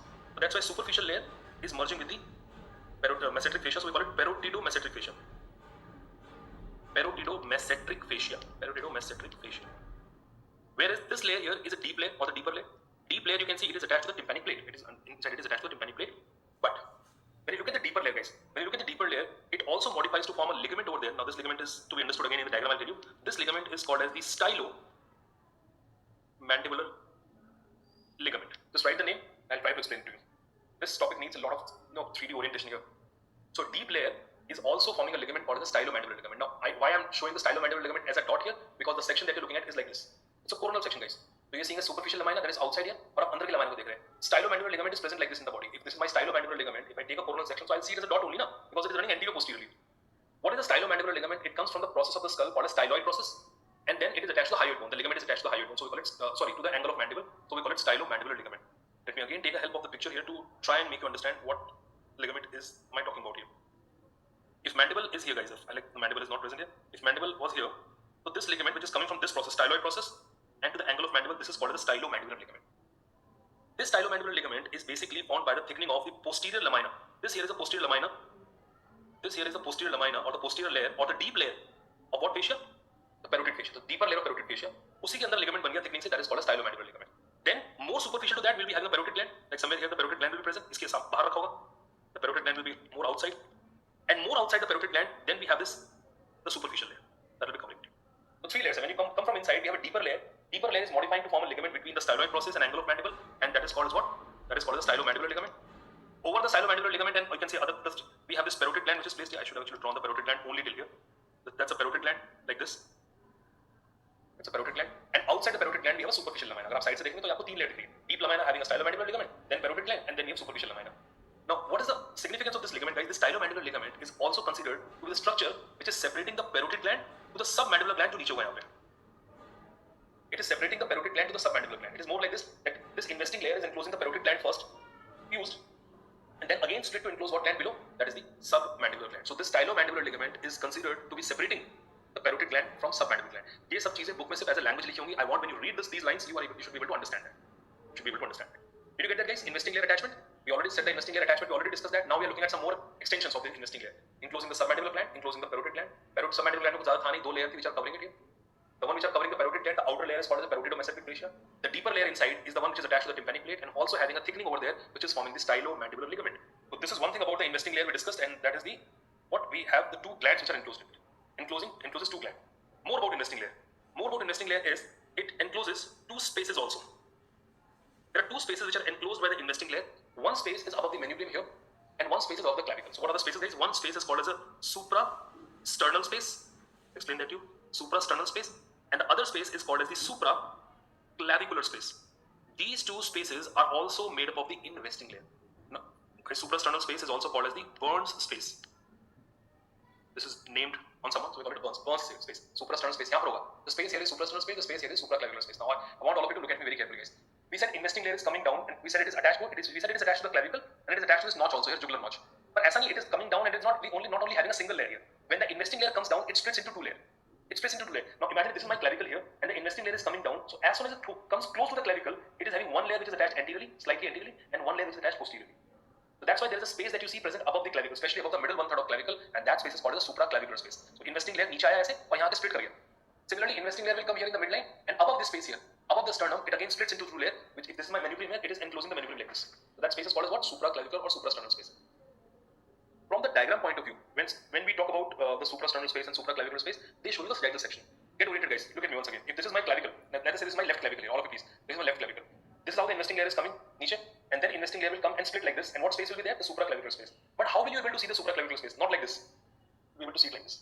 When you take a sagittal section, When you take a sagittal section and then you see it from the side, then you can see the two layers, anterior layer and posterior layer on the clavicle, and that space can be seen called as the supraclavicular space. Let me tell you about these two spaces first. I'll tell you about the supraclavicular space itself. Okay, and you'll find something in relation to the upper limb also, guys. I'll try to connect the two things here. I hope you all remember this diagram that you must have drawn in the clavicle, right? This was the clavicle. मैं पहले upper limb वाली बात पे जा रहा हूँ, guys. What is the muscle present in front? This was a diagram that you all draw in the axilla. That is the pectoralis major. What is the muscle below? What is the muscle below, guys? Here, that is subclavius. Then we have pectoralis minor. We know that, right? And what is the fascia covering this subclavius muscle and pectoralis minor muscle? That was a clavipectoral fascia. I just need this only first. This fascia here is the clavipectoral fascia. So this is a diagram that I presume that all of you remember that we draw in the axilla here. When we take a section of axilla, so we can see clavicle and we can see the pectoralis major muscle. This muscle here is pectoralis major. This muscle is subclavius. Pectoralis major and subclavius. Here is the clavicle. Now we have to look above here. We said investing layer will come from above. Let me use a different color for the investing layer because I've already used the green there. Let me use a different green. So we have an investing layer which is coming from above, and once it reaches the clavicle, it divides into the anterior layer which attaches to clavicle only. Posterior layer attaches to clavicle. Posterior layer attaches to clavicle, but not only that, it also goes and continues with what fascia? Clavipectoral fascia. That's another question here. Investing layer of deep cervical fascia below, when it comes below, it divides two layers, anterior layer and posterior layer. Anterior layer clavicle पे खत्म हो गया.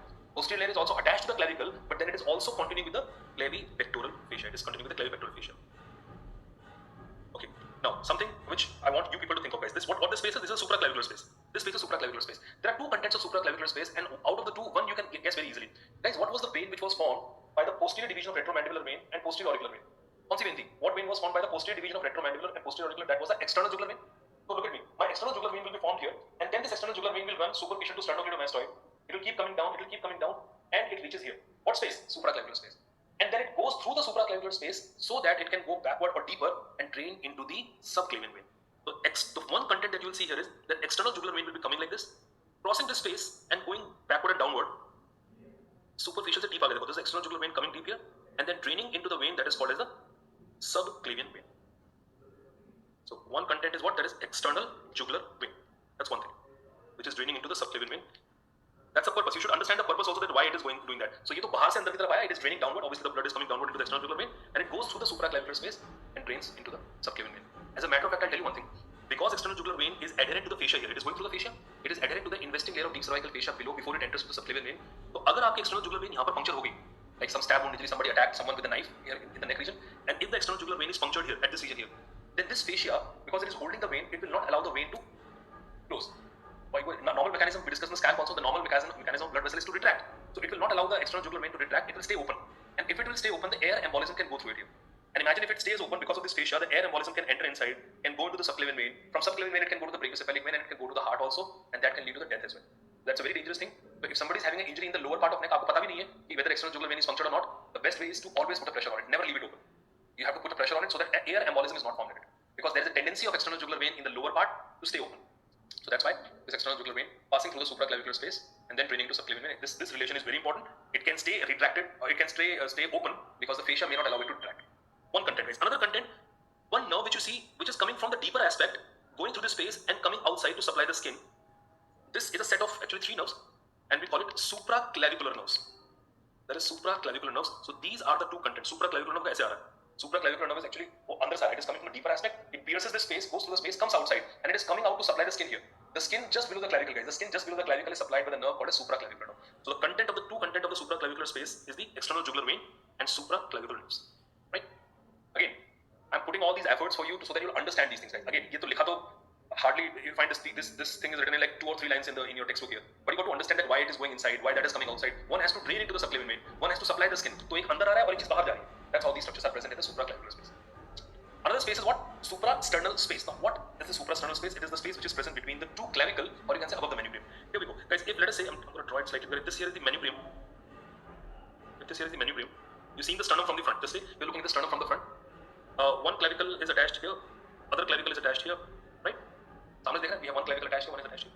So the space that we have above here in this region, what space is that? That is the suprasternal space or the burn space. The space that you see above here is the suprasternal or burn space. Now, what content you will appreciate in this space, guys? The space I'm saying here, this space which is present here is the suprasternal space or burn space. Now, there are three main content of the suprasternal space, and see all three can be understood easily. One, there is a ligament which is basically connecting the two medial end of the clavicle. This is a ligament which is stretching between the two medial end of the clavicle. It is connecting one clavicle to another, opposite clavicle, and that is called as the interclavicular ligament. That is interclavicular ligament. So obviously interclavicular ligament is present in this space here. We just discussed one muscle called the sternocleidomastoid. That means one part of that muscle is actually having attachment from the sternum. One is cleido, one is from the clavicle, and one is from the sternum. If I draw that muscle only on one side, let's not draw it on both the sides, one side only. But this muscle here, which will come here, one head is attached to the sternum, other head will attach to the clavicle. So I'm not bothered about the other head here. But this muscle here is the sternocleidomastoid, and guys, this head is the content. What head is that? That is a sternal head. This muscle, this is the sternal head of sternocleidomastoid. Sternal head of sternocleidomastoid is the second content which is coming into this space. And the third content is, there are two veins which are present in the midline of the neck. Like not very significant. They're starting from here, just below the mental, from the submental region. So we have very two fine veins which are running here, guys. And these veins are present so much anteriorly in the neck. We call them anterior jugular vein. Anterior. Jugular neck use करते हैं. So we have a vein here called as anterior jugular vein, which is running close to the midline. And these veins are reaching in the lower part here. And then they are connected by the loop with each other. What I'm saying is, there is a vein present here in the midline. There's a vein present here in the midline. These veins are present very close to the midline of the neck, and we call them anterior jugular vein.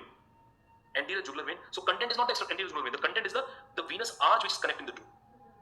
And this arch which is connecting the two anterior jugular vein, this arch is called as a jugular venous arch. That is the jugular venous arch. So these are the three contents of the burn space, or you can say suprasternal space.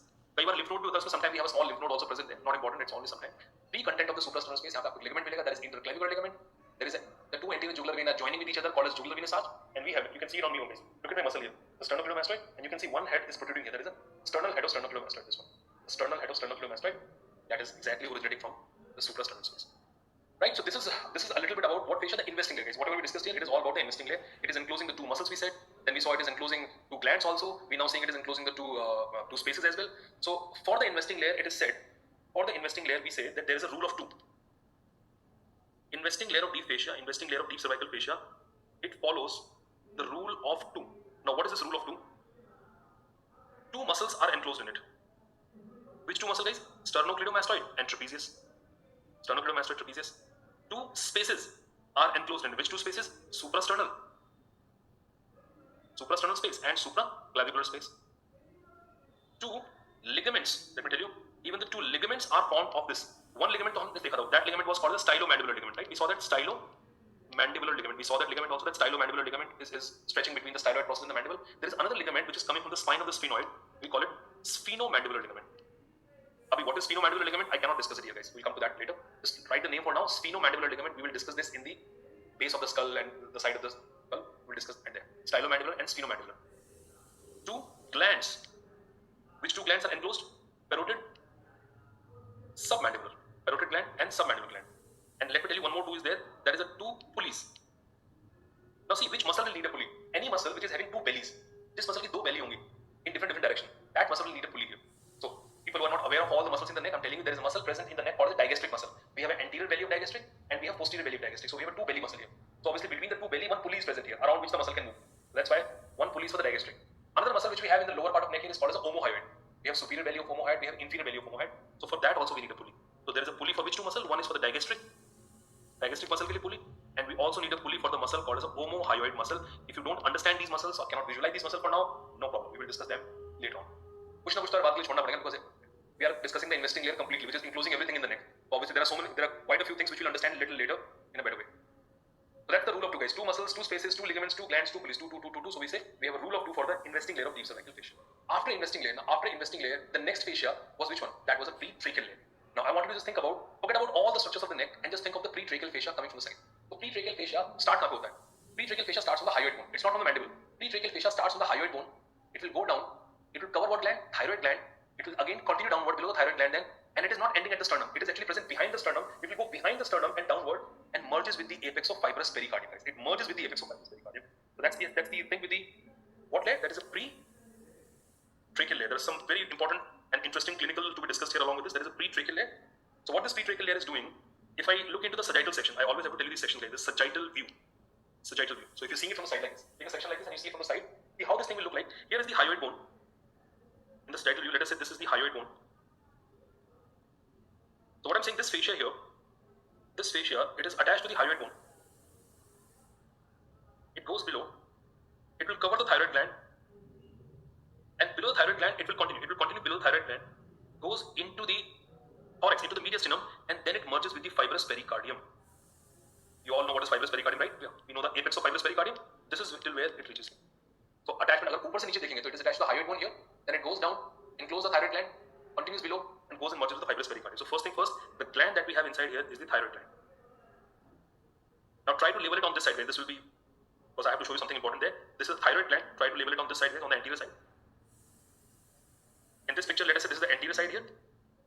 This is the anterior side, and let's say this is the posterior side. Right? Okay. That's the thyroid gland, and as I said, inferiorly, it is merging with the fibrous pericardium. It is merging with the fibrous pericardium, right? It is merging with the fibrous pericardium. Thyroid gland is present in front of what? Thyroid gland is present in front of the cartilage, thyroid cartilage, right? So there is a cartilage which is present behind the thyroid gland here. That is the thyroid cartilage. So this is thyroid cartilage which is present here. So you will see a section going through the thyroid cartilage. There is the thyroid cartilage, and below the thyroid cartilage there is a cricoid cartilage, right? The two cartilages, guys, thyroid and cricoid. Thyroid upper, cricoid niche. This is the thyroid cartilage. In the sagittal section, that's thyroid cartilage, and here we have the cricoid cartilage. Obviously, thyroid and cricoid are connected to each other. Now, the interesting thing is this pretracheal fascia, which is covering the thyroid gland, after forming the thyroid capsule, after covering the thyroid gland, it is also giving the extensions backward, and that backward extension is connected to this what cartilage? To the cricoid cartilage. Please connect it to the cricoid cartilage, not to the thyroid, guys. This ligament here, this is the ligament formed of this pretracheal layer, and this ligament is called as the ligament, or the full name is the suspensory ligament. It is called as the suspensory ligament of Berry. There was one suspensory ligament in the breast also. This is a suspensory ligament of Berry. The different type of suspensory ligament. This is called a suspensory ligament of Berry. So one question here is what? That suspensory ligament of Berry is simply an extension or the modification of which fascia? The pretracheal fascia. It's a modification of the pretracheal fascia. Now, why it is so important that you should know about this suspensory ligament of Berry? Now, guys, first of all, let me tell you this. There's the pretracheal fascia which is covering the thyroid gland. Is it a true capsule of thyroid gland or is it a false capsule of thyroid gland? Now, guys, this capsule of thyroid gland which is formed by this pretracheal layer is always a false capsule. It's a false capsule. Most of the glands are covered with some capsule here. True capsule, false capsule. This is a false capsule of the thyroid gland. We will discuss more about this in the thyroid gland also. But you should know, guys, capsules which are present around any gland. I mean, it's not about the thyroid gland, prostate gland also, if I say. So whatever gland, wherever they are present, if a capsule is coming from somewhere outside, कुछ बाहर से आ रहा है अगर capsule, so that cannot be true capsule. True capsule is always the condensation of the gland's own connective tissue. अगर gland के अपने ही connective tissue से बनेगा, तो we call it true capsule. If it is contributed from outside, it cannot be a true capsule. It is always a false capsule here. Same here, it is coming from the pretracheal fascia. It is not a part of thyroid gland, so we always call it a false capsule. It's a false capsule. Now coming to the point, guys, suspensory ligament of Berry. Now why suspensory ligament of Berry is so important to understand? Because in deglutition, guys, now look at my neck, and this is my cartilage here, which you can see this is a thyroid cartilage or Adam's apple, and you can see. Now when I deglute, what happens? This goes above. Every time we deglute, this thyroid cartilage goes above. Now why thyroid cartilage goes above? We will discuss that in the pharynx, because there are some muscles which are attached to it. Some muscles of the pharynx are attached to thyroid cartilage. So जितनी बार आप deglutition करेंगे, the thyroid cartilage will be pulled up. If thyroid cartilage is pulled up, cricoid cartilage is pulled up. If cricoid cartilage is pulled up, suspensory ligament also will be pulled up. And if suspensory ligament is pulled up, what will also be pulled up here? The thyroid gland will also be pulled up. That's why every time you do the deglutition, you're also taking the thyroid gland up. With the deglutition, thyroid gland will also come up. That is because of what ligament? Suspensory ligament of Berry. And why it is clinically very important? Because sometimes patients come to you with a swelling in the midline. Now, midline swelling of the neck, are they related to the thyroid gland or they are related to something else? Can be understood by a simple thing, by asking the patient to deglute. अगर patient ने deglutition किया, swallow किया, or swelling is moving along with that deglutition, that means it is related to thyroid gland. It could be goiter. You know, or you all know goiter, right? That could be thyroid gland swelling. If it is not moving with the thyroid gland, if it is not moving with the thyroid gland or not moving with this deglutition, that means it's a non-thyroid swelling. So that's how in clinics we differentiate between the thyroid and the non-thyroid swelling. It's a primary differentiation. Difference between the thyroid and non-thyroid swelling is thyroid swelling will move up and down with the deglutition. So this suspensory ligament of Berry, it pulls thyroid gland in deglutition. And not only thyroid gland, if there is a swelling of the thyroid gland, that also will be pulled up. That is because of this suspensory ligament of Berry. So guys, this is about what fascia? This is about the tracheal fascia here. And I want you to understand, you have to understand this fascia not only in one, but in the two sections, guys. So you saw the horizontal orientation. Horizontal orientation of pretracheal fascia is what? Hyoid bone se leke niche aaya kahan tak? It is coming to the fibrous pericardium. What is the side extension? Well, we already discussed that. There we go. Here it is. That's a pretracheal fascia, right? That's a pretracheal fascia. So sideway it is merging with what? It is contributing and merging with the carotid sheath. The pretracheal fascia on the side, if you trace it on the side here, that's how it is written in the book also. When you do the horizontal tracing of the pretracheal fascia, it is merging and you can see how it is contributing to the what sheath? To the carotid sheath. The carotid sheath. Come to the third fascia here, that is the prevertebral fascia. Very interesting also, again clinically very important, guys. Prevertebral fascia. Now let me first talk about this prevertebral fascia in the transverse section, this one, and then I will show you one longitudinal section also to understand this better. Now the important thing in the prevertebral fascia is that you should be able to identify especially what nerves and blood vessels are in the relation. So again, I'm making you draw this diagram. You may not find this kind of diagram in your book, but this is especially taken from that part only, guys. If I just try to take from that transverse section, let me only take the vertebral column, guys. If here is the vertebral column, cervical vertebrae, right? So that's a vertebral column. Now, the transverse process of the cervical vertebrae, they are having attachment to many muscles, but one important muscle which is attached to the transverse process, I'm saying mainly, are the scalene muscles. You must be hearing the word scalene muscles right from the upper limb, guys. There's a muscle in the neck called as scalenus anterior, which is attached to the first rib also, scalenus medius, scalenus posterior. So we have three scalene muscles here, which are attached. So you will see scalenus anterior muscle will be like this. This is scalenus anterior. The scalenus medius muscle is more toward the tip here, and this muscle at the back here, that is scalenus posterior. The three scalene muscles, just draw it neatly, will be good for your own orientation. That is the scalenus. I'm not going to draw any other extra muscle. There are many muscles which are attached to vertebral column. So guys, if these three muscles, if I go with their name, how about if I write their name on this side, because I have to mark some important nerves also. So I request you to draw it on this side also. So you're looking at three scalene muscles here. Scalenus anterior, scalenus medius, there's a muscle called scalenus medius, and then we have scalenus posterior. They're scale-like muscles, the scalene muscle. Scale-like muscle, scalenus anterior, medius, and posterior. Now, if I put a fascia here on this guy, the prevertebral fascia, obviously prevertebral fascia is present all around. So prevertebral fascia is covering it. You will see the prevertebral fascia is present like in front. That's how the prevertebral fascia is. It is present in front of them. And we said prevertebral fascia is covering like all these muscles from all around, right? That's how the prevertebral fascia is. It is covering all these muscles from all around. Right? So this fascia is what? That's a prevertebral fascia. Orbi muscles only. Of course, there are other muscles also which are enclosed in it, but we are just focusing on the prevertebral fascia on this scalene muscles. Why I'm focusing on scalene muscle here? Because we all know that between the scalenus anterior and scalenus medius, something leaves the neck and then it goes into the axilla. The subclavian artery will actually leave here from here and then will go into the axilla to become axillary artery. And then we also have the roots of the brachial plexus coming out from here, which will become the cords of the brachial plexus in the axilla. So subclavian vessels and brachial plexus. Subclavian vessels and brachial plexus will be seen emerging between the two, between these muscles. So I'm just for the sake of completion here, subclavian vessel. Subclavian vessel नहीं बोलते मैं artery बोलता हूँ तो अच्छा रहेगा. Subclavian vessels only, artery vein दोनों आती हैं. Subclavian vessels and brachial plexus. The cervical root which will give rise to brachial plexus. They are emerging between which two muscles? Scalenus anterior and scalenus medius. Now understand this. Again, these things are written in the book also, but you kind of need someone to help you visualize them. Guys, when this brachial plexus and subclavian vessels will come out, now the brachial plexus has two options. One, either to pierce this fascia or to push this fascia along with it and take it along with it in the axilla here. What is the sheath in which the brachial plexus is present? Axillary sheath. So isn't it quite clear that when the brachial plexus will come out from here, it will push this fascia outside and into the axilla and form what sheath only? The axillary sheath only. And that is why please note that the prevertebral fascia, it extends in axilla. It extends in axilla as what? As axillary sheath. As axillary sheath. You already know axillary sheath in the axilla, which is holding the brachial plexus and the subclavian artery. So that axillary sheath is extension of prevertebral fascia. It's a very good MCQ question also. Axillary sheath is extension of the prevertebral fascia. Let me use this picture here to help you understand a little about the carotid sheath, and then I'll tell you more about this prevertebral fascia and what exactly it is including. If I just extend this diagram a little further, guys, we said we have the esophagus and pharynx are here, like, and let me tell you the fascia which is covering the pharynx from the outside. Esophagus or the pharynx from the outside. This fascia which is covering it from the outside is called as the buccopharyngeal fascia. We wrote this name also.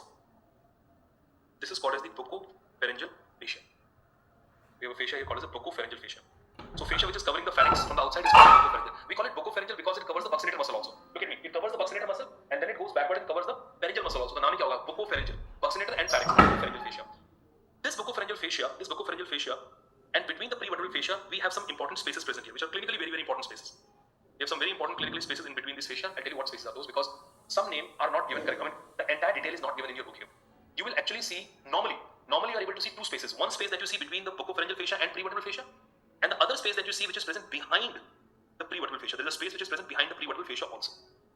So guys, generally, now I'm telling you first generally, and then in the section I'll tell you more detail of this. Generally, this space which is present behind the pharynx is called as retropharyngeal space. This is called as a retropharyngeal space. In your books, they just talk about the retropharyngeal space. In fact, I was thinking not to tell you the other one, but let's see.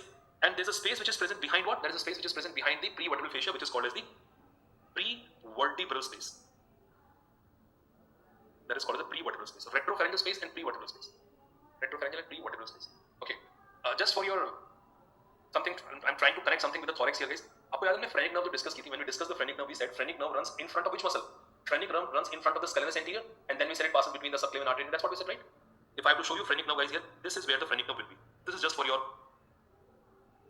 additional thing. The phrenic nerve will be seen running in front of the scalenus anterior, behind the prevertebral fascia.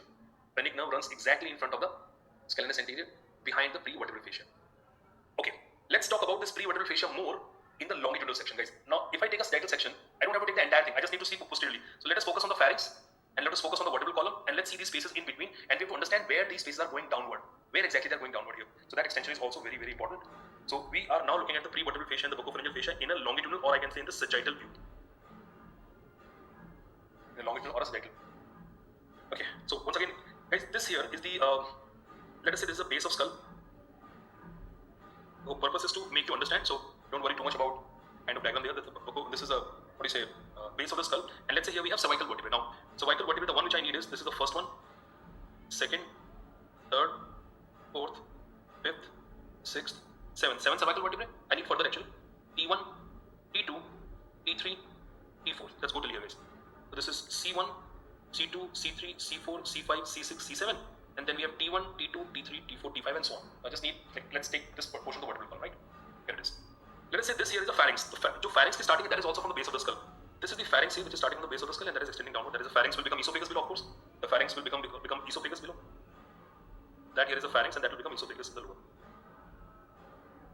What was the fascia which was present around the pharynx, and that was a buccopharyngeal fascia, and we said it is outside. So let me go with that, guys. Let us say this black line here is a buccopharyngeal fascia only. It is covering the pharyngeal wall from outside. Just to reduce confusion, I'm not drawing the pharynx alag se or fascia alag se. Let's say it is a fascia which is covering the pharynx from outside. If I can just write the pharynx here, it's covering the pharynx from outside. This fascia is the buccopharyngeal fascia. This here is the buccopharyngeal fascia. If this is a buccopharyngeal fascia, what is the fascia present in front, or you can say around the vertebral column? That fascia is also starting from the base of the skull. Essentially, I have to take a different color for that, guys. This here is the prevertebral fascia. Now see, we call it prevertebral fascia because it is running in front of the vertebral column. It keeps running in front of the vertebral column, keeps running, and keeps going down. Now this is one thing which people will have confusion when they read VD Chaurasia. VD Chaurasia will say that it will go till the T4 vertebrae. No, guys, it is not. It is actually going downward till the coccygeal vertebrae. Last vertebrae tak jata hai. I tell you why they have written so. This here is called as a prevertebral fascia. That's a prevertebral fascia, and this prevertebral fascia, let me write that so that aap bholna nahi isko. It extends till coccygeal vertebrae, till the last vertebrae, It's the longest fascia, it's the deepest fascia. Base of skull se start hoke bilkul niche tak ja raha hai. That is extending till the coccygeal vertebrae. That fascia is a prevertebral fascia. Okay, why they have mentioned only till T4? Because it is having some extensions which are attached to the T1, T2, and T3. I hope you know, guys, vertebral column. Maybe you read this in your college also. The vertebral column is having two major ligaments, one in front of the body vertebrae, one behind the body, and we call it anterior longitudinal ligament, and we have posterior longitudinal ligament. So there is a ligament which will be running in front of the vertebral column, right in front of the vertebral column. पूरे में present होगा. I don't draw कर देते हैं. There is a ligament which is present in front of the vertebral column, in front of the body of the vertebral column. That ligament is called as an anterior longitudinal ligament. This ligament is called as an anterior longitudinal ligament. Let me find out the space to write that. This is the anterior longitudinal ligament of the vertebrae. It is stretching throughout the vertebral column. In front of the body of the vertebrae, we have anterior longitudinal ligament. So this prevertebral fascia, guys, the prevertebral fascia will attach to the anterior longitudinal ligament, which is present in front of T1, T2, and T3. So superiorly, the prevertebral fascia is attached to the base of skull. It is attached to the base of skull, and inferiorly, it is attached to the anterior longitudinal ligament of T1, T2, and T3. That is the inferior attachment. It is not the inferior extension only. उसके बाद ये फिर continue. After attaching to T1, T2, T3, then it again continues and goes till the coccygeal vertebrae. VD Chaurasia में they mentioned, or in the Vishram Singh also they mentioned that it is going till the T4 only or T3 only, not beyond that. But नहीं ऐसा नहीं. Fascia तो नीचे भी जा रहा है. Okay. But what is not going below is the space. Now look at this, guys. This space which is here, the space which I'm highlighting here, this space is called as a prevertebral space. The space which I've highlighted with the yellow here, you can use a different highlighter if you can. That space is called as a prevertebral space. I hope you're drawing this with me because you'll find it very difficult to draw it from the book. That is a prevertebral space. And the space which is present in front, behind this, this is all what space? That space is called as a retropharyngeal space. Now I'm a little confused here because your book BDC and Vishram Singh, they have not mentioned anything about there's another fascia in between, but that is mentioned in other books, and especially in the ENT class. Later on you'll read about that. So I think I should teach you that, guys. I mean, I should take you a little beyond what is written in the book, in your books here. There is another fascia which is in between the two.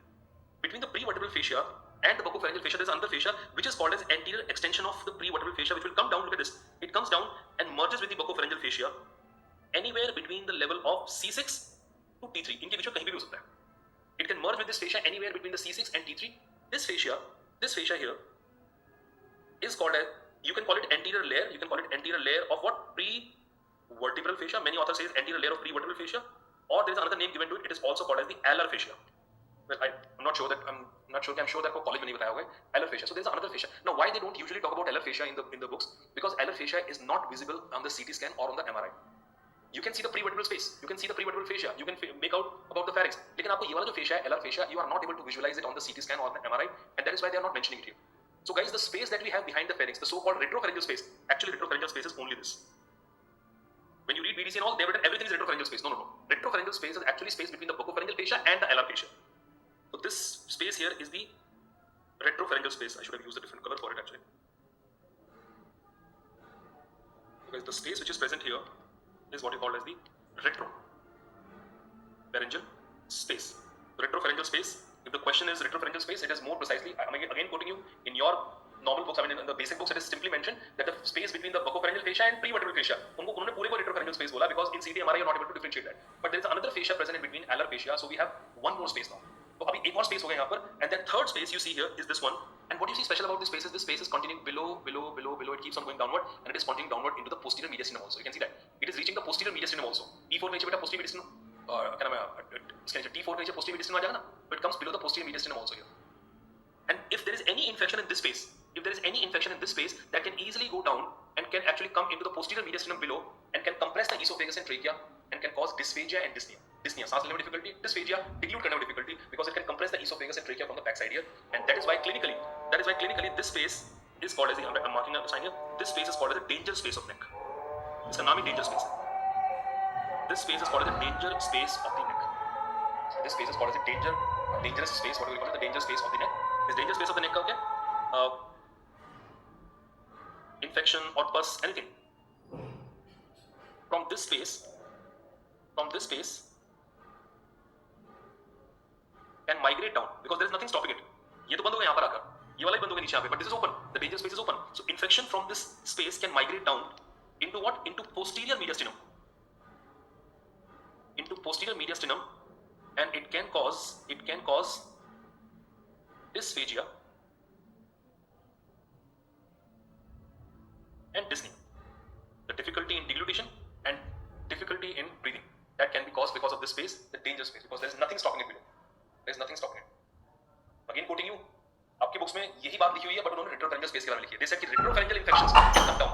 If there is a tubercular infection of the spine or anything, that infection can drop down into the posterior mediastinum and can cause dysphagia and dyspnea. But that information is very incomplete in our basic books, right? Space, retropharyngeal space नीचे continue नहीं हो रहा है. Retropharyngeal space तो pharynx के side में continue हो रहा है. The space which is continuing down below is a dangerous space which is between alar fascia and prevertebral fascia. Last thing in this investing layer, and then I'll show you the two pictures to finish it up, guys. Carotid sheath. We talked about the investing layer, we talked about the pretracheal layer, we talked about the prevertebral layer, and now let us talk about that buccopharyngeal fascia के बारे में ज़्यादा बात करने की जरूरत नहीं. Buccopharyngeal fascia is just covering the pharynx from outside. We will talk about this again in the pharynx also, right? A little about that in the pharynx also. Book में ज़्यादा कुछ दिया नहीं आपकी. Carotid sheath is important. You people get a short note, especially on the carotid sheath also. What about this carotid sheath, guys? If you remember from this image here, first thing we said that carotid sheath is contributed by all the fascias. Carotid sheath is contributed by prevertebral layer, investing layer, and pretracheal layer. All together forming this carotid sheath here. Let's talk a little about this carotid sheath. This carotid sheath is contributed by investing, pretracheal, and prevertebral layer. It is contributed by the investing, pretracheal, and prevertebral layer. All together forms this carotid sheath here. If you look at the carotid sheath in a longitudinal section, this will give us a better idea that from where to where it is extending. तो एक ही diagram सारी चीज कर सकते हैं उसमें कैसे. So carotid sheath, first of all, it is attached to the base of skull. कहाँ से आता है? Carotid sheath because it is holding the carotid vessels. So think where the carotid vessels are. Carotid vessels, if I think about from the left, especially on the left side, carotid vessels starting from the arch of aorta. So this carotid sheath must be extending from the arch of aorta all the way above, all the way to the base of skull. Base of skull to what foramen? Now those foramen in the skull which are giving passage to internal carotid artery and jugular vein. वहाँ जहाँ पर वो दो vessels होंगे, internal jugular vein and carotid vessel. So again, something which we will discuss in the norma basalis, guys. Probably not the right place to discuss it, but थोड़ा सा just to take you into that curiosity part here. There is a canal that you see at the base of skull. There is a lot many things you see at the base of skull. So just don't worry about it. हम ये सब discuss करेंगे detail में. There is a canal which is present at the base of the skull, which is called as a carotid canal. We call it carotid canal because obviously what artery is coming into it? The internal carotid artery will come into it. And just behind that, look at this obliquely placed passage here is called as the jugular foramen. Jugular foramen because it is related to what vein? Internal jugular vein. Carotid sheath is covering these things. Carotid sheath is covering the internal jugular vein, it is covering the carotid artery. So when you see the carotid sheath going above and it is attaching to the base of the skull, where it is attached to the base of the skull is around these foramen here. At the base of skull here. This is where the carotid sheath will attach. Agreed now? नीचे arch of aorta से start हुआ. On this side it will start from brachiocephalic artery. It will start from the arch of aorta and then it will go all the way to the base of the skull where it is merges with the carotid canal and jugular foramen. Now what is carotid canal and jugular foramen? वो हम बाद में करेंगे. This is not the time to discuss that. So when it comes to the extension here, just again, so that you don't forget this thing. If this is the base of mandible, external auditory canal, mastoid process, and this is the base of skull. Let's say this is, आप नीचे skull को देख रहे हैं ऐसे. You can draw it for your convenience. If you don't want to draw that, that is still okay. You can just simply draw it. So you're looking at this base of the skull here. The two foramen which I want you to mark, not exact location, guys. Definitely not the exact location, but just for the remembrance purpose. One is the carotid canal, and what foramen? Jugular foramen. Carotid canal and jugular foramen. Right? So here is where we have this carotid sheath attached. As I said, this is just a very random तरीके से बता रहा हूँ आपको मैं. This is the carotid sheath. You will see this carotid sheath present in the neck, और neck को cross करके नीचे आएगा. Where in the lower part it merges with the what? It merges with the arch of it.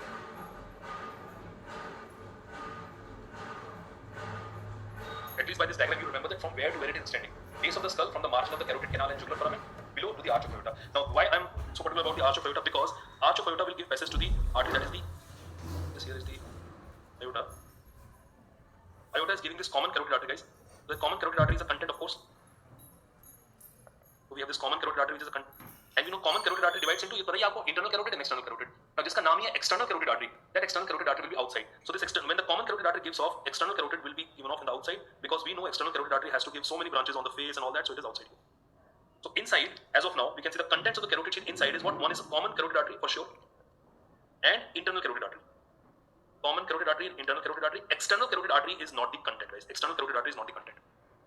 What vein? From jugular foramen, the vein over there is the internal jugular vein. Internal jugular vein will come down and will join with the subclavian vein in the upper part only. So that will actually come out and drain into the subclavian vein.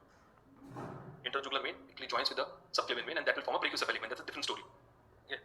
So this here is the second content, that is the internal jugular vein. And the nerve, vagus nerve also comes out of the jugular foramen, guys. The vagus nerve also is a content of jugular foramen. So you will see vagus nerve also comes out of here. And vagus nerve will continue. And you all know that vagus nerve comes down. It comes down. It forms a recurrent laryngeal nerve also. So vagus nerve is also the content. Again, I don't have to extend it all the way. This is the vagus nerve. So first thing first, if the content of the carotid sheath is asked, you just have to focus on this. The content of carotid sheath includes what? What four contents here? It is the internal carotid artery, which is a continuation of common carotid. Embryology, guys. Proximal part of third arch artery forms common carotid, and the distal part of third arch artery and cranial part of dorsal aorta forms internal carotid. Internal jugular vein is a content, and 10th nerve, vagus nerve, is the content of the carotid sheath. These are the contents of the carotid sheath. External carotid artery is outside. One thing which you have to remember, that the internal jugular vein, we have a sheath present around the internal jugular vein. But you know, veins, if they are present inside the sheath, we should give them more space for the expansion. How will they expand? अगर आप carotid sheath के अंदर internal jugular vein को डाल दोगे, तो internal jugular vein will not be able to expand. So the carotid sheath which is present around the internal jugular vein is very, very thin. It's very thin. Okay. The one which is around the artery, if this is the artery here and there is a vein behind, so the one which is around the artery, that's a thick sheath here. But when you see this carotid sheath around the internal jugular vein, it is very, very thin. So carotid sheath around internal jugular vein is thin. Is thin to allow what? To allow expansion. Is to allow expansion. So guys, first of all we saw the extension of the carotid sheath from where to where it is going, right? You can see it's all the way from the arch of aorta to the base of the skull to the carotid canal and jugular foramen. Then we saw neck में जब ये वर्णन करेगा तो we'll be having the content common carotid artery, internal carotid artery, vagus nerve, interjugular vein are the content. External carotid artery will be outside.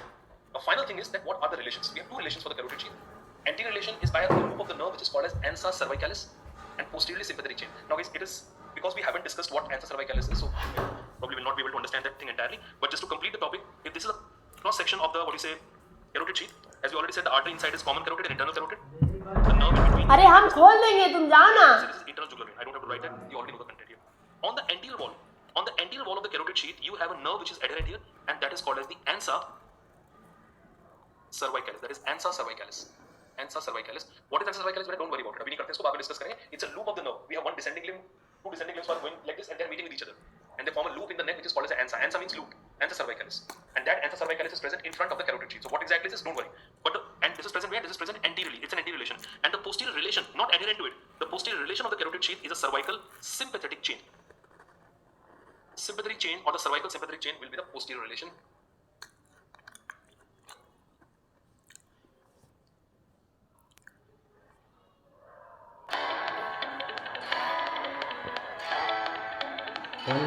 बंद तो mobile गर्म हो गया, बंद तो नहीं अभी नहीं गर्म हुआ है.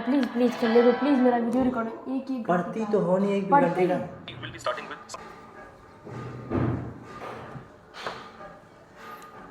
starting with something called as a cranial nerve nuclei and columns. Many of my images are taken from the Netter Sattler's, from the Gray's Anatomy.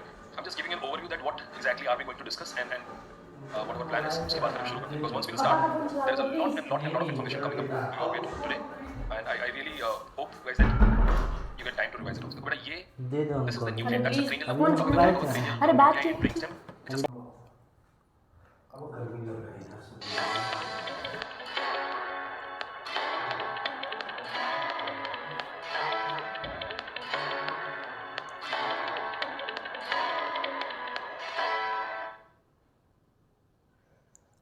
we will be starting with something called as a cranial nerve nuclei and columns. Many of my images are taken from the Netter Sattler's, from the Gray's Anatomy.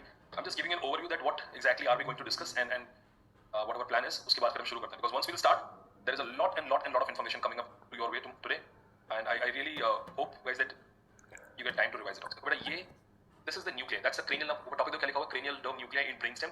It's a schema of the cranial nerve nuclei. This looks like a mess. This looks like, oh god, there's so many nuclei we have, so many nerves which are coming out of it. Obviously, we have 12 pair of cranial nerves. I hope you all know the names of cranial nerves. You must have read in your +1, +2 also. Out of which first and second nerve, the olfactory nerve and optic nerve, they do not have cranial nerve nuclei. Olfactory nerve will go into the brainstem directly from here. That's olfactory nerve will enter into the brainstem. Sorry, not in the brainstem. It will go into the brain directly from the anterior cranial fossa. So it never reaches the brainstem. You know, brainstem is midbrain, pons and middle oblongata. And optic nerve will make an optic chiasma, will go backward and directly into the visual cortex, which is present in the occipital lobe. So in a way, those two nerves, they don't have cranial nerve nuclei. So when I talk about cranial nerve nuclei, in the brainstem, we have nuclei for the nerves starting from 3 to 12. So 3, 4, 5, 6, 7, 8, 9, 10, 11, 12. All these nerves are having the nuclei inside the brainstem. As a first year student, what you need to understand is there are some nerves which are having more than one function. Like if I take an example of facial nerve. Facial nerve supplies the muscles of facial expression, right? We said that it is supplying muscle of facial expression, but that is just one function. Facial nerve is also supplying the submandibular and sublingual gland. Facial nerve is also supplying the lacrimal gland. Facial nerve takes sensation from several areas. Facial nerve takes a taste sensation from the posterior 1/3 of the tongue. So there are like 4 or 5 functions we have for one particular nerve. And because many nerves like vagus nerve, facial nerve, glossopharyngeal nerve, they have more than one function. So obviously they will have more than one nuclei also. They will have more than one nuclei also. We have nucleus in the brainstem, so those nuclei will be more than one because the function is more than one. If any nerve is like having only one function, let's say if I take an example of like the nerve which is supplying one muscle of the eye, called as an abducent nerve. Just an example here. If you know, fine. If it doesn't know, doesn't matter. If there is a nerve called an abducent nerve का काम क्या है? To only supply one muscle in the eyeball. Okay. So that means we only have one single nucleus of the abducent nerve, and that's it. Okay. So just have this frame of mind that what we're going to discuss here is the cranial nerve nuclei columns. I'll explain what exactly is that, and we are basically going to depict that her nerve के कितने nuclei हैं और कितने columns उसके. And then this picture will be just a piece of cake for you. It will be very easy to understand. Just to name the cranial nerves for you.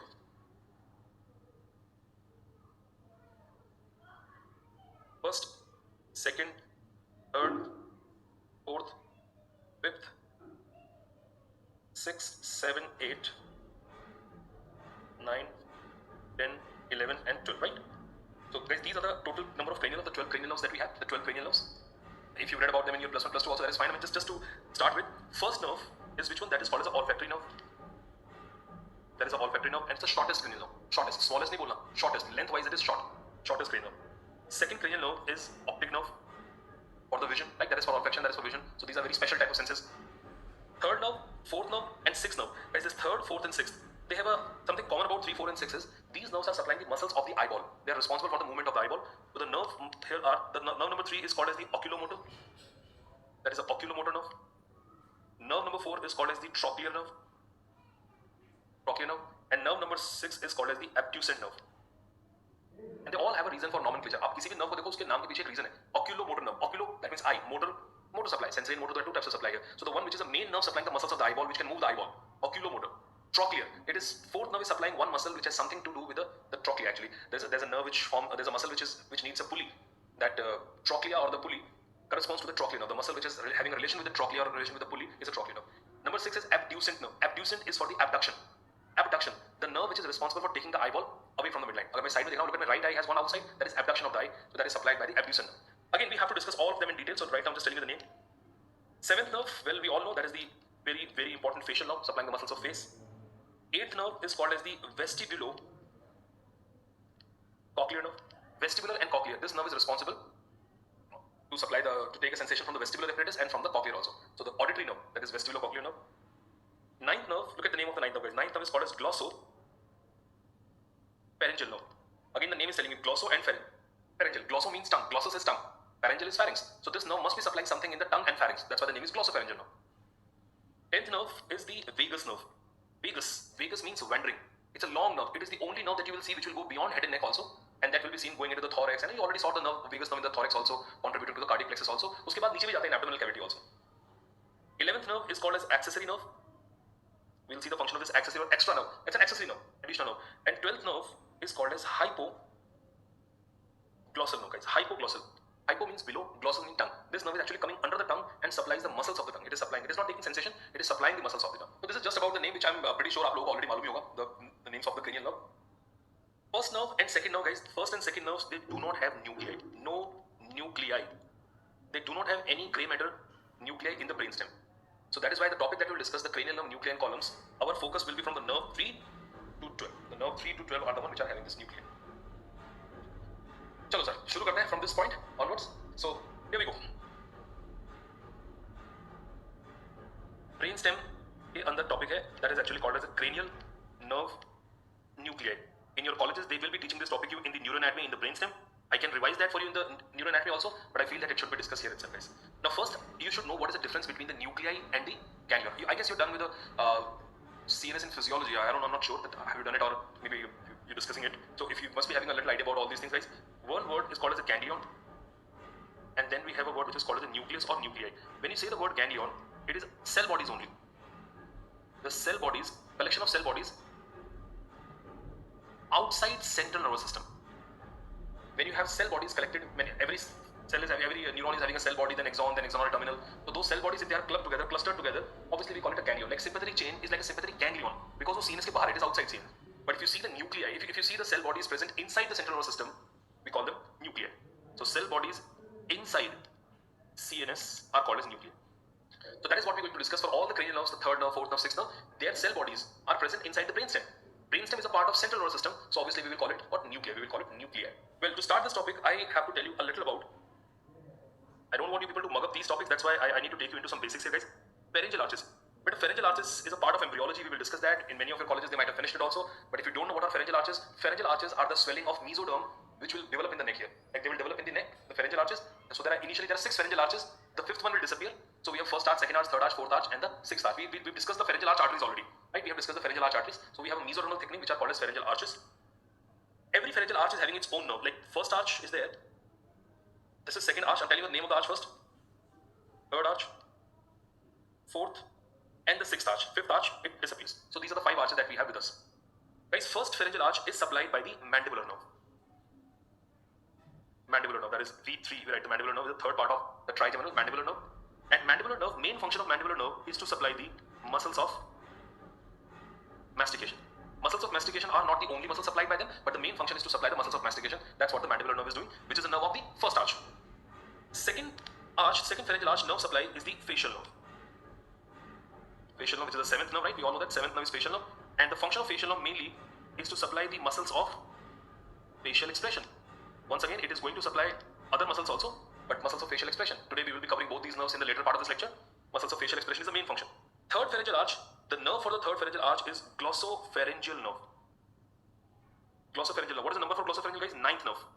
And this glossopharyngeal nerve, it supplies just one muscle of the pharynx. It just supplies one muscle of the pharynx, and that muscle is called as the stylopharyngeus. It is just one of the muscle of the pharynx only.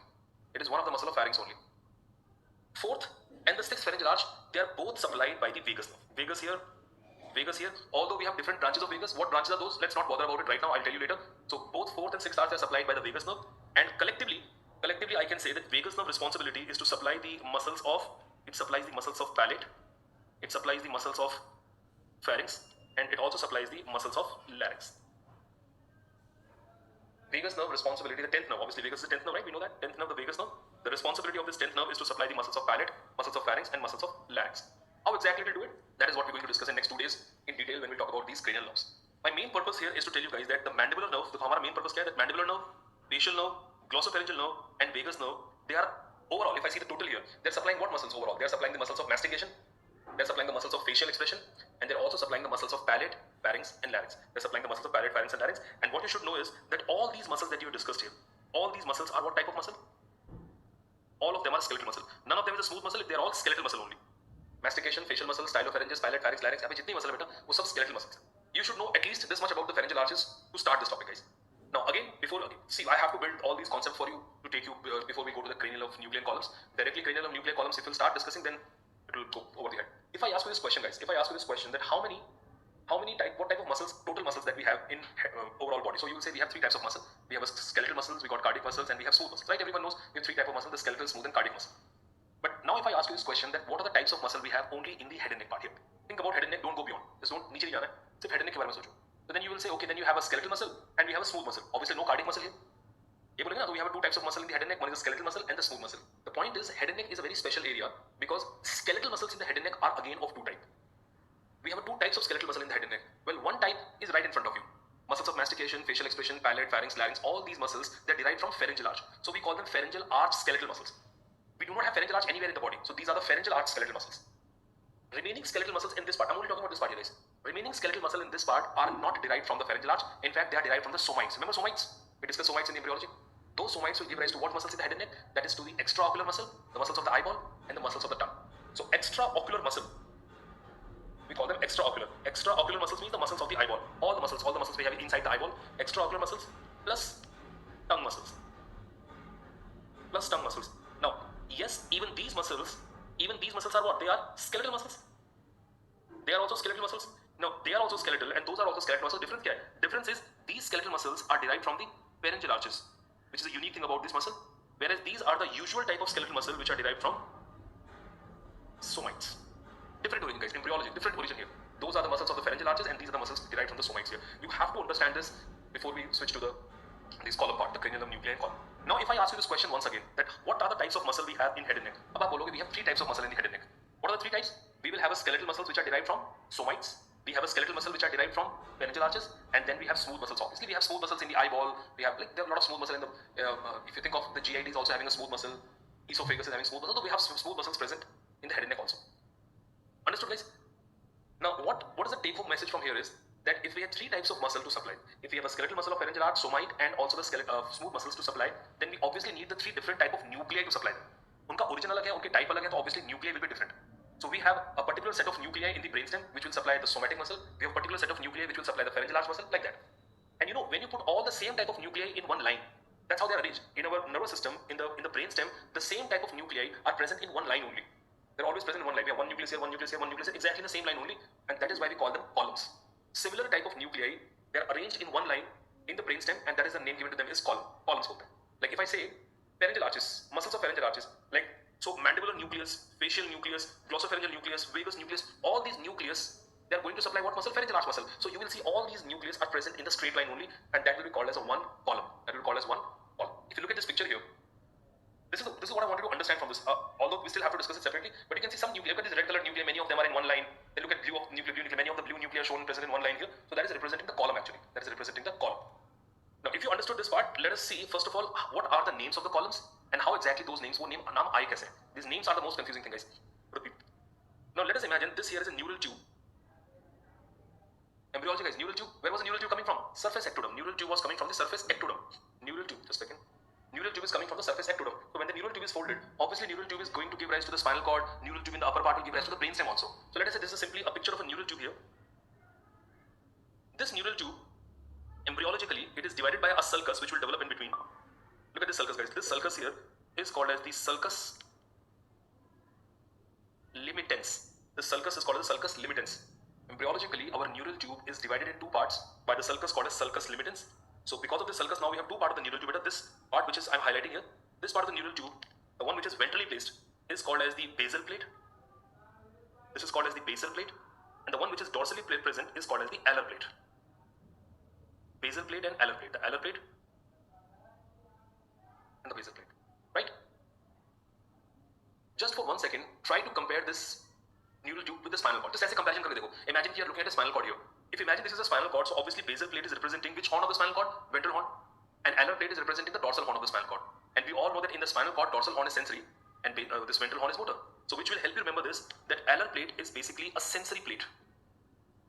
It is a sensory plate, whereas the basal plate is the motor plate. Basal plate is the motor plate. Which tells me that all the sensory cranial nerve nuclei, all sensory cranial, I'll be writing CN for cranial nerves from now on, guys. All the sensory cranial nerve nuclei will develop from sensory plate, and all motor cranial nerve nuclei, all motor cranial nerve nuclei will develop from the basal plate. There is a little embryology here. Our neural tube is divided by the sulcus, which is called the sulcus limigens. We will be discussing this again in the embryology of the nervous system. And that we two part we have. One is alar plate, which is present dorsally, and then we have basal plate, which is present ventrally. Alar plate is a sensory plate, basal plate is motor. So whatever cranial nerves we will discuss now in the next 2 days, cranial nerves and cranial nuclei, those nuclei which are sensory will be seen in the alar, and the motor one are seen in the basal plate. And you can see a cavity in between, guys. Obviously, you can see a cavity in between. This cavity in future, if I talk about spinal cord, this cavity in future will become the central canal of the spinal cord. It will become the central canal of the spinal cord. But right now, we are not talking about the spinal cord. We are talking about the brainstem. हम ऊपर की बात कर रहे हैं. Now this is important, guys. This is important point coming up. This cavity in the brainstem will give rise to a ventricle called as fourth ventricle. If you know about the ventricles a little, fourth ventricles are the places where CSF is present. So fourth ventricle is there, and fourth ventricle की location जो होती है, fourth ventricle is in the brainstem only. If this cavity is going to give rise to the fourth ventricle, so obviously this cavity has to enlarge. Ventricle तो बड़ा होता है. And when this cavity will enlarge, your neural tube will not stay like this. Your neural tube will open up. Now look at me, guys. What is the plate above? My fingers are representing what plate here? Alar plate. And my thumb here is representing what plate? That is a basal plate. The cavity which is present inside will increase in size, will grow in size. और जब वो cavity grow करेगी as fourth ventricle inside, this neural tube will open up like this. तो ऊपर से split हो गया ऐसे. It will split like this from above, and then will start opening so that the fourth ventricle can develop in there. This cavity will grow. This neural tube will open up like this, and when the neural tube will open up, now see which plate is going to what side now? ये कौन सी plate आ गई side में? The alar plate has gone toward the lateral side, and basal plate will be toward the medial side. So we have this big fourth ventricle inside. Alar plate is more lateral, and basal plate is more toward the medial side. If alar plate is more lateral, that means which nuclei are shifted toward the lateral side? The sensory nuclei. Most of your sensory nuclei will go toward the lateral side, and most of the motor nuclei will be situated toward the medial side of the brainstem. So the next picture here is when the neural tube opens up, what will happen? Look at this, guys. Here is a picture in which I'm trying to draw the picture that how neural tube will look like when it opens. So this is a big fourth ventricle developing inside. That's a big fourth ventricle is developing inside, right? That's fourth ventricle. And let us say these arrows are giving you the orientation that how neural tube is opening up, guys. That's the direction of the neural tube opening up. And because of which what happens is the basal plate. What sulcus is that, guys? What is the sulcus? Sulcus limitans. देखो sulcus limitans कहाँ पे आ गया अभी? Sulcus limitans has come more anterolaterally now. Sulcus limitans has come now more anterolaterally. This is sulcus limitans. Just label it on one side only, guys. That is sulcus limitans. And obviously we know that this portion of the neural tube was what? What plate was that? That was the basal plate, which is now more medially placed. And this is a basal plate of this side. That's a basal plate of the other side. Very, very close. Please make sure right on one side only, guys. This is the basal plate, and this here is the alar plate. The basal and the alar plate. The basal and the alar plate. So as I said, all the motor nuclei will be developing here, and all the sensory cranial nerve nuclei will be developing here. And what I told you that the same type of nuclei will be present in one line only. When you take a section of the brainstem, you can see only one nucleus. You take a section at different level, then you see second nucleus. You take a section at different level, then you see third nucleus. So because they are present in one line only, so that entire line is called as a column. So how many motor columns, guys? I'm sure you all know that motor means efferent. Sensory is afferent and motor is efferent. How many motor columns will be seen in the basal plate? Well, how many types of muscle we said in the head and neck? 3 types. 2 skeletal type or a smooth muscle. So total 3 types of muscle we need to supply, and that is why the motor columns will also be 3. So you will see that there are 3 efferent columns or 3 motor columns that will develop in the basal plate. 3 motor columns will develop in the basal plate. What about sensory plate? We will come to that. Let us focus to this, guys. Let us focus to these motor columns. The first column is called as GSE. The second column is called as SVE. And third column is called as GVE. What are they? I'll tell you. Just please write it down. If you understand what we're going to discuss today, your life in head and neck will be fun. It will be a piece of cake. GSE, SVE, GVE. I hope you've written this. Let's write about them. And the first column that we wrote, the most medial column here is GSE. Well, you know what GSE stands for, better? The full form of GSE, G means general, S stands for somatic, and E obviously it's efferent column. All these E here means efferent. They are motor columns. Motor columns means efferent columns. So general, somatic, efferent. General, somatic, efferent. The second column, let's write down the name, make sure you have space in front of them. SVE. SVE stands for the special visceral efferent. Special visceral efferent. Efferent to naam kya aega? And then finally we have GVE. GVE stands for the general, again general, visceral efferent. General visceral efferent. General somatic efferent, special visceral efferent, general visceral efferent. Guys, once again to tell you that why are we discussing all these? Because when we talk about the cranial nerves, your answer will always be incomplete if you will not tell that what are the columns that nerve is related to. Like अगर मान ले facial nerve कौन से column है? Like facial nerve, is it a SVE nerve? Is it a GVE nerve? Is it a GSE nerve? So that you have to tell that out of the total columns we have, that which nerve will be, which belong to which, or total to which columns. Okay, now it's time to understand these columns here. I want all of you to focus, guys. General somatic efferent. When you say general somatic efferent, I suddenly catch this word somatic here. Somatic. And we already said what are the somatic muscles we have? In the head and neck, when we talk about the somatic muscles, are the extraocular muscles and tongue muscles. That means this is the column which will only have those nuclei which are going to supply the extraocular muscles and tongue muscles. Now total there are 4 nuclei actually. I'll tell you, we will see that in total. Total we have 4 nuclei. 3 will supply the tongue muscles, and 3 will supply the eye muscle or ocular muscle, and 1 will supply tongue muscle. Just again to tell you that guys, what are we discussing here? When we discuss the nerves here, when I wrote the name of the nerve here, I told you that this is the nerve for the eye, this is the nerve for the eyeball, this also is the nerve for the eyeball, right? And hypoglossal nerve is it is for the tongue muscles here. So how many nucleus? 1 nucleus, 2 nucleus, 3 nucleus, and 4 nucleus. So when you see oculomotor, trochlear, abducent, and hypoglossal nucleus, they are present in the brainstem. You will see them present in one straight line only, and that straight line is called as a column. And what is the name of the column? General somatic efferent column. Why word somatic? Because these muscles which are supplied by this and this nerve here, they are derived from the somites. So we call them somatic, general somatic efferent column. I hope you understood my point, guys. General somatic efferent means the column which will have the nuclei supplying which muscles? Extraocular muscles and tongue muscles. Special visceral efferent. This is a misnomer actually. इसका नाम ही बड़ा गलत है. Special visceral efferent. It is a kind of misnomer, and many authors, instead of calling it special visceral efferent, they also call it the pharyngeal efferent or branchial motor column. Branchial motor column. इसको हम branchial motor column भी बोल सकते हैं. Either you call it special visceral efferent column or you can call it the branchial motor. What is branchial? Branchial means pharyngeal arches. Branchial means pharyngeal arches. So the function of this column is to supply the muscles which are derived from where? Which are derived from branchial arches, or you can say pharyngeal arches. Branchial arches, pharyngeal arches, एक ही बात है. So this column is going to supply the muscles which are derived from pharyngeal arches. Special visceral efferent or branchial motor or branchial efferent. आप branchial motor बोलो या branchial motor भी ठीक है. Don't cut that. Bronchial motor or bronchial efferent is same. The bronchial efferent, sorry, bronchial boल रहा हूँ. Branchial arches. It's A, not bronchial. Branchial efferent, branchial arches, guys. Pharyngeal arches का दूसरा नाम क्या होता है? Brachial arches. And the muscles which are derived from the branchial arches or pharyngeal arches will all come. कौन-कौन सी muscles pharyngeal arches से? Just go back and look at that. What skeletal muscles are derived from pharyngeal arches? Muscles of mastication, facial expression, stylopharyngeus, palate, pharynx, larynx. All those muscles will come under this column. Now I have a question for you guys. What is the common thing that you see between GAC and SV? What is the common between the two? We have the two columns in front of you, but is there anything common that you see between general somatic efferent and special visceral efferent? The common thing is that both these columns are supplying the skeletal muscles. These two columns are here just to supply the skeletal muscle, whether it's skeletal muscles of pharyngeal arch or whether it's a skeletal muscle of the skeletal muscle of the somites. That is why the third column we have general visceral efferent. General visceral efferent, the only column left. Obviously, it is going to supply what muscle? It is going to supply the smooth muscles. And not only smooth muscles, it will supply the glands also. Smooth muscles and glands supply is the function of general visceral efferent column. GVE will supply the smooth muscles and the glands. Whatever glands, lacrimal gland. See, we did not discuss lacrimal gland because lacrimal gland nerve supply will usually becomes a problem for people to understand. But after we discuss all the cranial nerves, parotid gland, lacrimal gland, submandibular gland, every gland will be covered. Their nerve supply will be like on your fingertips once you understand these topics. I hope guys you understood the 3 efferent columns here. We have a general somatic efferent. The word somatic will help remember it. Special visceral efferent. When you say the word special viscera is basically a misnomer in the head and neck. The more commonly used word, the standard textbook, Grey's Anatomy and all, they use the word branchial efferent. Branchial efferent. Branchial efferent means pharyngeal efferent. So this is going to supply the muscle which is derived from pharyngeal arches. Muscles of facial expression, mastication, palate, pharynx, larynx. And general visceral efferent. General viscera. What is general viscera? General viscera कौन सी है? जितने भी gland है भी viscera है, एक तरह के general viscera है. Then you see all the smooth muscles which are present in the esophagus, in the stomach, in the eyeball. All these smooth muscles, they all come under the general type of viscera. कोई special कुछ नहीं इस viscera के बारे में. It's a general type of viscera. This is about the efferent column. चलो वापस आते हैं यहाँ पे. Now when you come back to this here, obviously after that we will be having the afferent columns or sensory columns. And the important thing to understand here is that we have actually 4 afferent columns. Motor or efferent were 3, but sensory or afferent will be 4 in number. How will you name it? Now nomenclature के लिए all you have to see, look at these guys. You just have to copy them mirror image लेकिन उल्टा करके. If this is GVE, this here will be the GVA, general visceral afferent. If this is SVE, this is SVE, so this will be SVA. If this is GSE, this will be GSA. So it is the first 3 columns, you can just kind of copy them. It's a mirror image. It goes like, this will be what guys? This will be GVA. This here is SVA.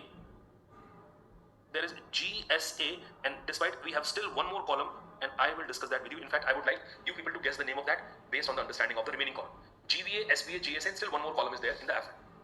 Okay, let's see them. GVA, SVA, GSA. GVA, SVA, and GSA. Before I write the name, full form, and tell you the meaning of these columns and what exactly they will do, I want you people to write down one thing and make sure to write it down that when you read the cranial nerve columns, never compare the afferent columns and efferent columns. और ये question मेरे से कोई नहीं पूछेगा, किसी ने पूछा तो मैं छोड़ूंगा नहीं आपको, because I know this. Despite of telling this over and over again, people still keep on comparing. Comparison का मतलब ये बेटा ये नहीं सोचना है कि GVE column is to supply the smooth muscles and gland. तो इसका मतलब क्या हुआ कि GVA is carrying the sensation from smooth muscles and gland? No, absolutely no. Efferent columns and afferent columns are 2 different worlds. Do not try to compare them. आप compare करोगे आप definitely आपका आंसर गलत आएगा उसके अंदर.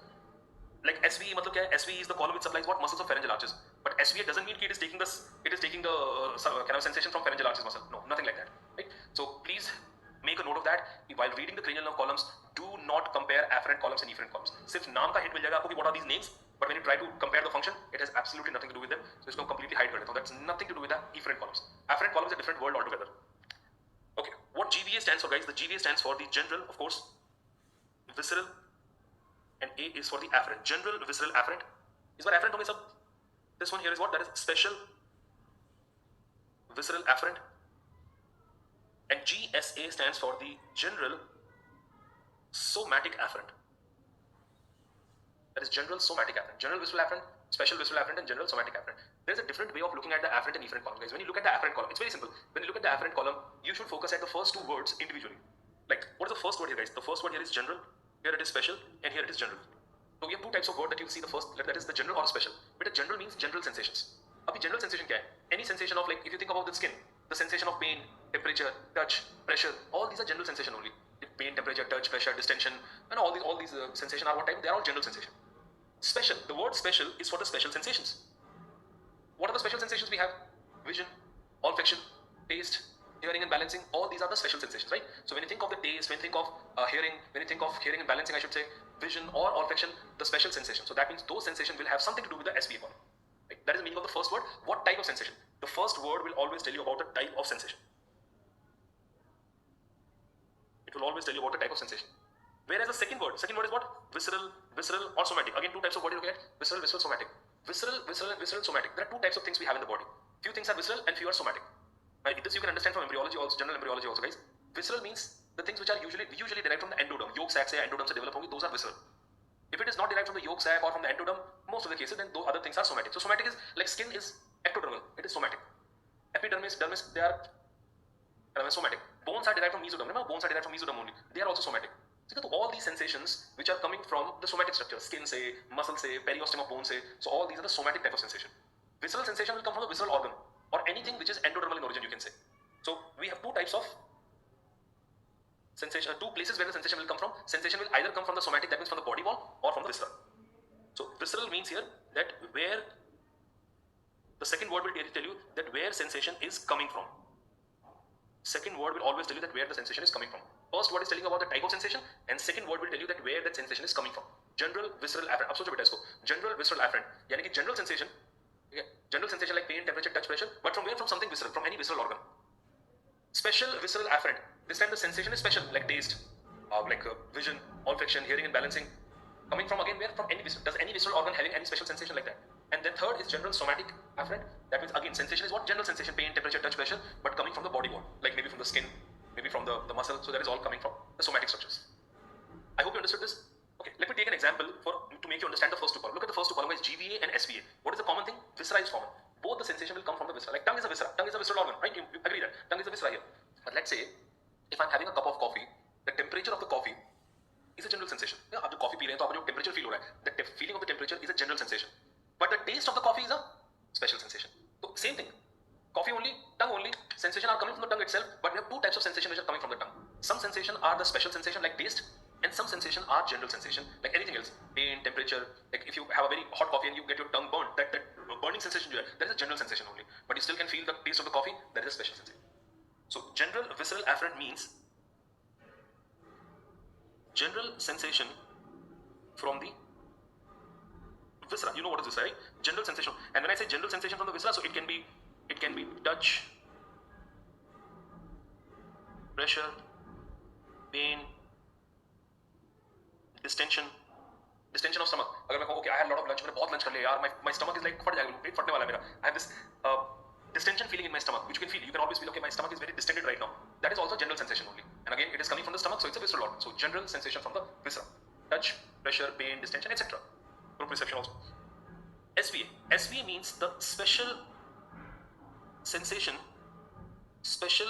from viscera, and the only special sensation from viscera is taste. आपको यार ये क्या हुआ? How come only taste? The only special sensation from the viscera is taste. Guys, I'm not saying that only special sensation is taste. There are other special sensation also. और भी था ना? What are other special sensation? Vision, olfaction, hearing and balancing, they're all special sensation. But the problem is that when you look at the development of these structures, look at the development of the eyeball, especially the retina part. If you look at the development of the nasal mucosa, if you look at the development of the internal ear, they are not derived from the endoderm. And because they are not derived from endoderm, so they are not viscera. They are simply a body wall structures only. We simply call them as somatic structures only. The vision, vision will actually come into the somatic, which vision is actually coming from retina. So retina I will consider as somatic structure, not visceral, because it is not a viscera. It is not derived from endoderm. Olfactory mucosa is derived from ectoderm. Internal ear is also derived from the ectoderm. So sensation coming from all these areas is a special sensation. Agree, they are special sensation, but they are not coming from visceral organ. So we have special sensation, but they are not coming from visceral organ, they are coming from somatic structures. So the column for them will be what? Special somatic afferent. And that is the only column we did not write. That is why we have an additional column here, which is called as SSA column. I will write about this column separately, guys. SSA will stand for what? Special somatic afferent. Special sensation, but from somatic structures, not from the viscera. The only special sensation from the viscera is what? That is taste. SVA means sirf or sirf taste aega aur kuch nahi. SVA means taste. Got this point? So special sensation from viscera is taste. Don't think about anything apart from the taste. Taste is the only special sensation from the viscera. Now coming to GSA, probably the most important column to remember, guys. GSA means general somatic afferent. General somatic afferent means it is carrying the general sensation. Now once again, what are the general sensations? Same guys. Touch, pressure, pain, distension, all these are general sensation. General sensation, but from where? This time from body wall. From somatic structure. Somatic structure means body wall. Best example that you can remember, think about trigeminal nerve. We all know that trigeminal nerve is carrying the sensation from the face. It is carrying the sensation from the skin of the face. अगर आपको forehead पे से pain, temperature, pressure, anything that you feel from forehead or here from here, the trigeminal nerve will that carry that sensation and will go into which nucleus? It will go into the which column? The GSA column. That is general somatic afferent. General sensation from the body wall, not from the viscera, but from the body wall. And that is why we said we have an additional column called as the SSA. Well, this SSA stands for the special somatic afferent. But a special somatic afferent. Sensation is what type? Special sensation.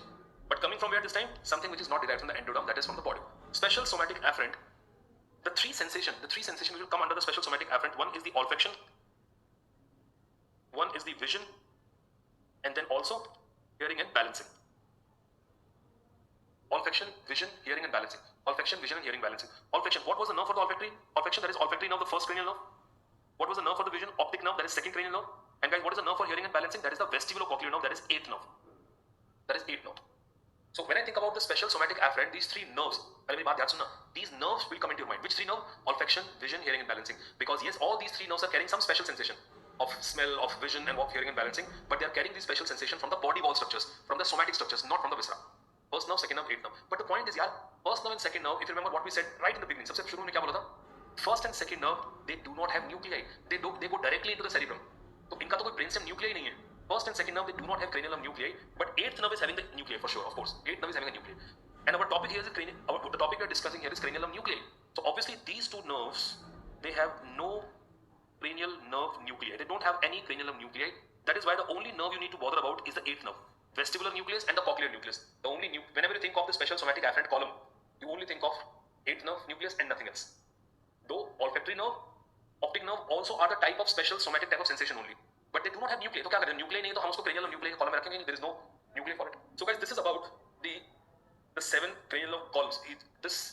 We took almost 1 hour just to understand the meaning of the cranial nerve columns, because this is one thing which usually trouble people. I've been teaching interns and post-interns for a very, very long time, and I know that this is one topic where every single student have a problem, especially in their internship and during post-intern, because they never understood these topics very well in their college in their first year.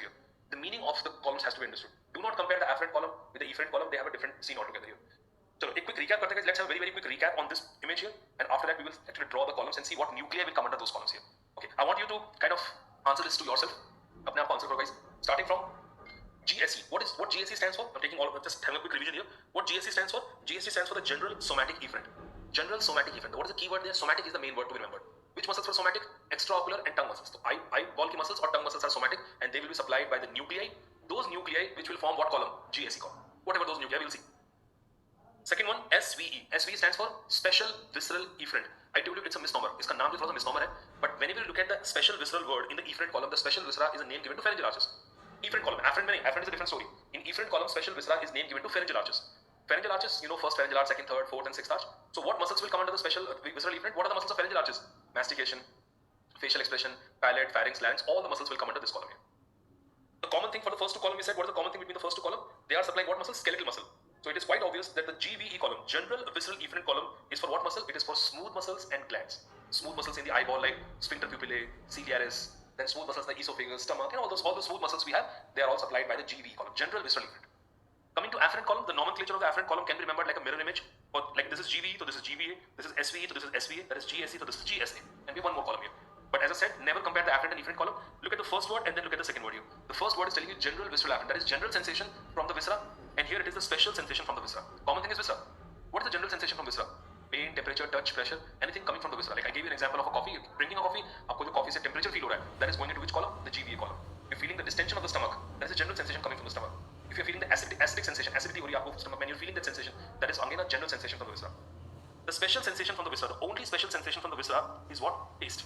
That's it. Don't think about anything else. Taste is the only special sensation coming from visceral organ. Then we have GSA, general somatic afferent. Very important column, guys. GSA, it is carrying the general sensation. Obviously, G is for general sensation, carrying the general sensation, but from where? From the somatic structures, or you can say from the body wall. Like the best example is the nerve which are carrying the sensation from outside. Trigeminal nerve is carrying all the sensation from the face. That will go into which column? The GSA column. And then we have a very special column here called the special somatic afferent. This type of sensation is special, coming from the somatic structure. Now, what are the total sensations which are special भी हैं, लेकिन somatic structure से आ रही हैं? Olfaction, vision, hearing and balancing. But olfaction and vision, these nerves which are carrying olfaction and vision, they do not have cranial nerve nuclei. So the only cranial nerve nuclei that you should be bothered about is the eighth. That is the one which is vestibulocochlear, which will come under SSA column. Which will come under SSA column. So this is about how exactly these cranial nerve columns they are given off. I mean, they are present in the brainstem. Now I will obviously draw a section of the brainstem and will make you understand that how these columns are placed. ये sequence होगा exactly इसी sequence present होंगे and what nuclei will come under them. Now what we're going to do is I'm going to put all these columns in the brainstem. Brainstem, what is brainstem, guys? Midbrain, pons and medulla oblongata. You all know that. Midbrain, pons and medulla oblongata. Let's put all these nuclei in the brainstem, and let us say this whole thing is a brainstem here. Obviously, I just need to look at half of the brainstem because we have these nuclei present on the right side also, left side also. So let us see only one side of the brainstem and see how these nuclei are present in the brainstem. The first column, the column which is very in the medial side of the brainstem will be GSE, then SVE, then GVE, then GVA, SVA, GSA, and SSA. So that's how the nuclei are arranged in the brainstem also, from medial to lateral. That's how they're going from medial to lateral. Okay, so let's draw a table for this, guys. Let us say here is the table for the cranial nerves, cranial nuclei. 1, 2,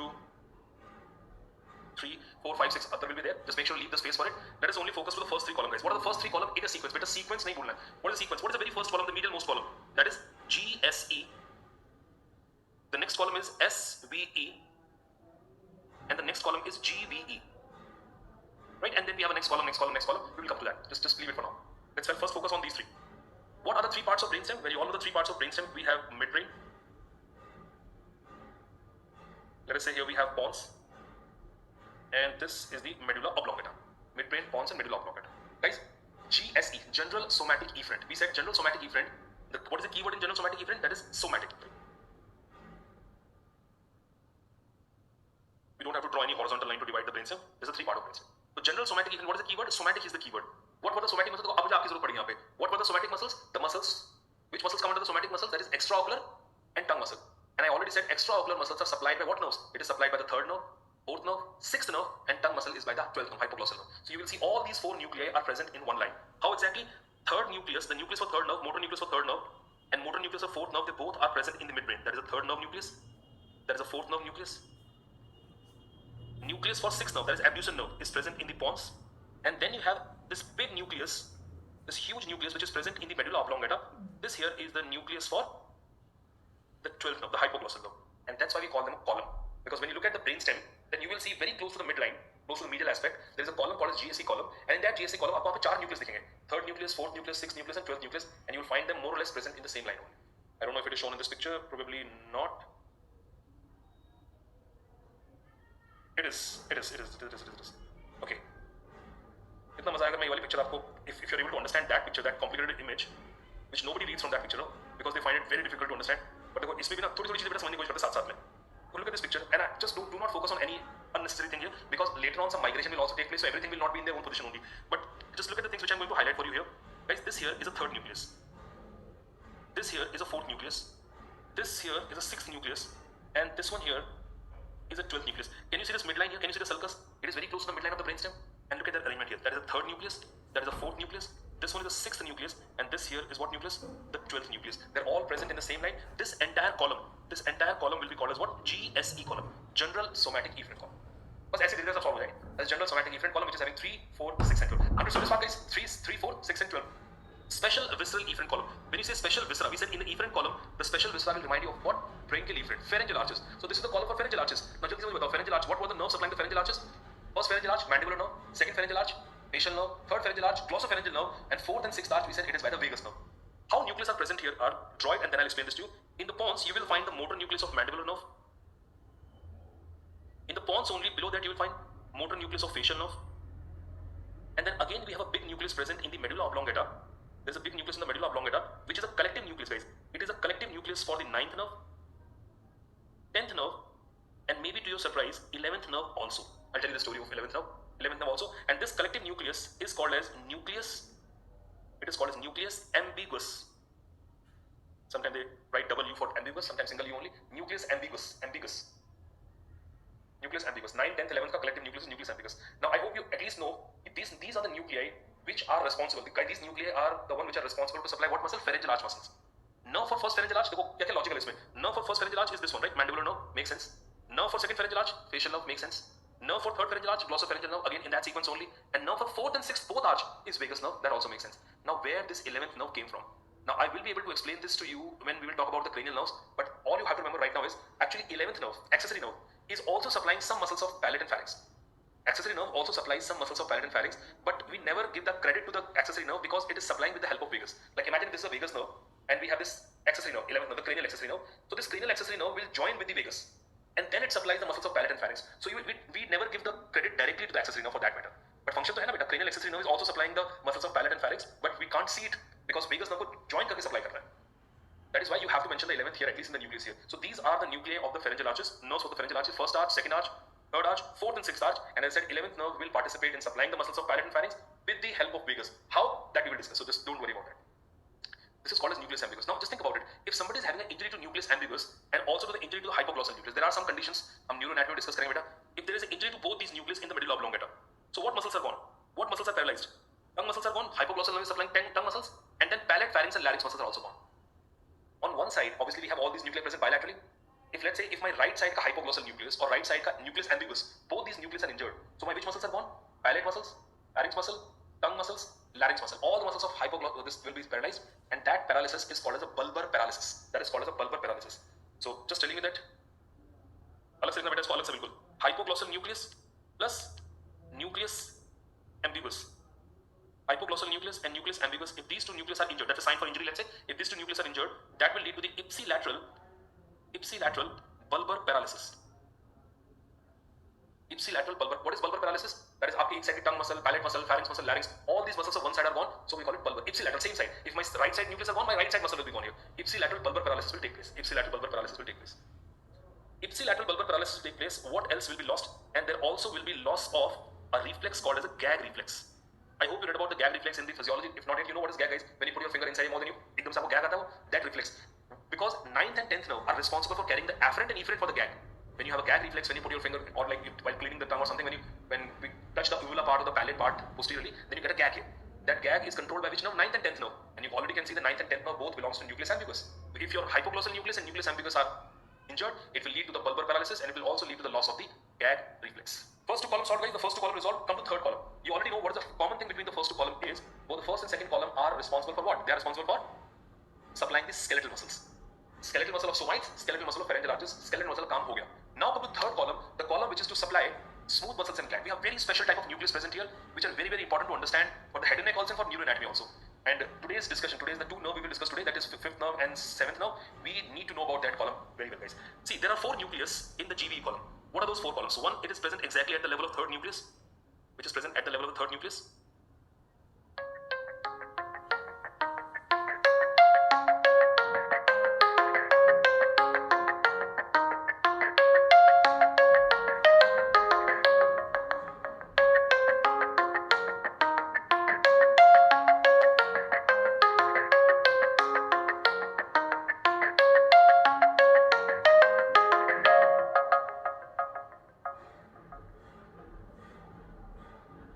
Superior salivatory, inferior salivatory nucleus.